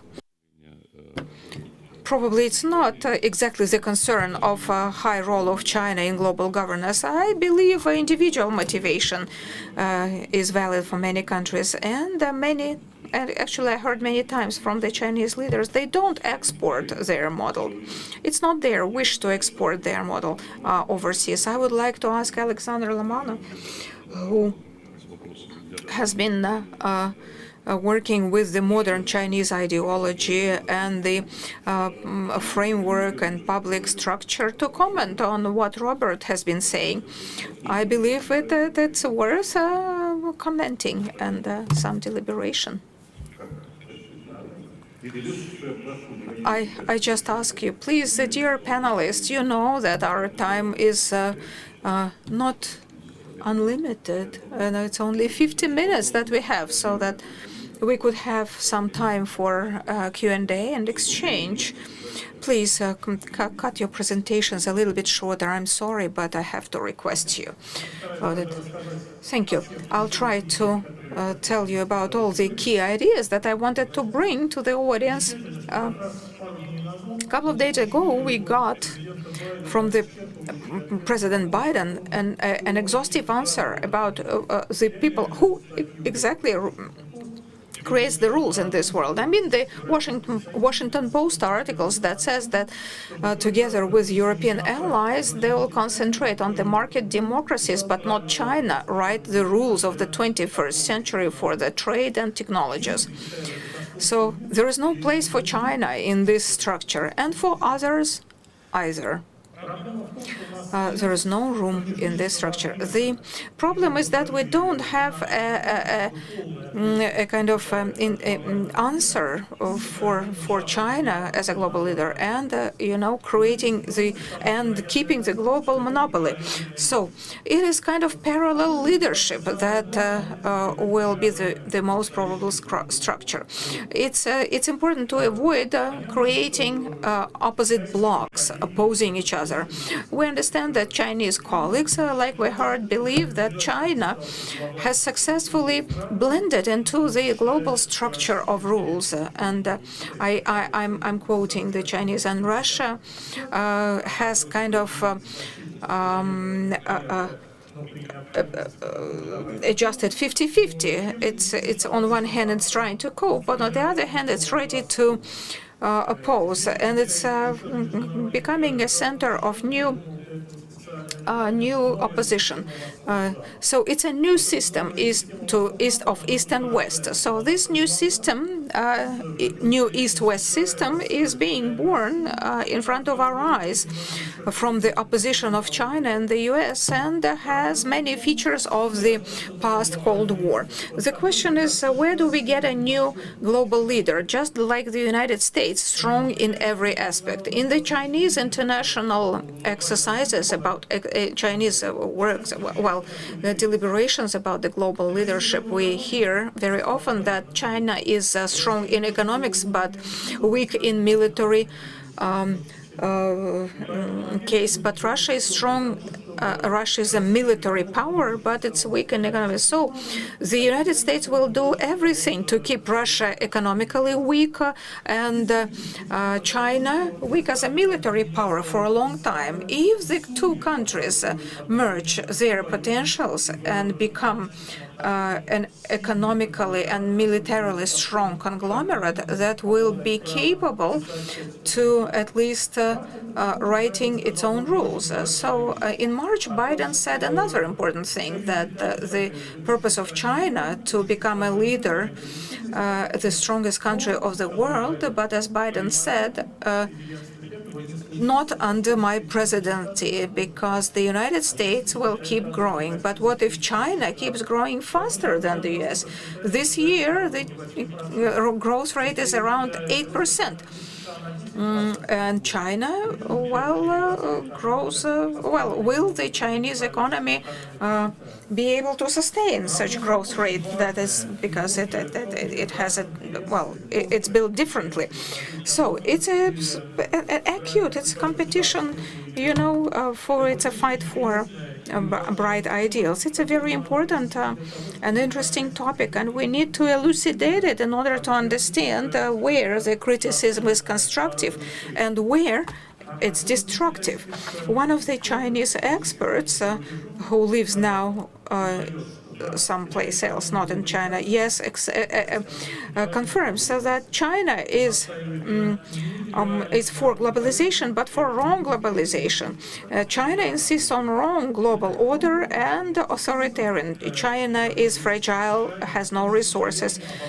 China will not be able to bypass the US as a global leader, but let's imagine that China has got the resources. Then the panic about Chinese leadership will even become stronger. That's what we mentioned in our discussion today and previous session. The problem of values and basic ideals is basically a problem of the Chinese slogan of the community of human destiny. The most interesting that at the first stage, it was translated differently into English. It said, "Community for common destiny of mankind." It's a clumsy translation, but common destiny for mankind. After that, the interpreters actually invented a new term, shared future community. For the Western English-speaking consumer, it's more attractive rather than, common destiny. But probably the Russian consumers have, strong nerves, and in the Russian translation, those common destiny was adopted immediately. But these were the fineries of Chinese language. But the Chinese language doesn't have the word common. It's just the destiny. And Chinese experts in their publications keep saying that, look, China has already offered the vision of the future, and it's the unity of common destiny, and Russia has not offered anything. And then immediately, certainly, it's not that Russia doesn't have ideas or bright heads. Russia has it, but Russia doesn't have resources. Russia is not attractive. Russia doesn't have potential like China. So this kind of element of, boasting or confidence that China has already approached that red line when it can offer global human ideas among the Chinese expert and the political elite. That's what they think. So what's the basis for criticism for the Chinese slogan of the common destiny? From Chinese point of view, democracy is not better than authoritarian structure. Everyone should coexist peacefully without trying to change others. From the Chinese point of view, it's good, but from the Western point of view, it's unacceptable because democracy and a totalitarian country have nothing in common. So the West proclaims, containment of China and overextending China. But then you cannot expect China to become the source of global goods and benefits. If it's only the West that creates the rules, then no answer is going to be multilateral. Then there was a plan. They came up with a plan. What does China need to do to become a global leader? Build a civil society, change the political system, absorb liberal values. Then there will be no values gap, and then China will get the trust of other countries and get leadership. But how seriously can we consider similar scenarios? China watch the post-Soviet transformation very closely, and radical reform may make China even weaker and poorer. And in this case, the relations will be as warm and nice as Russia 3 decades after the collapse of the USSR. We forgot about it, but it's relevant for the Chinese. They keep reminding, look, Russia abandoned socialism from 30 years ago. So what? Did the West accept you? No, with all your parliamentary power, with all the competitiveness, with all the authorities distribution, you are behind the gate of the liberal house and Western world. You are still, somewhere in the backyard. China, with their civilization and other country, has a chance to enter the European house, much less than Russia. So again, political transformation is a key to entering the global community and making China one of the co-authors of the global rules. The less and less probability of that. Where's the catch? In January, Western Analytics Center published a report named Long Telegram, moving to the new American strategy of China. It's a remake of Long Telegram of Cannon, but written applicable to China, but not the USSR. No, how you look at it, they immediately drive a wedge. Let's drive the wedge into the Chinese government. There must be someone who opposes Xi Jinping. So let's drive a wedge between opposition and just make opposition race. Let's drive a wedge between the Communist Party of China and the people. Let the people be against the party. Let's drive a wedge between Russia and China. So these perception that the best way is to drive wedging and expanding the crack actually is of concern to everyone. And in this case, the West should not be surprised that China is trying to build obstacles to those wedges. And I shall just remind you, we heard it, but I will remind that this is a very good reminder. In a month's time, approximately, there will be 20 years since signing of the Russian-Chinese agreement about friendship and goodwill. And over the last 20 years, Russia and China has shown that you can be good friends. We can trust each other, we can develop new ideas and put them into practice. That is why I think that even if the simultaneous constructions can be built and the West will close in upon itself and say, I will be writing the rules, if that happens, Russia and China has a very good history of good relations to write the rules together, discuss them and put them into practice, and jointly enjoy the results of what we will have done. Thank you.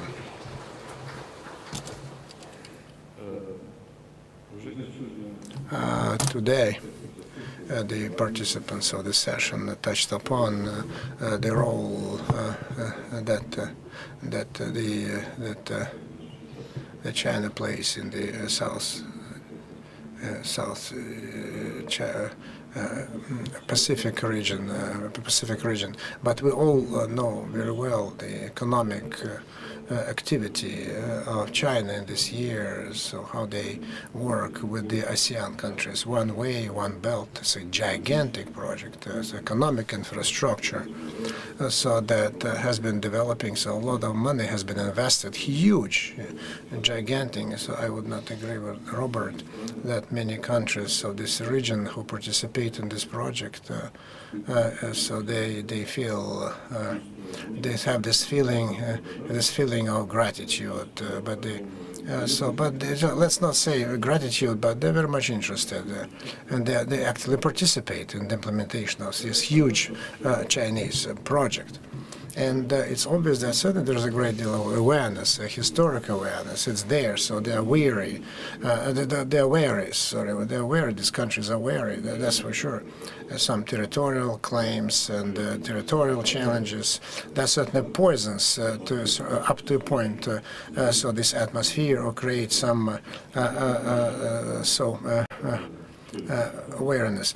And so I would like to ask Tomiko Ichikawa to come out with his points. So how does Japan view this movement? How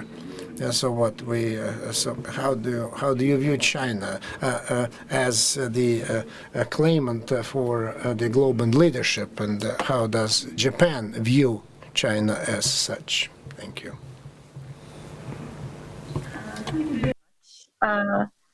I'm very honored to be invited to this prestigious forum and to be part of this prestigious panel. Actually, many of the points I wished to make were said in various forms by the previous speakers, so I will follow the moderator's instruction to be concise and short. Actually, the first question I wish to raise regarding this panel was the formulation of this question: does China need the global leadership? And particularly two previous speakers, Madame Fuin and Dr. Deli, already tackled this question. Actually, my reformulation of this question was, does China want the global leadership? And if so, what kind of leadership does it want? Well, whatever Chinese intention may be, again, today we see this debate about whether we are heading towards a new Cold War situation because of the US-China confrontation. And some say, and we had it today, we should avoid such categorization. However, I believe the answer to this question will depend more on the actions rather than the rhetoric, while I also recognize the power of narratives. There have been already many things mentioned by my previous speakers in many ways, but I would like to formulate in this way. China, whatever its intentions may be, appears to be expanding or trying to expand its international influence further, while continuing to make its domestic and foreign policies more and more authoritarian and assertive. China also continues its rapid military expansion. We recognize that China contained the COVID-19 infection more rapidly than many Western countries, so it's also leading economic recovery in the region and the world. In light of this, China also seems to be more confident of its governance model. So based on this, it seems and it appears to be kind of expanding its influence through its so-called mask and vaccine diplomacy in addition to the Belt and Road Initiative. So in response or in light of this situation, the perception of China among Western countries, as Dr. Daly quite detailed, including Europeans, has become more guarded and even unfavorable. President Biden already made it clear that the US considered China as its most important competitor. The US also made it clear that it will work with its allies and friends to counter China's influence. In Europe, again, as Dr. Daly just said, the recent decision by the European Parliament on the investment agreement with China may be an indication of further hardening public opinion there. So it is also interesting that Dr. Daly mentioned President Xi Jinping's remarks of last week, because that is another point that I wish to raise and ask maybe question to our Chinese colleagues. According to the press reports, he seemed to have said that China would need to adopt a narrative in its international communication to shape a reliable, admirable, or lovable, and respectable image of China. Does this mean China wishes to make any change to its so-called wolf warrior diplomacy? We are interested to hear what Chinese colleagues' views on this point. However, more importantly, what matters is not so much whether or not the rhetoric will change, but whether or not the actions by China, particularly assertive actions by China, from military and security areas to diplomacy and trade policies that have been seen in recent years, may show any signs of change. Having said this, we in Japan and also US and China and all the nations in the Indo-Pacific region should try to find areas where we have common interest and can work together bilaterally or through regional and multilateral framework. We in the region, many countries just agreed to the new economic framework, RCEP, at the end of last year. So this is an example that cooperation is also ongoing, while competition or confrontation, as you call it, are also deepening. And the US and China themselves, and Madame Fu Yin said today again, have already identified areas such as climate change and non-proliferation as areas where they can work together. Tangible progress in these areas can build momentum for cooperation between US and China, but it may not be enough to improve their relation in a fundamental way, as was the case between the US and the Soviet Union during the Cold War. So while we would like to pursue this way of cooperation, we have to hear from our particular US and Chinese colleagues and other colleagues how they see the balance between these two paths. So I will stop here. Thank you so much.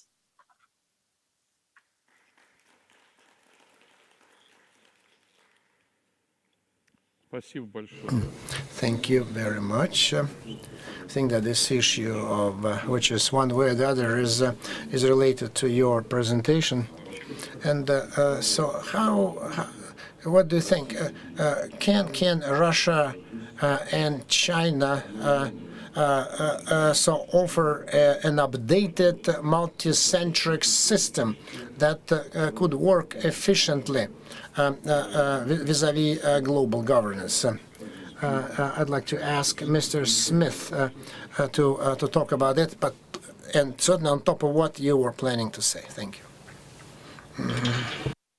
Thank you very much. And like other speakers, let me say how pleased I am to have been invited to speak to this edition of the Primakov Readings. My institute, CIPRI, has a very close relationship with ИМЭМО, which we're very happy with and very proud of.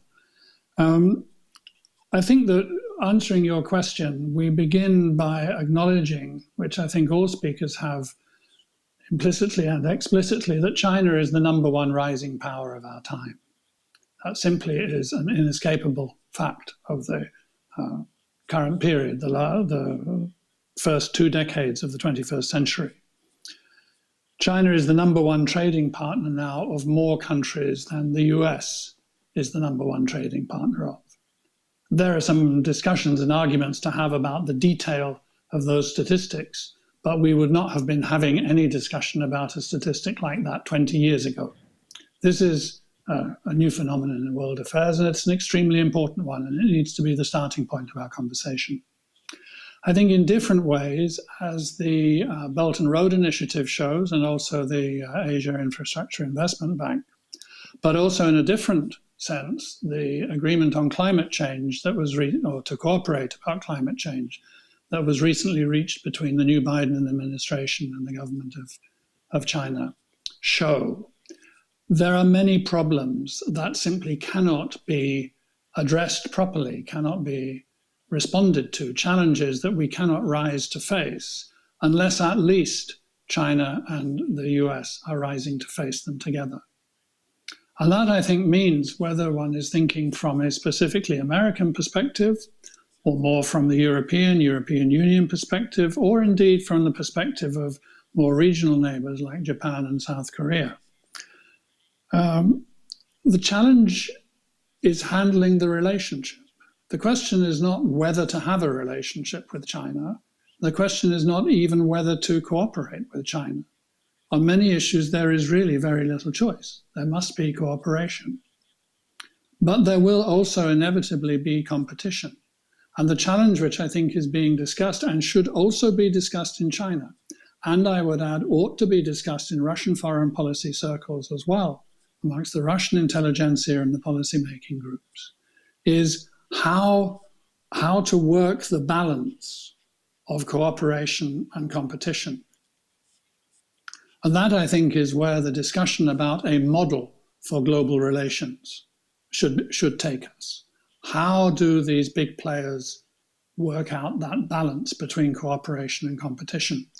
In the past half decade, I am afraid that we have seen a real anomaly in international affairs, where 3 great powers, the USA, China, and Russia, none of them seem to be committed towards maintaining a status quo, a viable balance. Each was pushing towards their own benefit and their own advantage. I found that very understandable in the case of China, which is the #1 rising power, as I said. I found it also understandable in the case of Russia, where there is a strong feeling of having been so badly dealt with during the 1990s. I found it absolutely paradoxical in the case of the USA, which was objecting to an international system which it had done so much to set up and which it had benefited from in so many ways. But that was the paradox of the Trump era. Now, what I wanted to talk about a little bit is some of the realpolitik reasons that underlie why there must be a relationship and why there will be both elements of cooperation and competition. I think if one thinks about the pandemic or about climate change, about globalization, about economic recovery, about the Belt and Road Initiative, one understands the importance of cooperation. Looking at the hard realpolitik side of this as well, China has to be taken seriously, not just because of its economic weight, but also because of its military weight. China is now the 2nd largest military spender in the world, responsible for 13% of world military spending. That is, by the way, about 1/3 of the American share of world military spending, according to my institute's data. but it is about 4 times Russia's share, about 4 times the share of any of the major European military spenders. And Chinese military spending has been increasing every year for the past 26 years. And that cannot be said about any other state in the world.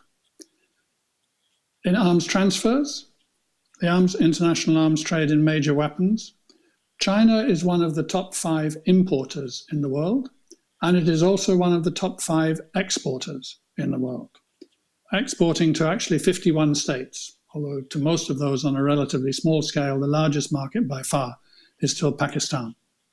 And then there, of course, are the nuclear weapons, though I think that here the normal discourse, the normal discussion on China's nuclear weapons in the USA and in Western Europe really does exaggerate their significance. Our data suggests China has 350 nuclear warheads at the moment out of a global stockpile in January of this year of 13,080. And none of China's nuclear warheads are actually operationally deployed. They are kept readiness and kept in a state of readiness and in storage, available to be attached to missiles and to put on bombers and so on when necessary. Whereas both the USA and Russia keep respectively 1,800 and over 1,600 nuclear warheads permanently operationally deployed on missiles and on bombers. What this meant when it came to nuclear arms control was that it was really unrealistic to expect that China would join in to a new generation of, or to the extension of the New START agreement, which was between the USA and Russia signed in 2010, came into force in 2011, and was due to expire in February of this year if President Biden had not, at the last moment, extended it. It would have been, I think, close to a disaster if it had not been extended. But the question now is, now that it has been extended for 5 years, how is that 5 years going to be used?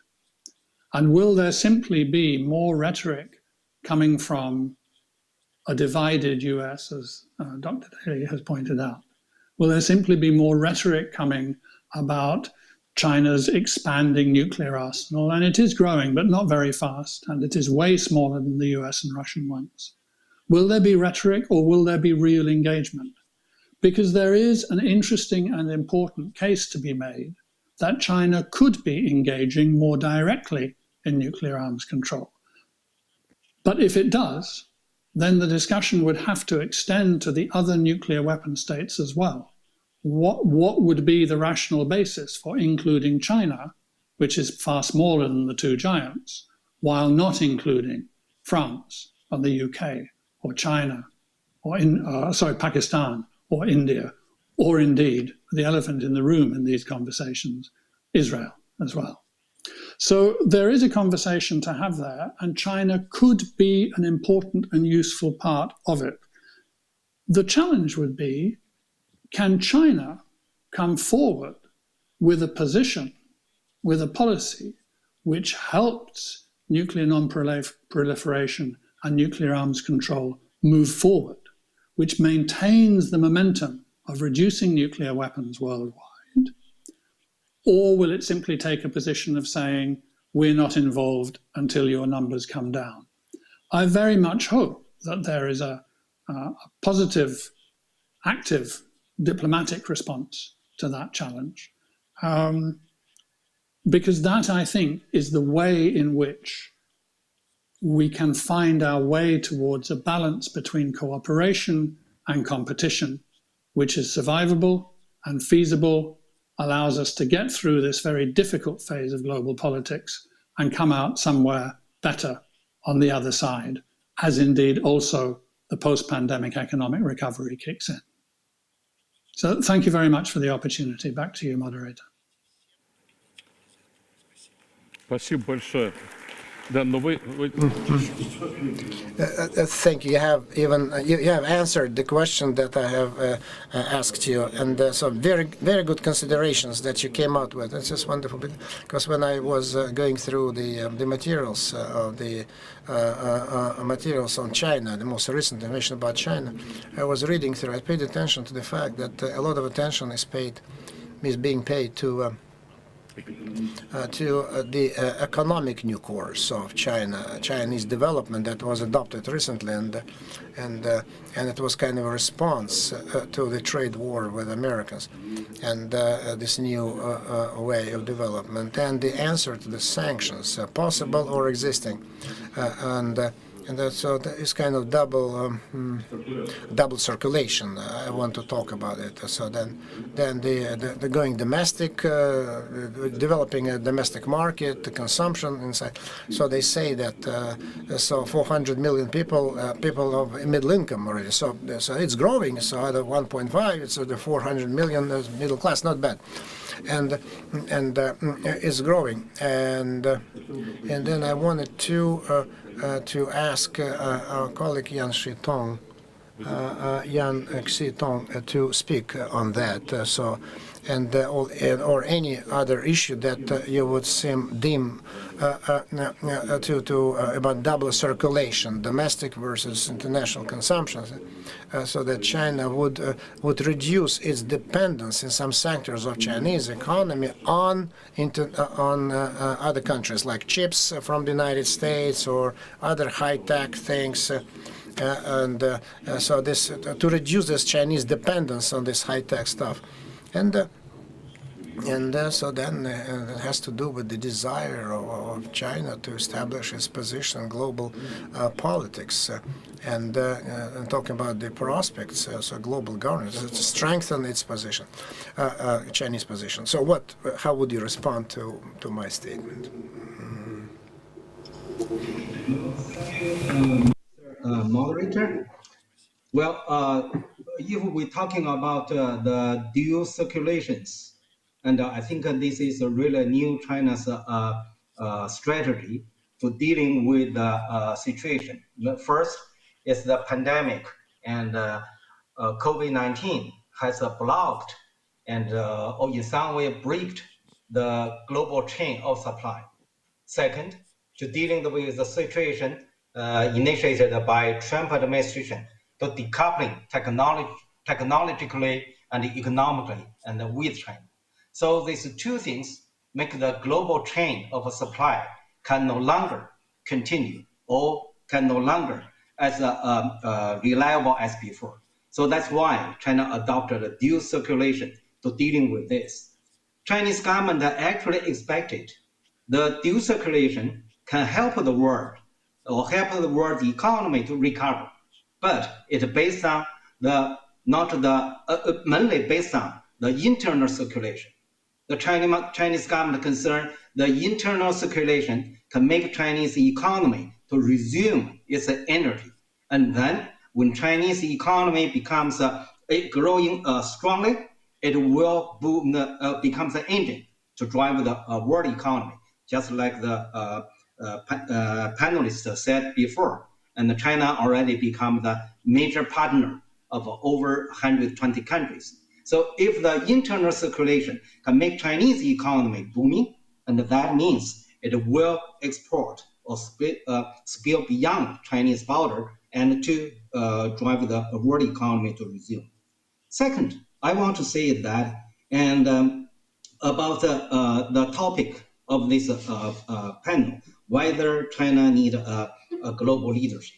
Actually, from my understanding, all major powers and have the leadership, but do not understand what it is. And global leadership include two components. First is a power. All of the major powers want to have it, and they are power hungry. But leadership also means responsibility. But no country wants to undertake a more responsibility for the world. And so that's why when Trump talking about no longer want to serve as the global leader, it means he does not want to undertake the global responsibility. It doesn't mean that he want to give up the global power. What do I mean responsibility? Responsibility means to provide public goods. And to provide global public goods, from my understanding, is beyond China's capability and also beyond the US capability. It's beyond the capability of any existing country on the earth. At this moment, and China and the Chinese economy only accounts for 17% of the global GDP, and the US accounts for 24%. And neither of them have the resources to provide that kind of public goods for the world, which the rest of the world needed or required. And meanwhile, both China and the United States are the largest CO2 emissioner. So what I mean is China and the US cannot provide a leadership on climate change at this moment. And the second point related to the global leadership is that China does not like Americans' global leadership, because Americans' leadership, no matter under the administration of Trump or Biden, is anti-China. Because of the special character, or I mean the anti-China character of Americans' global leadership, and China does not like it. But meanwhile, China also have no capability, no resources, and more important, China has no knowledge and experience to provide a global leadership for the world. In the last 100 years, За последние 100 лет никогда Китай не был лидером. Сейчас, секунду.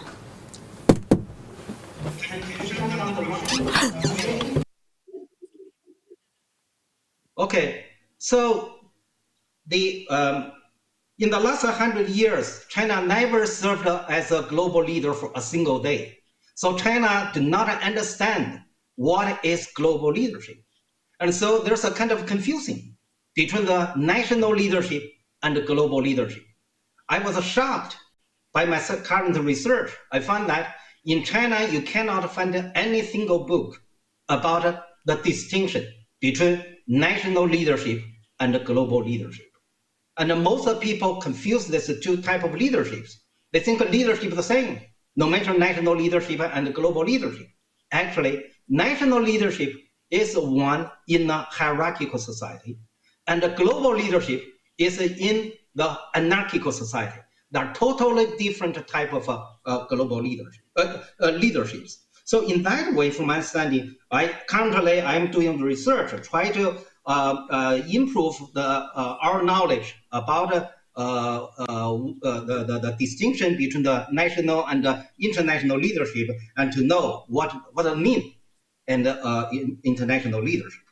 The last point is that at this moment, and no any country can provide global leadership. So the only possibility and for the world is to have a collective leadership. Unfortunately, and the US do not want to have a collective leadership with China. US may want to organize a leadership with someone else, but it's anti-China. From my understanding, as long as the US include China from the leadership, I doubt US is able to establish a global leadership. The same, and if China excludes the United States, it's also beyond China's capability to establish global leadership. So at this moment, no matter G2, G7, G20, BRICS, none of any international organization, including UN, cannot provide a global leadership. So it seems to me we need a new global leadership to establish a new global leadership for it. But this is a joint global leadership. At last, I will just wrap up my remarks. At this moment, I don't think China and the US is able to provide global leadership for the world, because they have to understand that global governance is so different from the national governance, and that they need a collective efforts to establish that. Actually, it's very possible China and the US cannot establish a G2 leadership. they need more other major powers of participation for this collective leadership. Thank you. Спасибо большое, господин Ян. Thank you very much. Dear participants of our session, we only have little time left, and I suggest that all the participants have only 2 to 3 minutes to answer the question. Does China need global leadership? To comment on what we heard over this more than an hour. Mrs. Quinn, please, the floor is yours.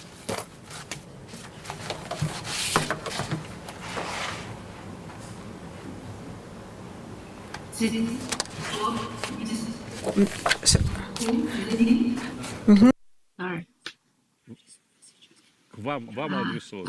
Yes, to you, yes. Okay, thank you very much. 3 minutes, you have 3 minutes. I think the world needs a leadership, obviously. I fully agree with Professor Yan. I think after globalization, what the world expects is collective leadership, cooperative leadership, coordinated leadership. None of the powers, U.S., China, or any single power can perform the sufficient leadership for the world. So it's important that the China, U.S., and Russia and all these countries work out their differences. But I think U.S., as far as I could see, U.S. has great difficulties coming out of the cocoon of being the leader in the past. Its arrogance, its condescending approach invites lots of resistance here in China. Actually, I'm surprised that Robert said that U.S. wants a democratic world leadership, which is great. But U.S. leadership was not elected by the world. It's exactly the problem. The world leader, the world leading, the way the world is led is not democratic. We would all support a democratic way of leading the world. And we would also hope the world politics is transparent. Now, obviously, it's not. So that's why the U.S. is bugging even its own allies.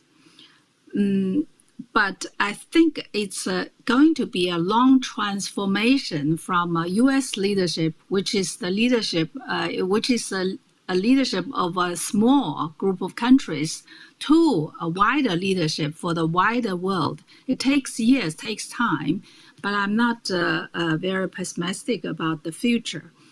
Secondly, for China, I think President Xi spoke about the need for communication with the world. I think what he meant was for China to be able to better engage the world.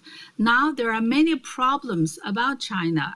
Many of you mentioned there are many concerns about China, which is based on insufficient information, first-hand information. I think China is a bit clumsy in terms of being able to explain why we do the things the way we do, why we say the things the way we say.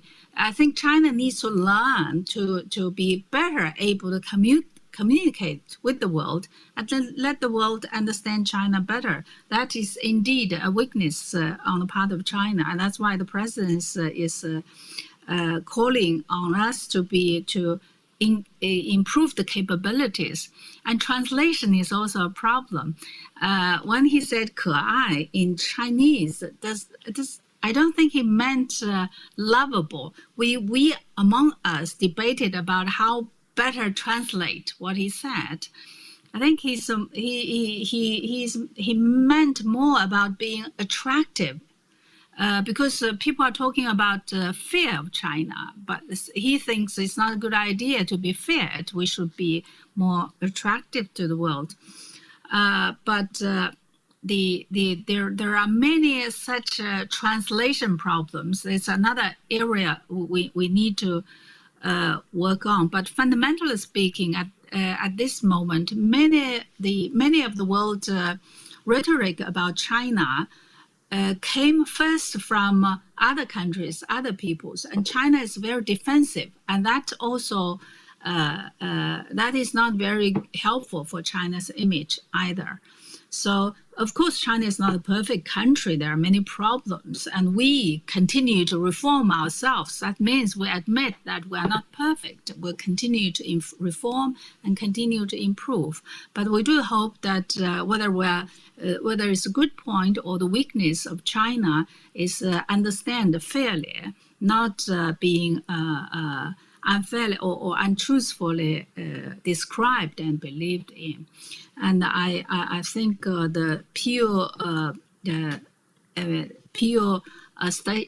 figures does set alarm among us and for us to realize the need to better communicate with the world. Thank you. Спасибо, Роберт. Роберт далее, да. Yes, Robert. Thank you. I was in very strong agreement with almost everything that Professor Yan Xuetung said. I thought these were all very useful presentations. I wish we had more time to talk. But Professor Yan, in particular, said that global leadership has two features. One is power and one is responsibility. Dr. Kissinger's way of putting this is that the two features of any world order are power and legitimacy, that any system has to both have enforcement power but also be seen as, broadly speaking, fair and attractive. And I think that China has a problem with the legitimacy side of this precisely because when it reaches for global governance, it is trying to govern internationally precisely as it governs domestically. I think that I don't know if I'm twisting Professor Yan's words, but I think that is precisely the issue for China. And that this becomes a problem for China's legitimacy because while China says it doesn't want to change other countries' systems, and in the first instance that is true, it's not China's policy to change other countries' systems. Because it governs internationally as it governs domestically, China wants to have its prerogatives, its ambitions, its modes of governance accepted without obstacle and without objection. Without obstacle and without objection. And that becomes a real problem for China. As we saw, for example, last year when the UK's ambassador to China published an article on WeChat in China and was called in by the foreign ministry and told that it was inappropriate and this article was taken down. And she pointed out correctly that China's ambassador to the UK has freely published over 170 articles within the UK, in the Financial Times, as well as on Twitter, and has never been called in or slammed down. That's a real problem for China. And I would, if we get to this question of what is ka'ai, or attractive or lovable, as Xi Jinping describes, one of my fellow panelists made the right point. Is China willing to actually change any of its behaviors to be attractive? Xi Jinping seems to think that it is merely a problem of whether China's messaging and propaganda is interpreted correctly by foreigners. What can we say without changing? What can we say to convince the rest of the world that China's behavior is really okay and is good, but without a willingness to change? And so I think China is stuck in this transition between a desire for global governance that is seen as legitimate, but it wants to pursue that governance as it pursues it domestically, and much of the world rejects that model. So we are going to be in a very long transition, I agree, to a new, more multilateral system in which neither country, the United States or China, can have a decisive view, and it will become more multilateral. That's largely good. Just in closing, I would argue that the United States and China, two countries I care about very much, we're pretty equally arrogant. These are two equally arrogant countries. We just have very different styles for our arrogance. I don't think that either country has a monopoly on self-regard. Thank you. Спасибо. Спасибо большое. Коллеги, кто хочет еще прокомментировать? So, dear colleagues, do you have any more comments? Madam Ichikawa, is there anything you would like to tell us? To as a final words. Time is very limited, and actually, Madame Huyin talked about the difficulty of translation. As a also non-English speaker, I tend to understand what she wished to say. On the other hand, Dr. Daly quite precisely summarized what I wished to say when I was talking about actions rather than rhetoric. He talked about the behavior, which might be the best way to describe what I wanted to say. But what I wish to stress is, as a country in the region and in the middle of all these competitions, we in Japan and many countries in the region wish to work together with both US and China, but in different ways. So we need to have, of course, cooperative relations, but we also make sure we speak out when we see the challenges to the norms and rules, and also kind of rule-based international order, which are under challenge. And you have probably a lot to say why you are challenging, but what we have been kind of benefiting under the international order and rules-based predictable international situation is certainly, I'm sure, we all need, whatever country we belong. So I'll stop here. Thank you so much. Спасибо. Спасибо, коллеги. Thank you very much, colleagues.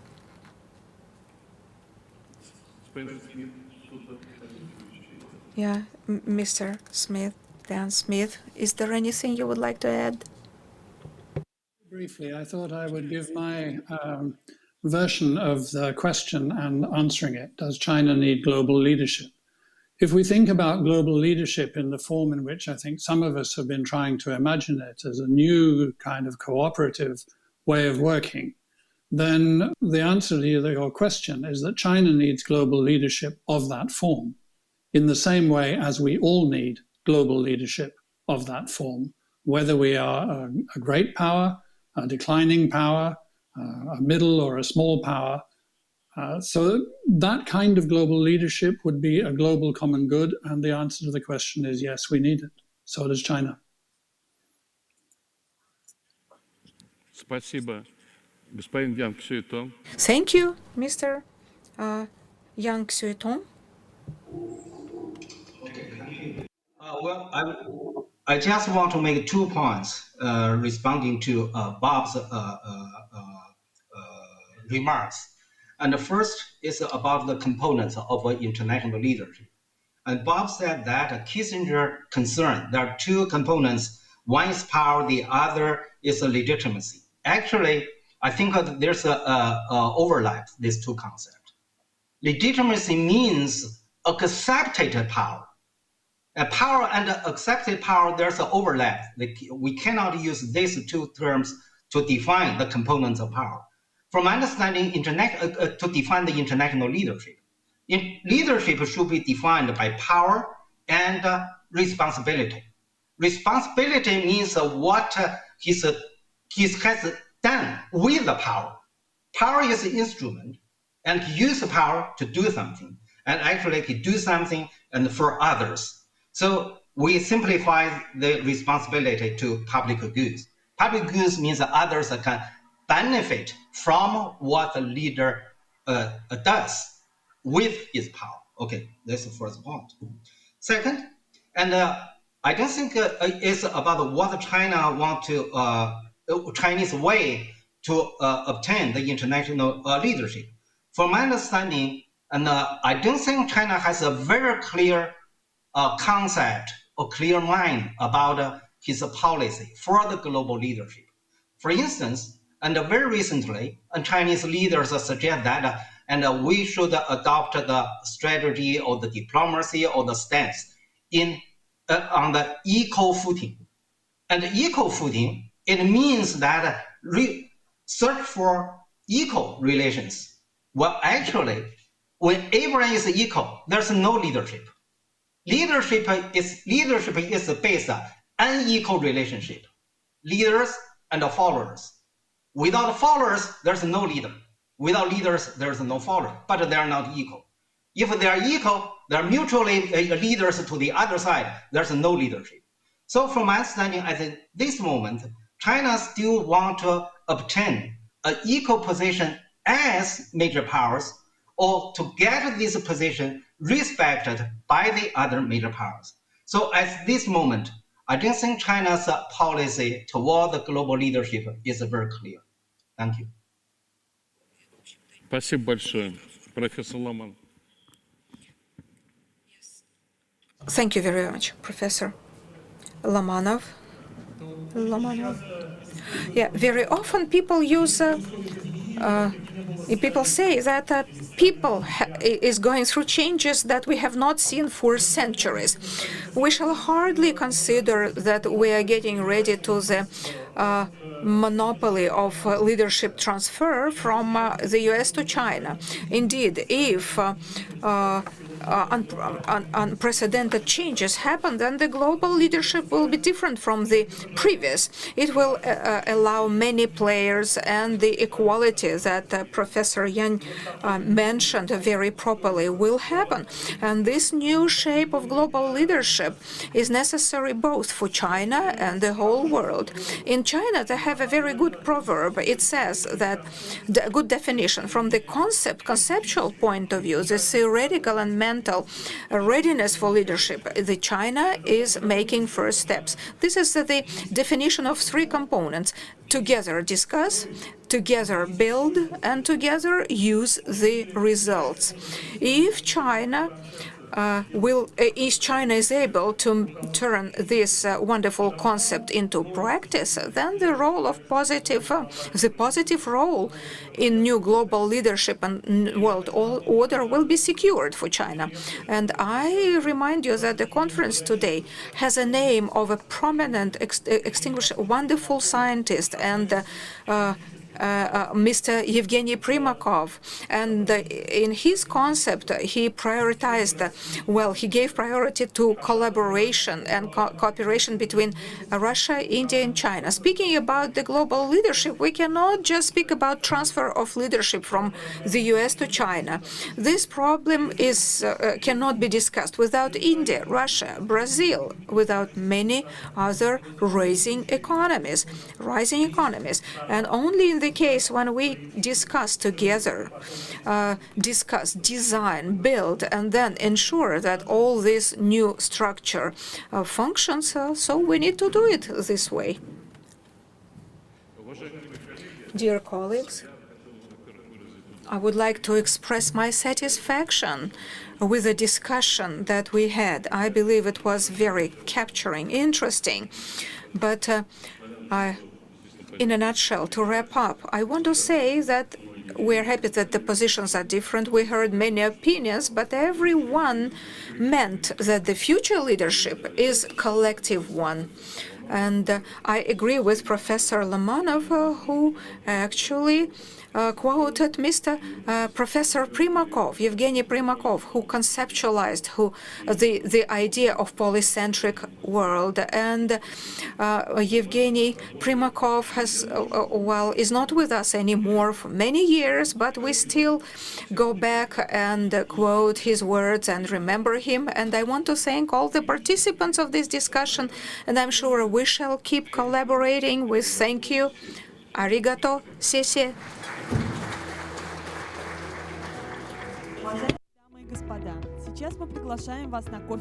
Ladies and gentlemen, we invite you to a coffee break, and the next session on the global EU role and post-pandemic period will start at 6.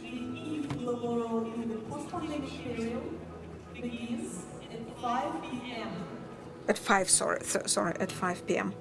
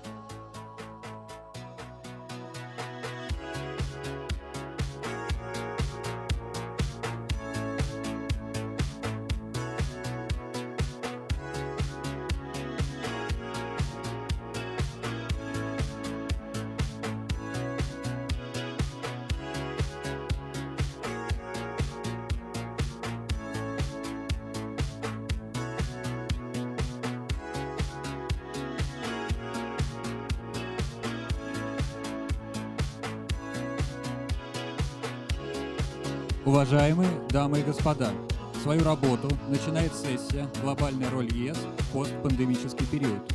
Dear ladies and gentlemen, we are starting panel discussion the EU global role in post-pandemic period.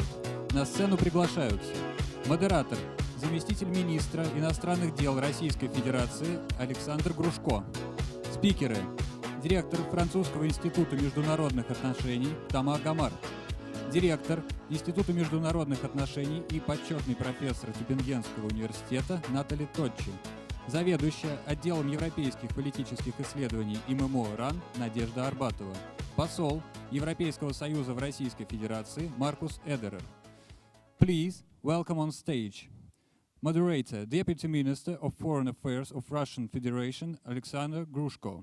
Speakers, Director of French Institute of International Relations Thomas Gomar, Director of the Institute of International Affairs and Honorary Professor at the University of Tübingen Natali Tocci, Head of Department for European Political Studies of the Primakov Institute of World Economy and International Relations Nadezhda Arbatova, Ambassador of the European Union to the Russian Federation Markus Ederer.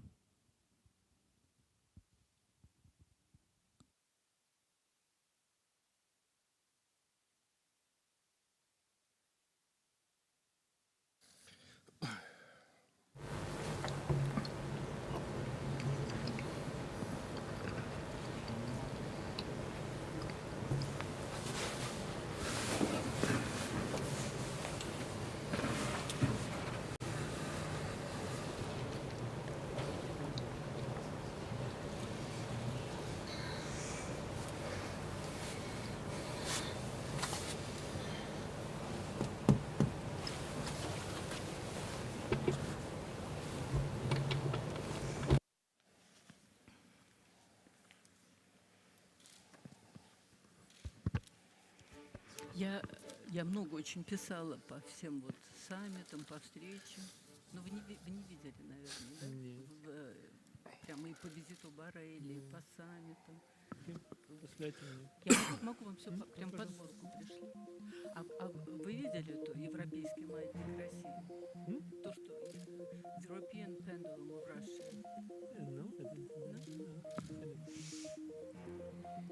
Кто-то даст команду, нет? Can we start? Thank you. Good afternoon, the participants of Primakov Readings.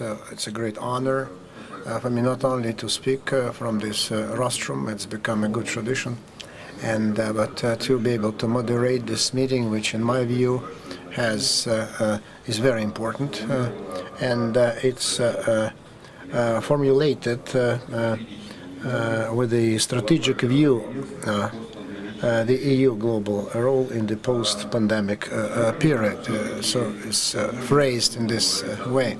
I think it's difficult to imagine what the post-pandemic world will look like and what lessons the mankind, and especially Western Europe, will learn from it. But to look into the future is always useful. And it goes without saying, before we start deliberating on the strategic role of the EU, we need to understand what it means for international relations, the post-pandemic period. Whether the post-pandemic period change the world, the global agenda, will it change the domestic agenda, whether this post-pandemic period will be post-globalized period, remembering about the protectionism, modern trends, strengthening of national interests to support one's own interests, or it will be a completely different construct that will provide for absolutely new algorithms of international relations. And we need to be mindful of the acute phase of the pandemic, so they were always working on the principles that my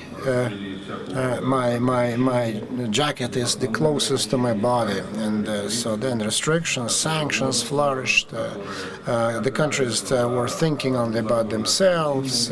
So then the attributive mechanisms became semi-legal, and that was an integral part of the international landscape during the pandemic.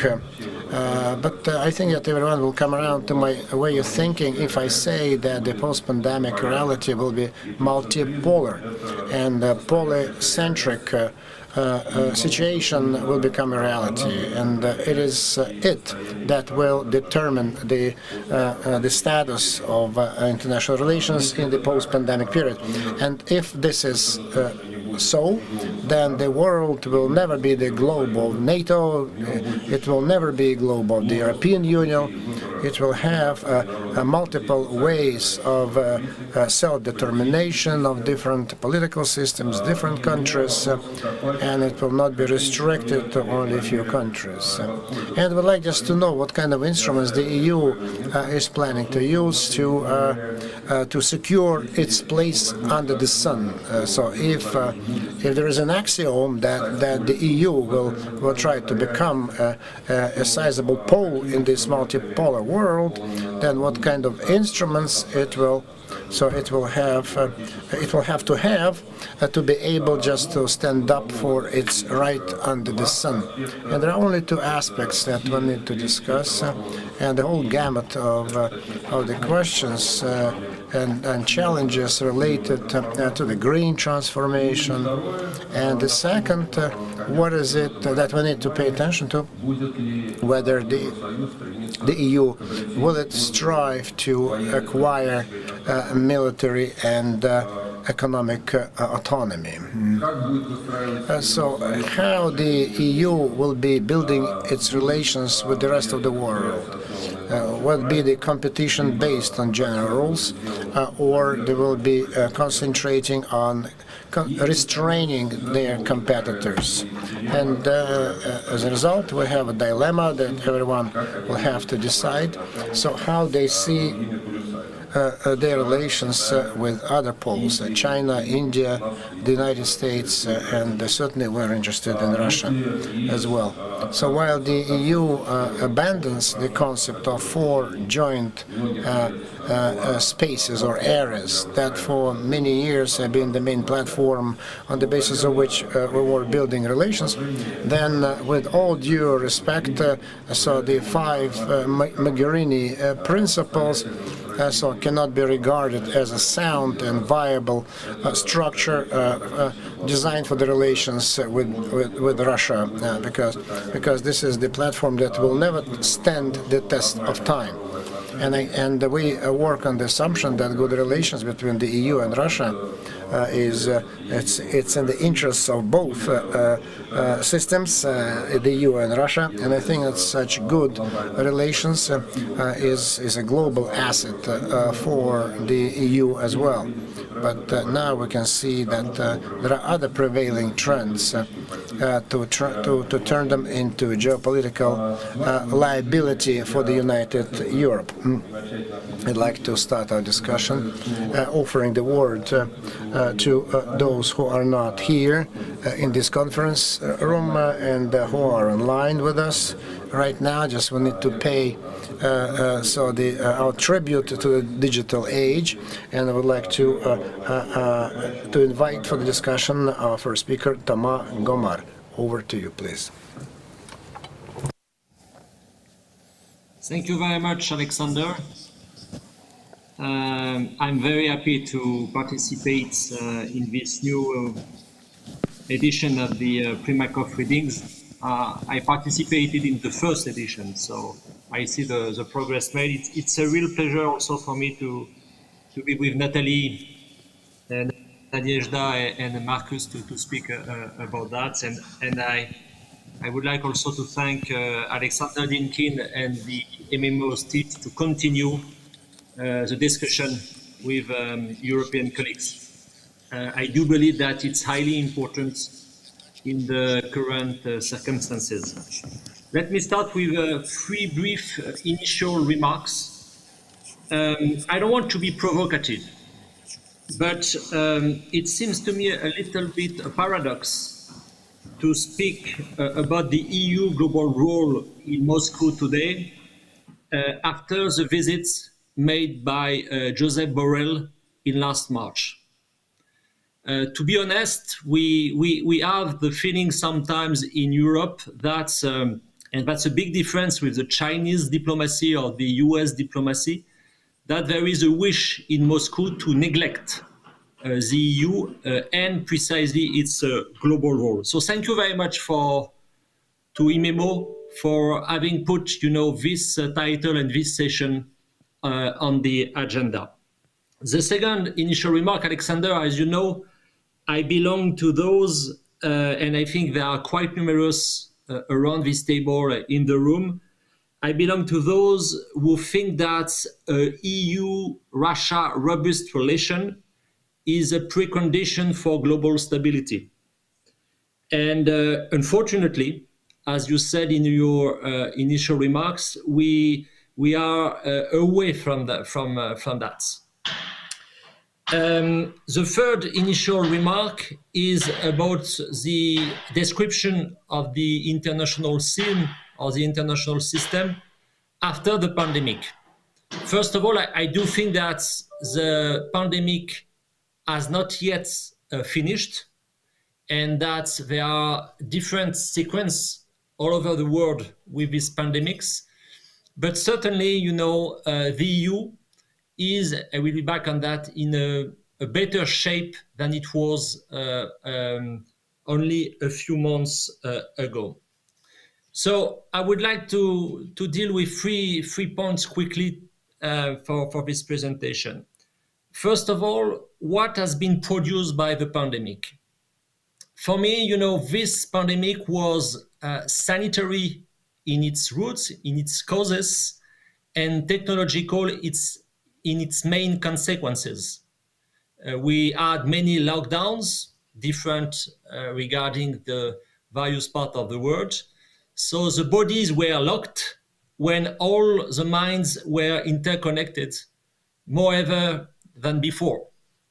And I think that this propagation, of technological tools, like the one we are using today to debate, is certainly one on the main consequences of this crisis.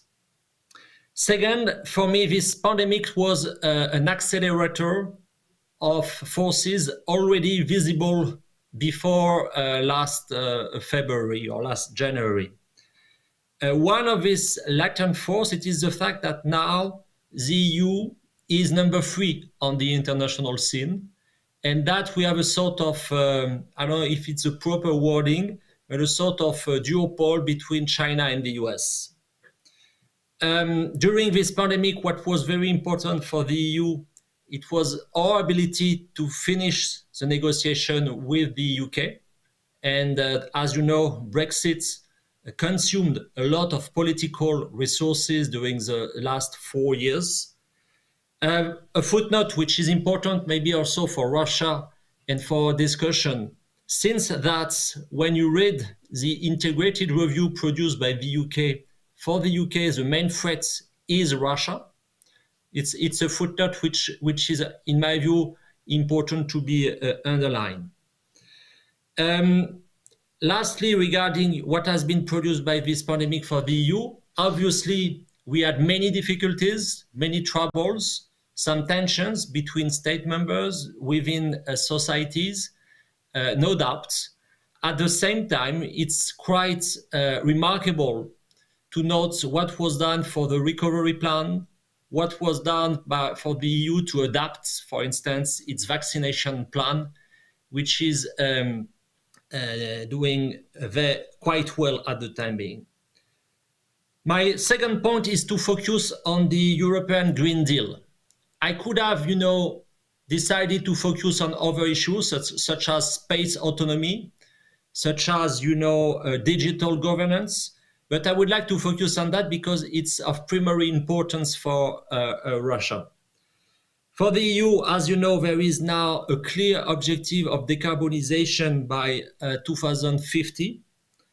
that will lead to deep consequences for global markets, especially energy global markets, plus also deep consequences for oil and gas producing countries, and namely Russia. I think that the EU has the ability to contribute to a climate club, and obviously one of the biggest issue it is its project to establish carbon taxation at its border, which will be a game changer and which will in fact redesign many economic relations between the EU and its partners. Third and last point, in terms of regional priority, I think it's always important to remind that in terms of policy of development, the EU is a main donor, especially towards Africa. African countries and their development is something which contribute to the EU global posture. Second, the neighborhood. Obviously, there is an ability, a wish, political wish for the EU to improve its relations both with Turkey, with Russia, also to secure Ukraine and other countries. And it's very important to underline the tools which can be used by the EU to do so. And lastly, something maybe less known in Moscow, the EU has also an ambition to be present in the Indo-Pacific region, which is in fact the idea that the center of gravity of the world system is shifting towards Asia-Pacific. There is a rise of China, the rise of India, and there is a world east of Suez for Europeans. And it is something more and more articulated, by Europeans. So I stop there, maybe by a reminder, which is important to say, in my view, which is about the nature of the EU. I think that's something on which we are very often mistaken in Moscow. It's to believe that the EU could act like Russia, like the US, like China, like other powers. But as you know, the EU is a political prototype, and its nature is not based on civil military relations. And I think that this nature deserves to be defended and also to be respected by others. Thank you very much, Alexander.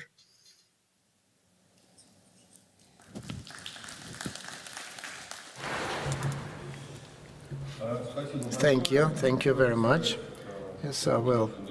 So I will try to moderate it very briefly and very concisely. I'd like to give the floor to our next speaker and participant, but I wanted just to stress that Russia does not expect that the EU will be acting like China or India. We understand the nature of the EU, and we work on the assumption that this nature of the EU, in some of its traits and qualities, unfortunately does not contribute to improving relations with the Russian Federation, and on issues of many common interests, and the position is formed on the basis of the common denominator, and this common denominator determines the countries that sometimes lack the strategic vision as to how to build relations with its eastern partner, the eastern neighbor. Okay, we'll go back to this discussion, and I would like just to ask to Natalie Tochi to join us. Well, thank you very much. Thanks for the invitation. Wonderful to be back at the Primakov readings. Indeed, not quite as good as being there in person, but for this year, I guess this will do. So what I'll be saying, in many respects, is going to be echoing some of the remarks that Thomas was making earlier. And I'll really start off by saying something which may sound a little bit strange, and that is that last year, i.e. 2020, was actually a good year for the European Union. It may sound strange because indeed, particularly after the first weeks of the outbreak of the pandemic, there was a lot of talk in Europe and in the broader world about a crisis, the third crisis, I should say, of solidarity within the Union. And indeed, here in Italy, this was something that was very strongly felt in those first weeks of the pandemic.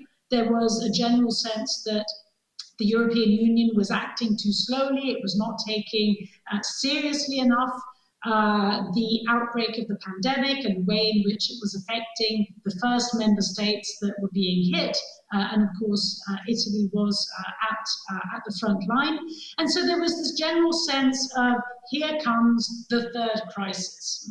After the Eurozone crisis, after the so-called migration crisis, here comes the pandemic crisis as a crisis which is not just a crisis in and of itself, but that represents a crisis of solidarity. So there was a real risk, there was a real danger, and I think that indeed, had the European Union not lived up to this third crisis, it probably would have been a crisis too many for the European Union to withstand. And yet it didn't happen. And this is really the remarkable story, I think, of last year that we're living through this year, obviously, as well. Essentially, although, as we know, and we could spend hours debating the differences and the divisions within the European Union in terms of its interests, in terms even of its values, but last year, something fundamental to the integration project was found once again, and that is the magic word of solidarity.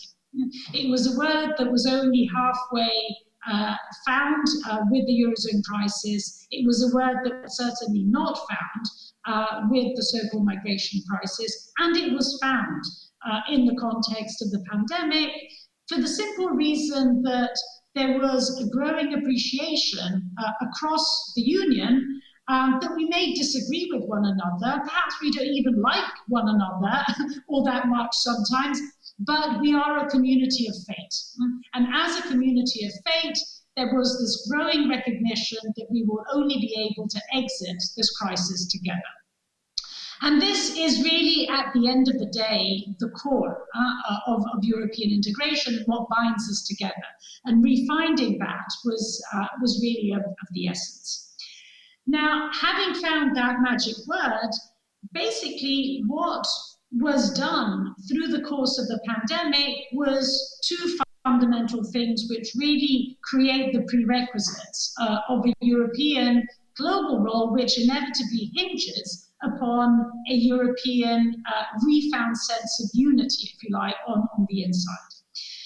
The first point, and of course Thomas was mentioning it, is that through the agreement on Next Generation EU, through the agreement of putting 750 billion on the table to exit the crisis, there was, in a sense, the potential was reopened to continue the work that was left hanging in midair after the Eurozone crisis.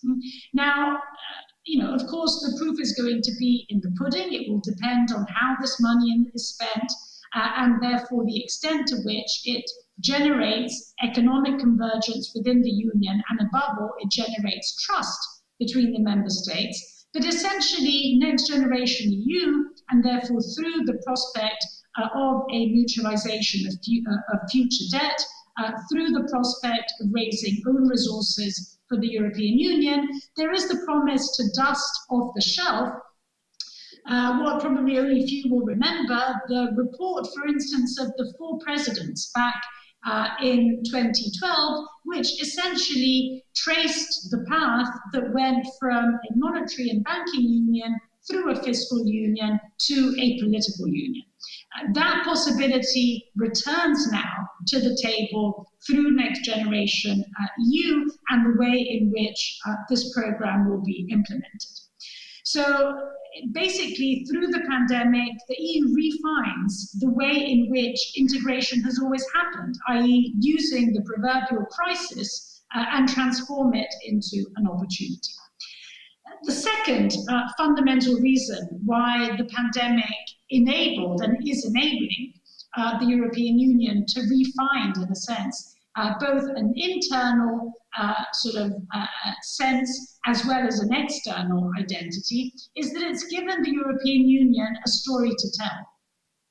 In many respects, one can look at the crises that the European Union lived through, beginning, I would say, with the constitutional crises back in 2005, up until the pandemic, as being crises in which essentially the European Union had lost a story.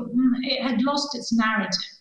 The quote-unquote old narrative of peace on the continent after 2 world wars is, of course, a powerful narrative, but in many respects, it had lost traction, certainly amongst younger generations. That is a narrative that, in a sense, works well for the generation of my parents, not even my generation, in a sense. The second narrative through which the European Union developed was the narrative of prosperity and the single market. The idea of the opportunities provided by European integration. And that was a narrative that was obviously very badly hit by the sovereign debt crisis. So basically, the European Union sort of lost a story to tell. Through the pandemic, through Next Generation EU, it has refound that narrative. And it's the narrative that Thomas was referring to. It's basically the green narrative, it's the digital narrative.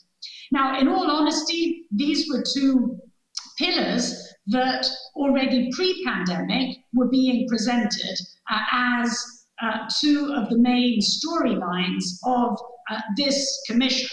So when the von der Leyen Commission came into office, green and digital, as well as geopolitical, were the three main sort of words, if you like, flash words underpinning the program. But before the pandemic, particularly when it came to green and to digital, in all honesty, they were little more than slogans. There was not real money. There was not a real program behind these words. Through Next Generation EU, through the fact that over 50% of the funds will be channeled to these programs, basically the European Union is substantiating a new narrative that does have traction with newer generations, that does have traction in the wider world. So basically, and you know, as I said, at the moment, it's not a foregone conclusion. The implementation will have to work out. But basically, the European Union is in a far stronger internal position to be able to play its external role.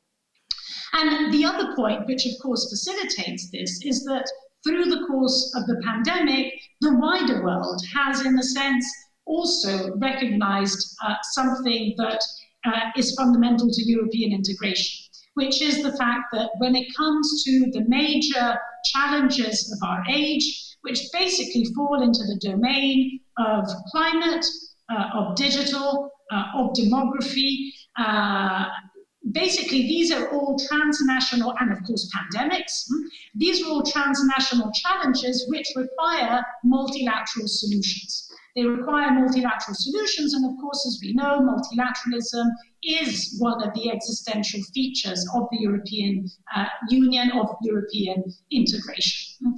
Now, to simply end on a different note, and perhaps a more pessimistic note, not to give the impression that it's all too rosy, of course there is still a lot of work to do.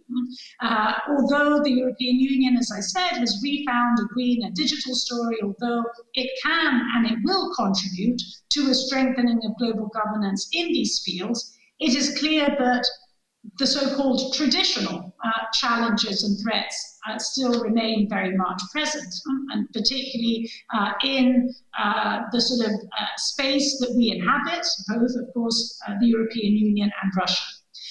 So I think in this particular domain, in the sense that third word that the current Commission President heralded geopolitical, this is obviously where a lot of the legwork still has to take place, particularly in terms of taking greater risk, with greater responsibility when it comes to our surrounding regions.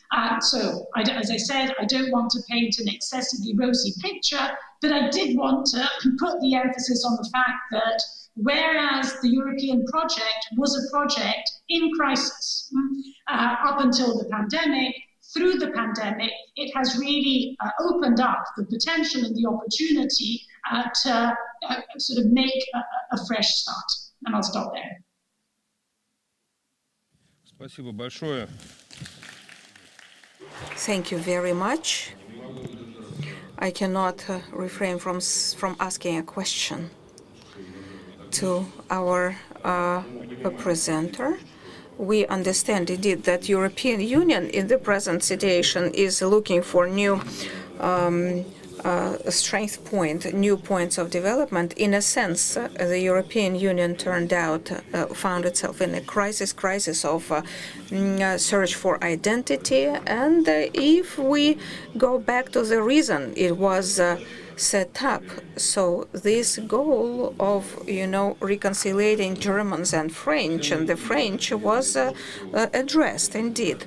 But those narratives that today will create the position of the European Union in the future require rethinking, reconsidering.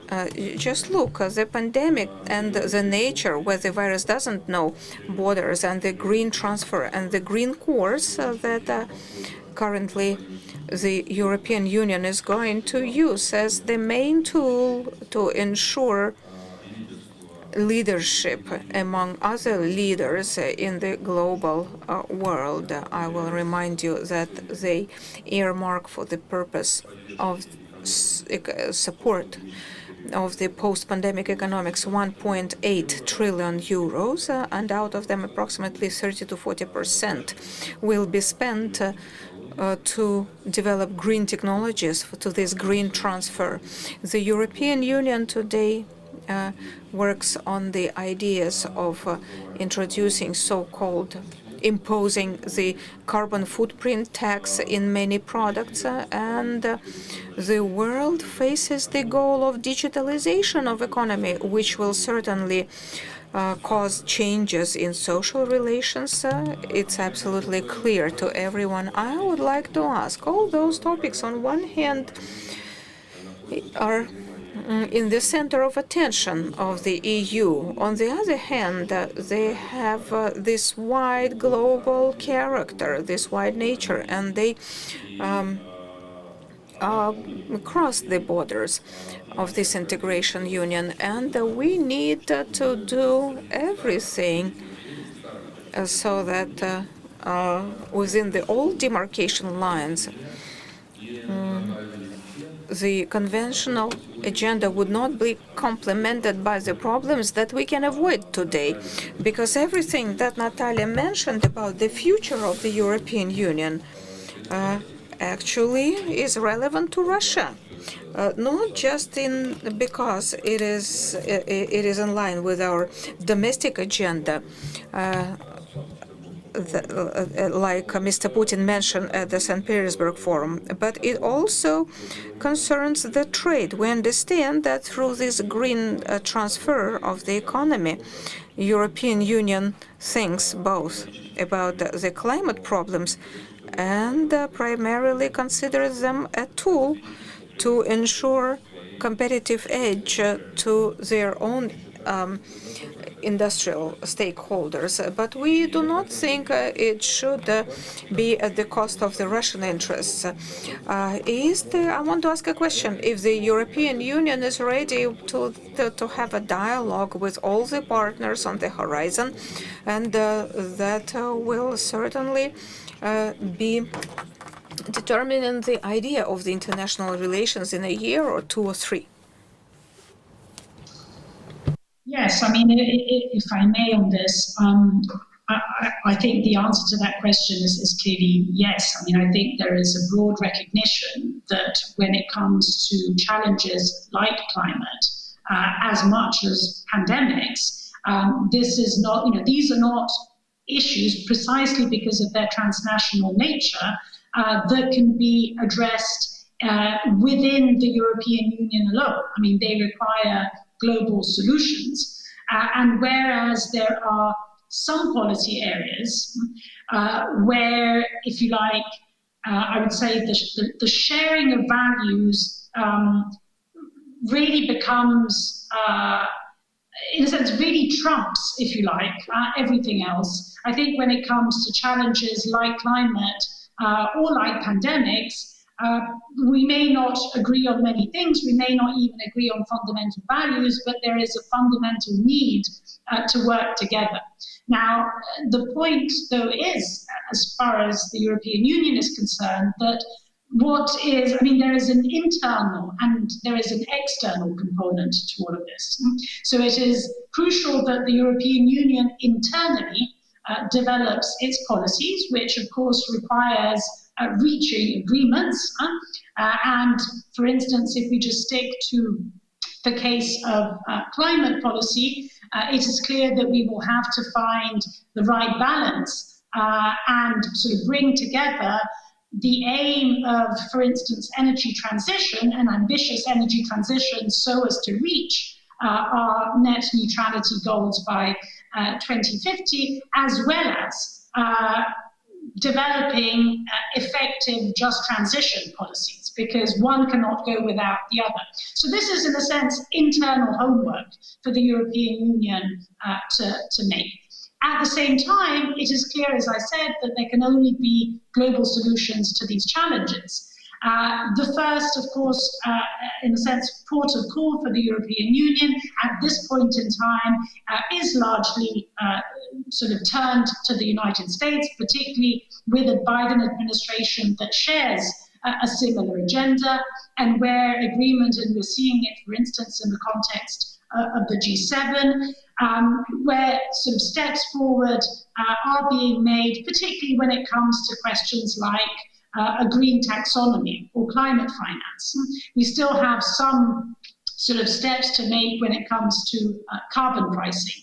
But then the idea is really that of, in a sense, reaching a critical mass of consensus that can then cascade, in a sense, into other multilateral formats and into other bilateral formats. So I think, and I'm sure Marcus will be mentioning this as well, there is a European Union Russia angle to all of this. There is a G20 angle to all of this. I mean, we will need to, in a sense, develop cascading consensuses on these issues so as to reach COP26 with that critical mass of support that we need in order to move forward towards a net neutrality goal, which is not simply a goal in words, but that actually starts delivering in practice as well.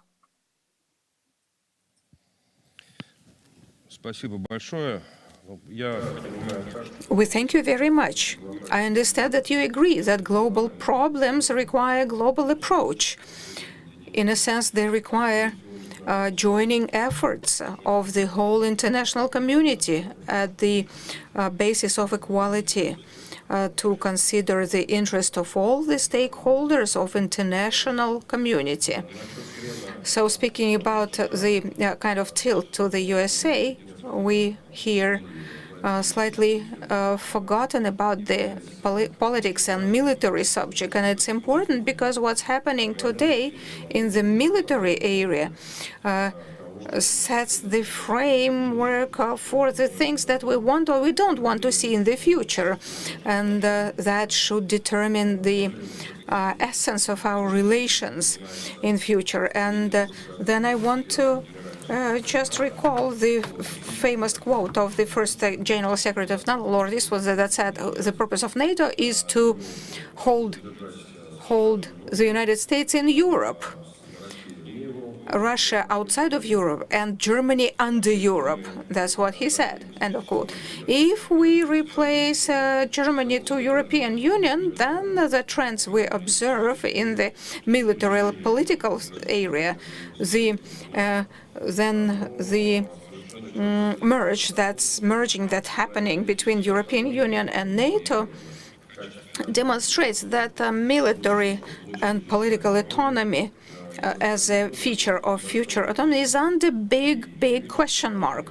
And we see that for many matters, with many questions, European Union becomes a derivative of the strategic views of the Americans, how to arrange this kind of rocket carrier, the missile carrier parked near the shores of the Russian Federation. And I would like Nadezhda Arbatova to mention this military and political aspect of security. I thank you very much. First, I thank you for the chance to talk here at this forum. I'm grateful to the audience who had the patience to stay here until the end of the day, and I believe that they are rewarded by the most interesting panel. So I would like to start with your first question about the post-pandemic world. I think that the main trends that will shape this world are being created now. It's the relations, the weight of the main centers of power. Europe as a full-fledged power center is not new. 100 years ago, it was a dream of pan-Europe idea followers, but it has shaped only nowadays with the main strategy of security, setting the course for strategic autonomy. What is that? It's turning the European Union into the comprehensive power center with all the necessary attributes, including the military component. As Joseph Borrell said, not to be strangled during the Battle of Titans, the European Union was created as an opposition to hard force, should learn to use this brute force. And in my point of view, well, what triggered this process was the crisis of the Atlantic relations that actually questioned the willingness of the US to protect the European interest in the post-bipolar world. Speaking about the polycentric world, it's much more flexible than bipolar world. The rivals today may be allies tomorrow, and the other way around. Weakening one side may not turn out a victory because it will give benefits to the third party that may turn out more dangerous, and increasing strength of one side does not mean victory, because all other opponents may merge against it, may come up together. And so it's the country, or maybe several countries together, will win if they build better relations than other centers of power. And it means that for the European Union, the course for strategic autonomy will not just be triggered by requirements of internal development or new directions, integration, including the military potential, but the relations with other power centers, including the US, China, and Russia. And that's where I wanted to focus, because I believe that the trends and the relations between those centers of power will actually color the main intrigue of the post-pandemic world, be it more polycentric or latent bipolarity in a very diluted shape, in a diluted form, will prevail in this post-pandemic world. And so let us go back to the recent speech of José Borrell at the presentation of his new book on European policy in COVID times, where he defined external policy of the European Union. He said, verbatim, "We should remember that the external policy of EU is changing of external policy of other countries. For us, it's external policy, but it means domestic policy of other countries," end of quote. And this position, in my view, actually causes both surprise and concern. Before this statement, the goal of external policy of any state was to ensure the beneficial, most favorable environment for this state activity. Certainly, the human rights should be part of the external agenda, but they cannot oust all other matters, including international security, arms race, conflicts, and others. Then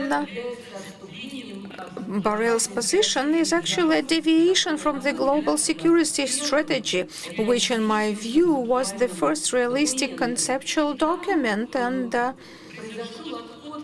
so digression from the rhetorics and democratization of other countries in favor of sustainability, which has become the main principle of relations, of attitude of the European Union to other countries. Then change of the domestic policy of other countries is, like our English-speaking colleagues say, is recipe for disaster. Recipe for disaster. When you try to change others, no matter how beautiful are your principles, they cannot be imposed by force. They cannot be cursed to unprepared society. They are counterproductive because they are capable to reverse all those, even though modest, achievements that the countries had for the day. And there is connection between external political in collaboration of the states and the domestic policy. Very simple connection. The better the external environment, the more favorable the domestic development of the state. And I would like to remind you that Andrei Sakharov, whose 100 years we celebrated recently, was returned from exile at the moment to Moscow when the Soviet Union and the Reagan's America made a step to disarmament. And now briefly, in a nutshell, about the relation of the European Union with the main centers of power. Of course, the United States will remain an ally, but the relations will be different, totally different. I'm afraid we underestimate the fact that this trigger for strategic autonomy was derived from the crisis of conventional Euro-Atlantic relations. And then the adherents of NATO Atlantic associations thought that the reappearance of the Cold War will bring the relations of Europe to the ante condition. But certainly we can resume the Cold War, but we could not possibly resume the relations that existed during the Cold War and that guaranteed good connection between the allies. So the European Union is not ready to follow in the rut of the United States, in the wake of the United States, because the EU has its own interests that is going to stand for and is going to support, and the EU is is not ready to be just an instrument to support American interests. China, a very interesting subject. So the problem of the relationship between the EU and China, which by the definition of Barrel is a partner, competitor, and adversary simultaneously. So the problem is it's very difficult to maintain the balance between these three components of China, especially in the international politics of Barrel, so which is supported, by the way, by Biden. That is why if the simultaneous politics of hard sanctions to the United States and the EU vis-à-vis China, if it prevails, if this prevails, then certainly competition and adversariness will certainly prevail, and that will certainly determine the reformatting of international relations towards bipolarity. So the approach to Russia is very close to the approach of the EU to China. It's the selective cooperation, and then. But at the same time, it has no strategic goal and containment of Russia. These are the three most important parts, because the European Union does not have a common enemy that created anti-Hitler coalition. No pandemic, no international terrorism did not bring together the EU and Russia and the West together. Failed to do that, but at the same time we have one common horrible threat, which is the threat of a global conflict, which may occur as a result of regional conflicts, incidents, contradictions that could not be settled. It might occur. And that is why I think that we all, the EU including, we need a new Eastern policy. So the policy in the spirit of Willy Brandt that did not intend to change the Soviet Union into democratic society. So that the main goal was change through coming together, through bringing us together. That was the main politics. That's what Emmanuel Macron is saying too. And in conclusion, I'd like to say that the EU, as a center of power, may play a very positive role in the international relations under certain circumstances, specifically if all centers of power play by the rules, the same set of rules, and that's yet another very important component to ensure good cooperation between all centers of power. Thank you. Thank you very much. You were saying that one of the factors that influences many things is weakening. The way I got it, maybe just it's not word for word. This weakening of attention of the United States to the problems of military security of Europe. So we may agree to it, but only up to a point, because we have seen. So we have seen these manifestations in the line, political line that Trump was pursuing. We could see those manifestations, but if we look at the situation in an impartial way, and because we are. We're not at the times of the Cold War, when the thousands of tanks were facing each other and troops were facing each other, and so that actually determined the military component of the Cold War. That's exactly what was happening. But now, just so the threat of this direct opposition and military conflicts was put on the back burner, and that's why the autonomy of the EU had a chance to develop very rapidly.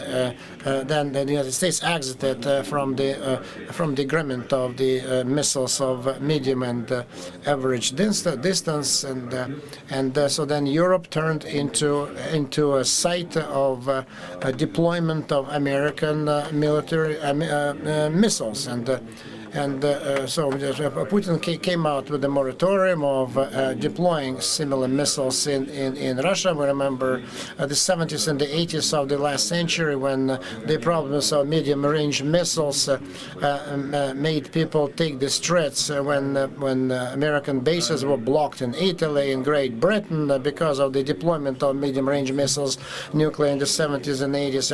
And so then in the Netherlands, they were not deployed, the Tomahawks were not placed there. But now, so this is all history, and millions don't take to the streets. And I think that this is the time when the European voice should sound very loudly and clearly, and especially in the military sphere, to determine your own interests, what are key interests for the existence of the EU. And its evolution towards the global center of power in a new polycentric world. Can you comment on that? Yes, exactly. I think that Europe is responded very painfully to the United States exiting the medium-range missile agreement. And I think that the European politicians were making the statements that this agreement should have been saved.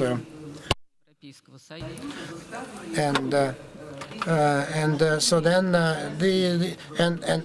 then actually, so they were speaking against Russia, about the role of Russia, that did not support the agreement as well. And so I think that Marcus will prove me wrong, or not prove me wrong, and give some examples. And that scared Europe very much. So this medium-range missile deployment treaty.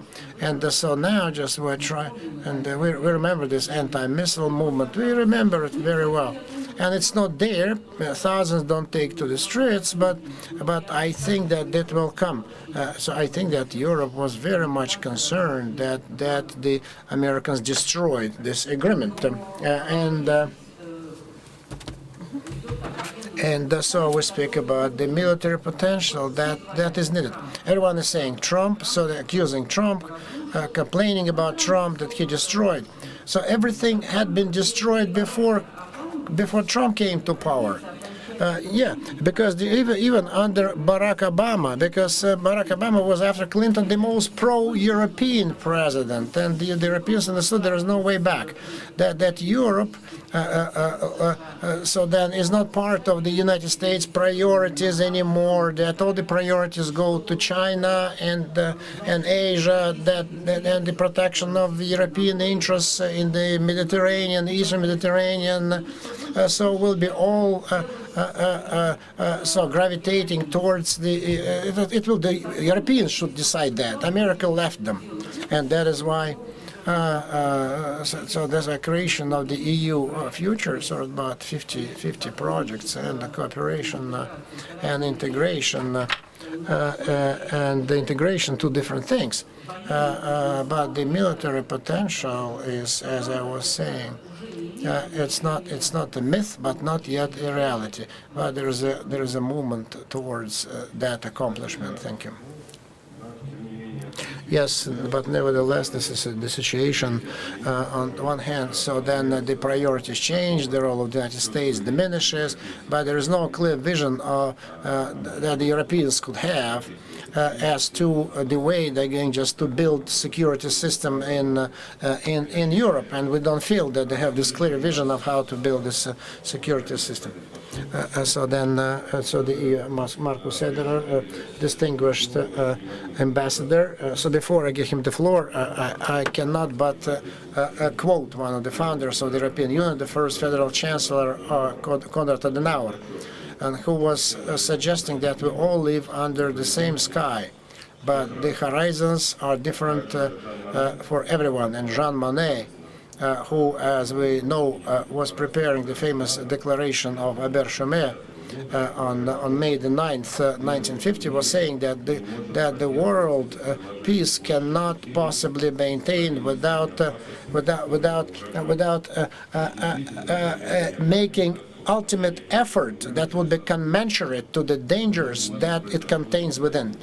And and then we can maintain peace. And that is why what we have now, it's all due to owing to the founders of the European integration. It's a creative approach when we talk when we say whether we will be able just to maintain the EU, whether the EU will be able just to maintain its faith and trust and confidence about what they were saying. And so then the creative policy of the sanctions that the European Union has been using for a reason or for no reason and continues to spiral, snowball them. So so they think that it's one of the instruments of guaranteeing the importance of their own role in the global community, and I would not regard it as fair competition what they're doing. So what needs to be done to change the situation for the better?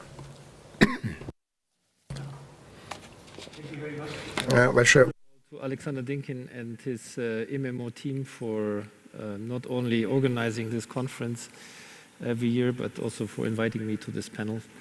And I'm happy and pleased to be with such distinguished co-panelists as Nadezhda, Natalie, and Thomas, and under the able guidance of the Deputy Foreign Minister, which is in a way a little bit provocative, this guidance, but I made a promise to myself that I will not engage in a bilateral dialogue with Alexander on the quality and future of the EU-Russia relationship. We have exchanged these arguments so often, and I have heard yours again today, that I don't think I want to bore everybody to death, but rather maybe come back to the question which guides this panel.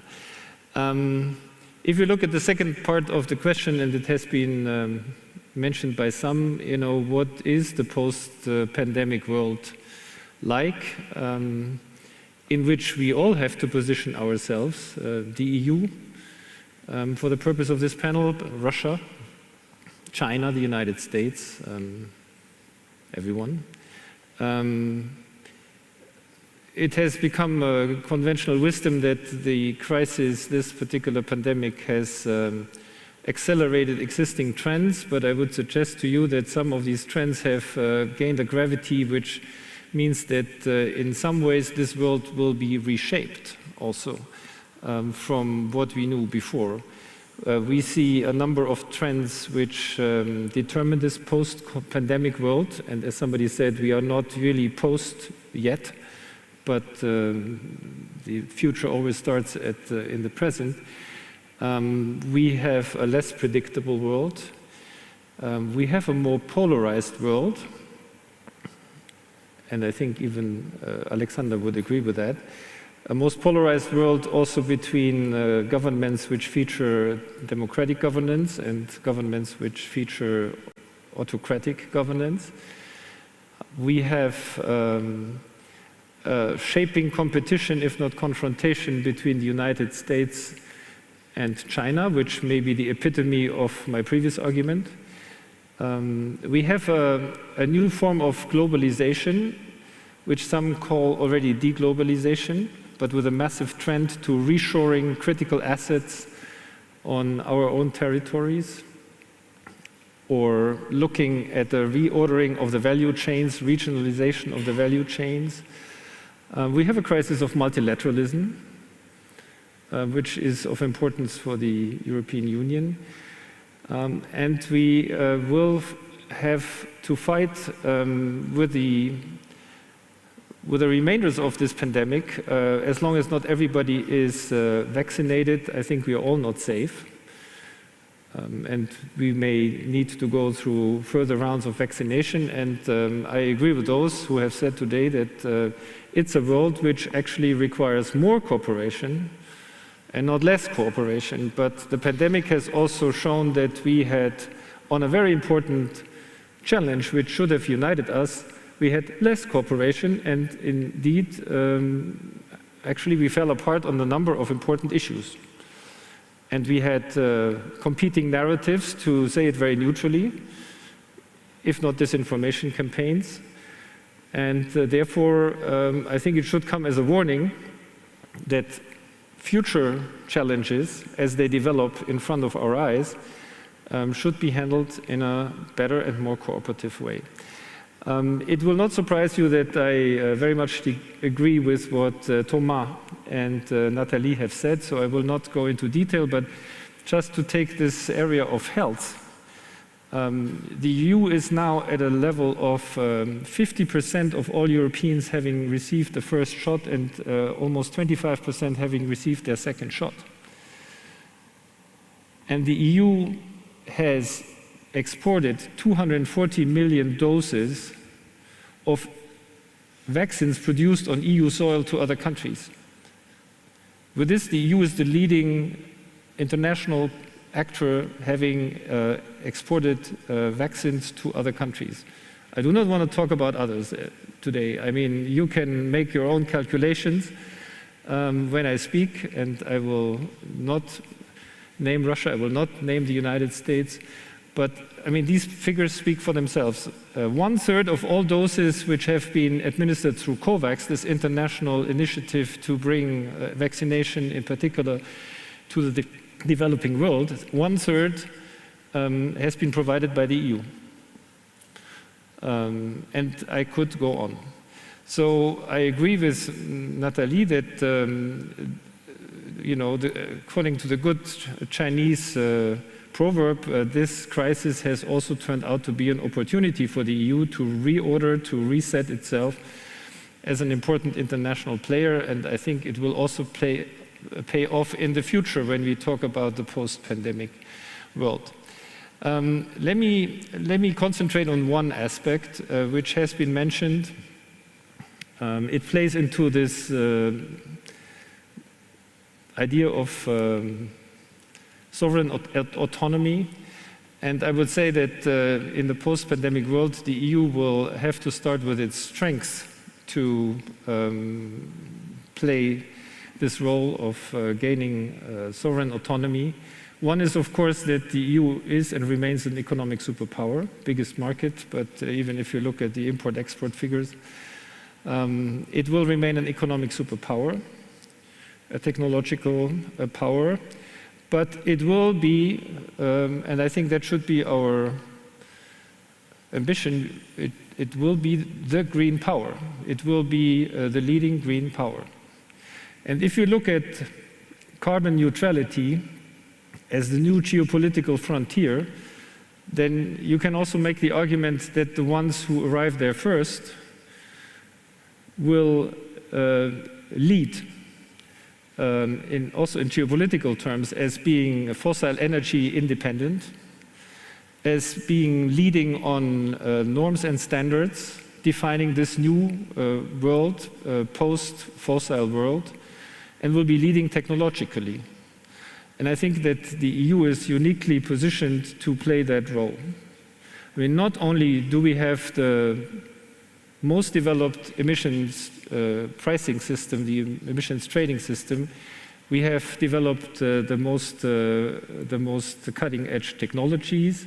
We have a very strong regulatory framework in place, and now, and it has been mentioned, we put up 1.8 trillion euros, out of which 30% go into climate-related projects. That's 500 billion euros.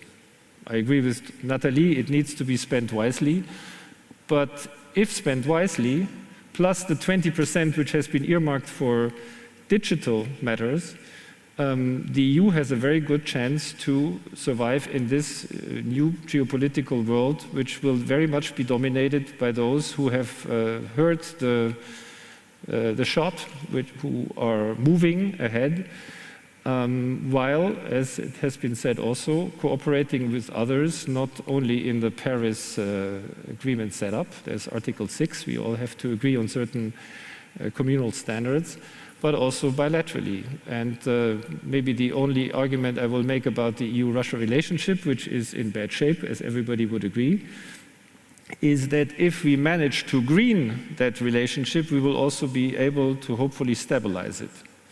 And this is why I am for deepening the dialogue on many things concerning the green transition. So in this pandemic world, the EU would try to play the role of a pole with the power attributes I have mentioned. Hard power attributes will come, but it will take more time than what I described in terms of economy and digital and green transition. It will try to present itself as the partner of choice for many others. It will try to reinvigorate multilateralism and tame multipolarity through multilateralism, true multilateralism, including everybody and not reducing multilateralism to a P5 formula. And it will try to cooperate and have an outreach with everybody willing and capable of joining in such a post-pandemic world. It is a dangerous world. It's a very fluid situation, and we are called upon to work together. And the EU has been mentioned as a partner, competitor with China. The transatlantic relationship shaping up after elections in the United States. The EU just having had a summit with India, a very successful one. We are relaunching trade negotiations. We concluded a connectivity partnership and a number of other things. So I believe that, including in the Indo-Pacific, the EU will play the role of an important pole with all the weaknesses we have. I mean, we just had another discussion on consensus in foreign policy decisions. You may have seen the various voices on that. It is something which holds us back from making quick and decisive decisions. At the same time, it also has a kind of an effect Europe always had, that we try to get everybody on board and then move. It takes sometimes a little longer. And I admit that we are not perfect, and we would be happy if others from time to time admitted that they are not perfect either. The last sentence I will say is when you said, Alexander, that the post-COVID world will not be a global NATO or a global EU, I do not believe it will be a global Russia either. Thank you.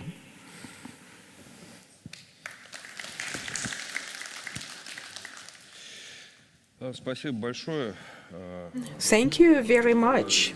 So you said you were speaking about the Green Front, but the front somehow reminds us about the trenches. We don't want the Green Front. Actually brought us to trenches, military trenches and other military devices that will prevent and harness actually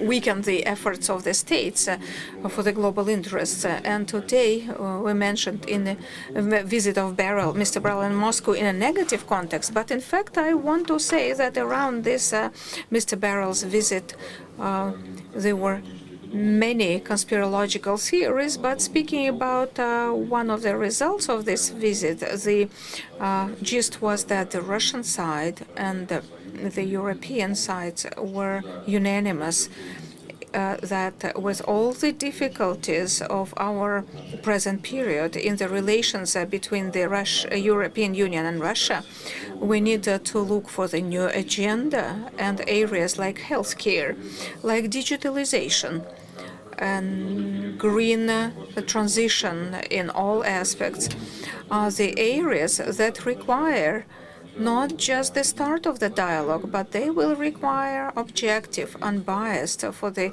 benefit of both sides, practical collaborations. Once we don't want to find ourselves in the situation when we go our own ways, own paths, then with great difficulty we shall try to find how to merge them without weakening our positions in the global arena.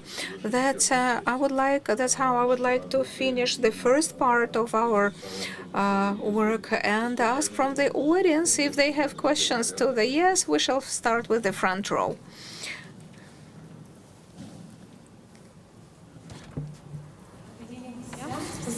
Yeah, good afternoon. I thank you for the opportunity to ask a question. My name is Mila Serovich, and I'm participant of the youth session of Primakov Readings.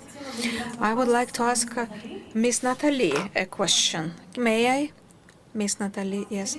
Could you please tell us how you, as a representative of European Union, look at the collaboration of Serbia in Russia in the energy sector, in the area of the Turkish Stream, the South Stream, and the loans that China provides to Serbia and Montenegro.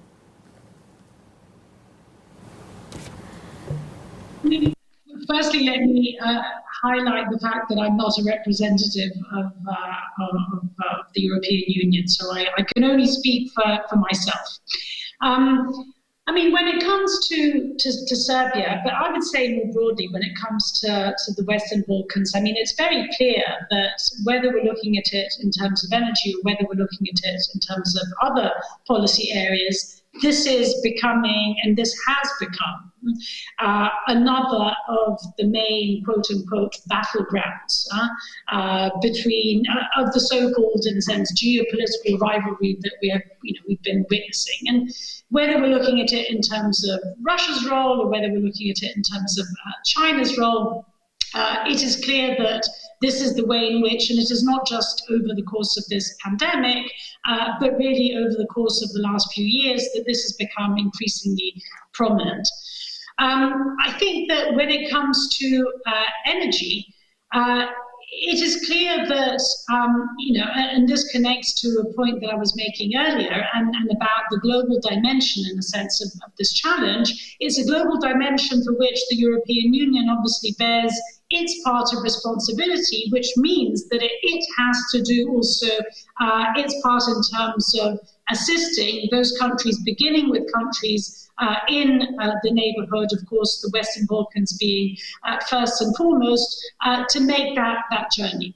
And in a sense, and this connects also to a point that Marcus was making, to the extent that countries of the Western Balkans are supported in their own energy transition, they will themselves become, in a sense, more independent and more autonomous, and therefore less amenable, in a sense, to being played off by different powers.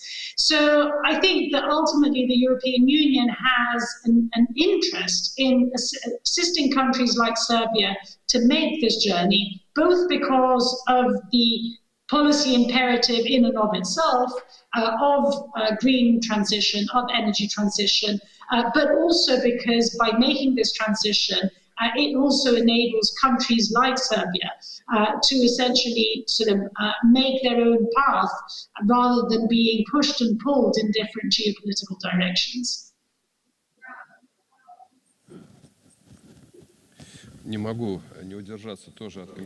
I cannot fail to comment. Indeed, should we look at the history of an energy collaboration of Russia and European Union, it's a success story, but it's surprising in a sense that the first large contract under the name of Gazprom was signed with Germany, and since then the area of energetic collaboration was absolutely outside the political concept. No matter what happened in Europe, Cold War and hot wars, and NATO was bombing Kosovo, and states ceased to exist, and new states were born, and sometimes we didn't know who was supposed to pay for the gas, but we kept supplying.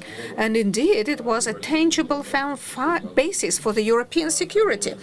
This safety pillow that unfortunately in our relations with the United States we don't have, because this is the strong point of the Russian-EU relations, and the volume of external trade and investment allows to use them as a starting point for going forward in the areas we mentioned. And unfortunately, this domain finally got politicized. Now there are conversations about the use of energy sector as a tool of political influence and pressure on Russia, a hybrid pressure. Certainly, it is not true. And the problem that we need to address in our relations should be addressed primarily with the movement towards common sense, and the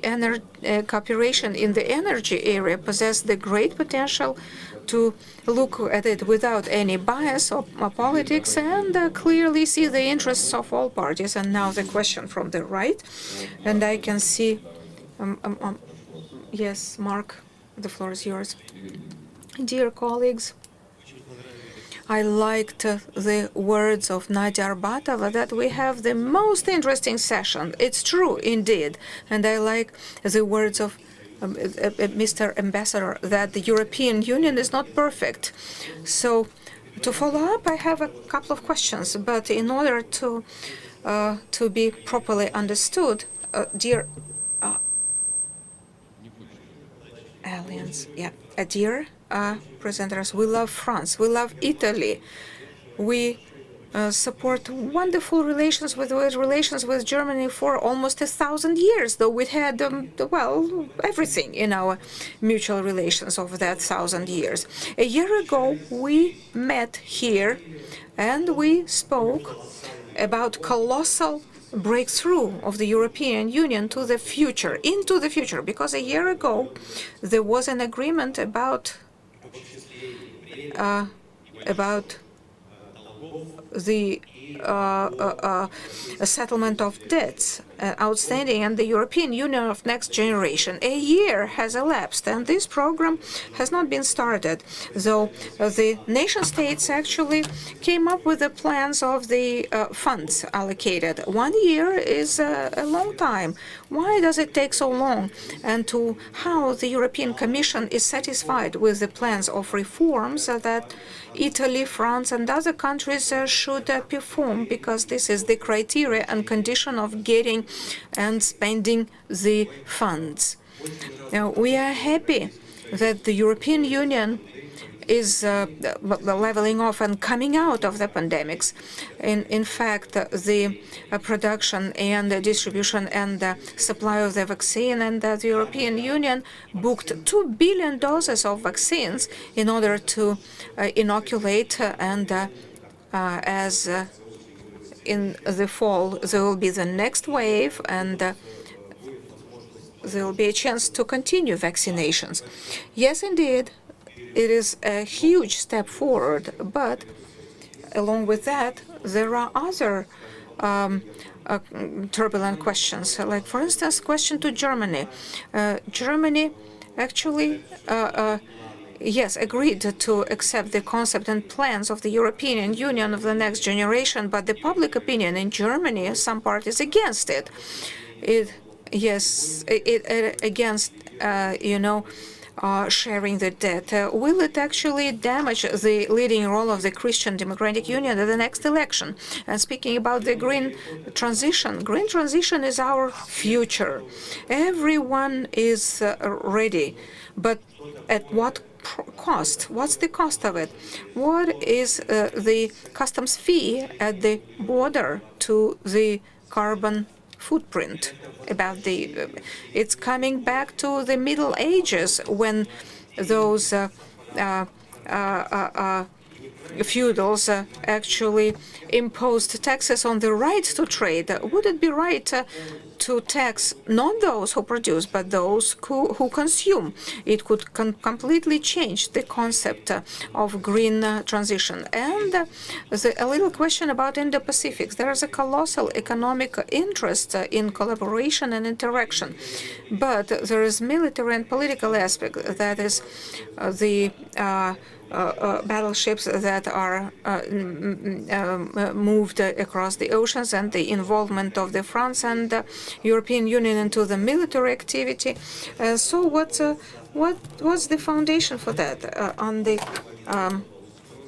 of the post-war conditions, when the France and the UK and the United States reserved the right to control the territories in this world. Would it be proper to finish decolonization, and then the military strategic situation in this region will be much better, and each region will independently address and solve their problems? Just a few questions, and I hope While the questions will be interesting for the panelists.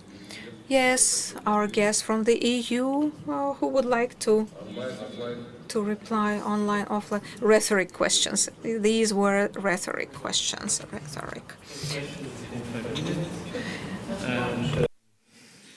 The simple answer to why does the next generation EU 750 billion euro package only take off now is that it had to go through national approval processes. We are 27 democracies, and this has just been finalized, and we are starting. It is indeed a revolution, and it was made possible by Chancellor Merkel and President Macron devising a very courageous plan, whereby for the first time the EU can take up loans on behalf of everybody, and where part of this package is being handed out as grants, non-repayable grants to the most affected member states. And going back to what Nathalie said about solidarity, and I don't think there is much criticism. I cannot speak for Germany, even though I'm German, but as I said, it was a French-German initiative, and I do not see the kind of discussion which would change majorities in the German political framework. But again, I'm speaking more comfortably about 27 than about the country I know best, and you may want to understand that. I refuse to accept the notion of the carbon border adjustment mechanism as being way back into the Middle Ages, even though it sounds maybe a nice sound bite, but you really have to understand the purpose of the carbon border adjustment mechanism. It is about avoiding what is called carbon leakage. Carbon will be priced in the EU, yes, but any incentive for our industry to move outside the EU where they can produce more cheaply, namely without carbon pricing, or any incentive for others trying to replace EU production by importing without having to pay a carbon price, should be disencouraged. On this basis, whenever a country has similar measures, has a carbon pricing system, has an carbon offset system, this will be assessed against possible carbon pricing related to the carbon border adjustment mechanism. So ideally, in a country which makes a similar effort as we do in the EU, exporting goods, there will be no nominal carbon border adjustment price. Whether it's a tax, whether it's a certificate is not known. I'm always surprised that everybody here seems to know that it's a tax. I know from Brussels that it may not be a tax. And they're looking at it. And they're looking at it in all its variants, including feasibility, including what other countries have to say. By the way, there was a public consultation where many Russian stakeholders took part. Alexander knows that. The Union of Industrialists, the Ministry of Economic Development here. So, it's a pretty inclusive process. And, let's criticize it when it's there. Sometimes I feel that at least some Russian stakeholders, not all, fight more against the CBAM than against climate change. And this is not what it should be. On Indo-Pacific, I would just say that the EU just passed a strategy which is maybe the most inclusive Indo-Pacific strategy from all players which have engaged in Indo-Pacific approaches. I was in the foreign ministry not long ago, and we exchanged on that, and there was some recognition of this fact also from the colleague of Alexander. Thank you very much.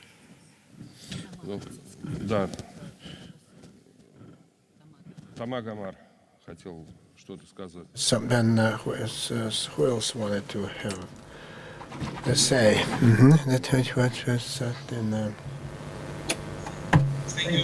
Yes. In line with the question asked by Mark. Good to see you, Mark, by the way. As said, by Marcus, very simple to understand what it took 1 year. democracy takes time. That's the simplest way to explain. About Indo-Pacific, I think it's what you have said. I don't want to react to what you have said about finishing decolonization, because it's a sort of provocation which seems to me not at the level of the discussion.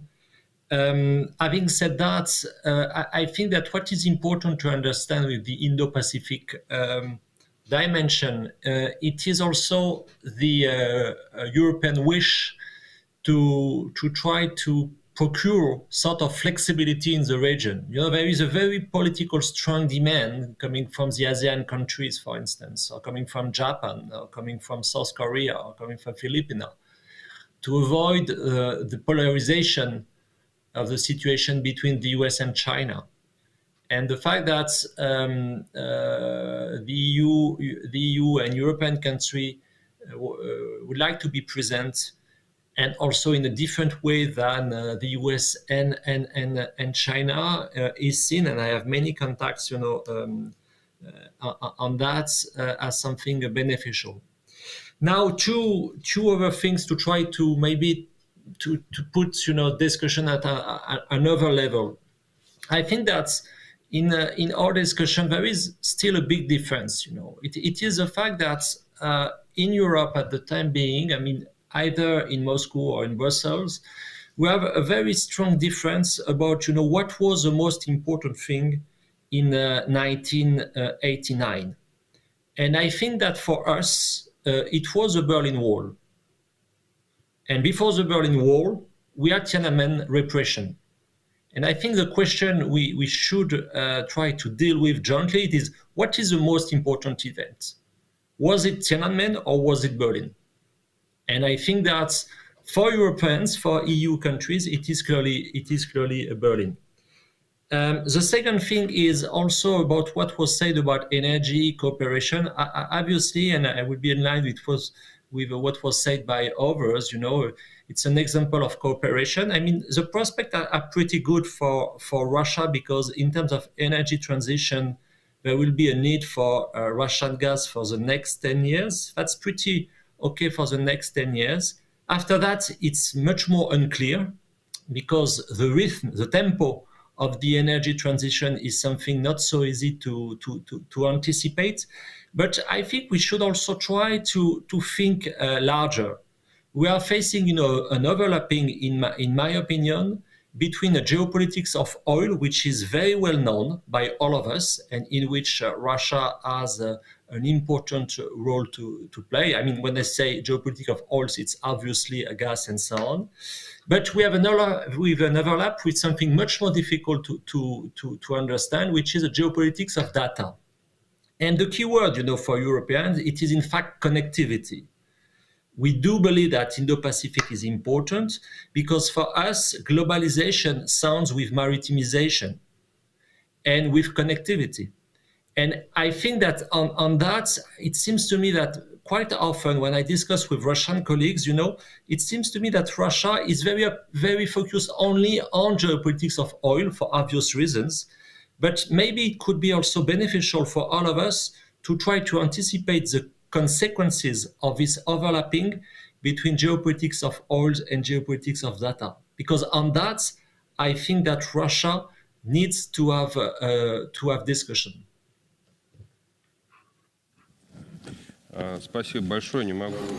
Thank you. I can't but make two comments. First, whether there will be this border tax, we don't know whether it will come to pass or not, but I think that the EU will definitely invent something that we'll have to pay anyway, so they will do that one way or the other. And the second problems in our relations with the EU, because of the nature of the EU, even before the decision is made and properly formalized in the form of a directive or any acts or that will have legal power, they never discuss this with us because there is no ground for discussion. But once the decision is made, so they say, oh, it's too late to discuss anything because we'll have to bite the bullet. That's it. And that's why we would like just to avoid these court procedures, and like we do it with the EU, and start participating in this systemic discussion before this tax is finally taken. And not to restrict only about the carbon footprint and the taxes. We need to bring into play all the factors that would help the problem of climate change, and then including nuclear power and the CO2 consumption by the woods, etc. And then the last point, what concerns us very seriously is the concept of Indo-Pacific partnership. We work on the assumption that for Asia and South Asia, and for this huge, gigantic region where we have the main growth drivers and political influence and trade routes, so we need to make an inclusive approach. We need to entertain it. So which is ASEAN, and these plans, especially plans related to its military dimension, the so-called creating quad. And this is something that breaks this unified space, and has to do with the task of the United States, formulated by United States, aimed at constraining China. So I have just to. So let's take one last question using our power of the moderator. So take one last question.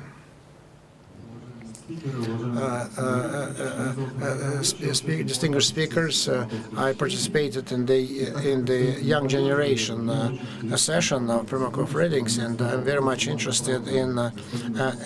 So I would like just to address this direct this question to Mr. Ambassador, and about the Prague Center, because they participate very actively in the post-Soviet space, and especially in the Southern Caucasus. And in Russia, they're trying to do that. We want to cooperate with the youth, the European youth, with the European younger generation, and we try to get to touch base with the Prague Civil Center.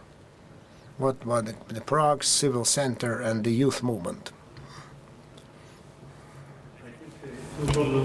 The Prague Center, and if you need some contacts, I can hopefully provide them to you.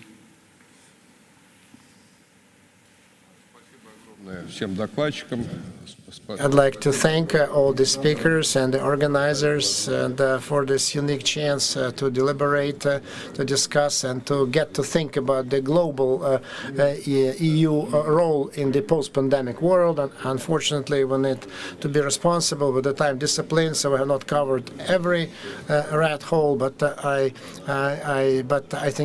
like to thank all the speakers for their contribution. Thank you.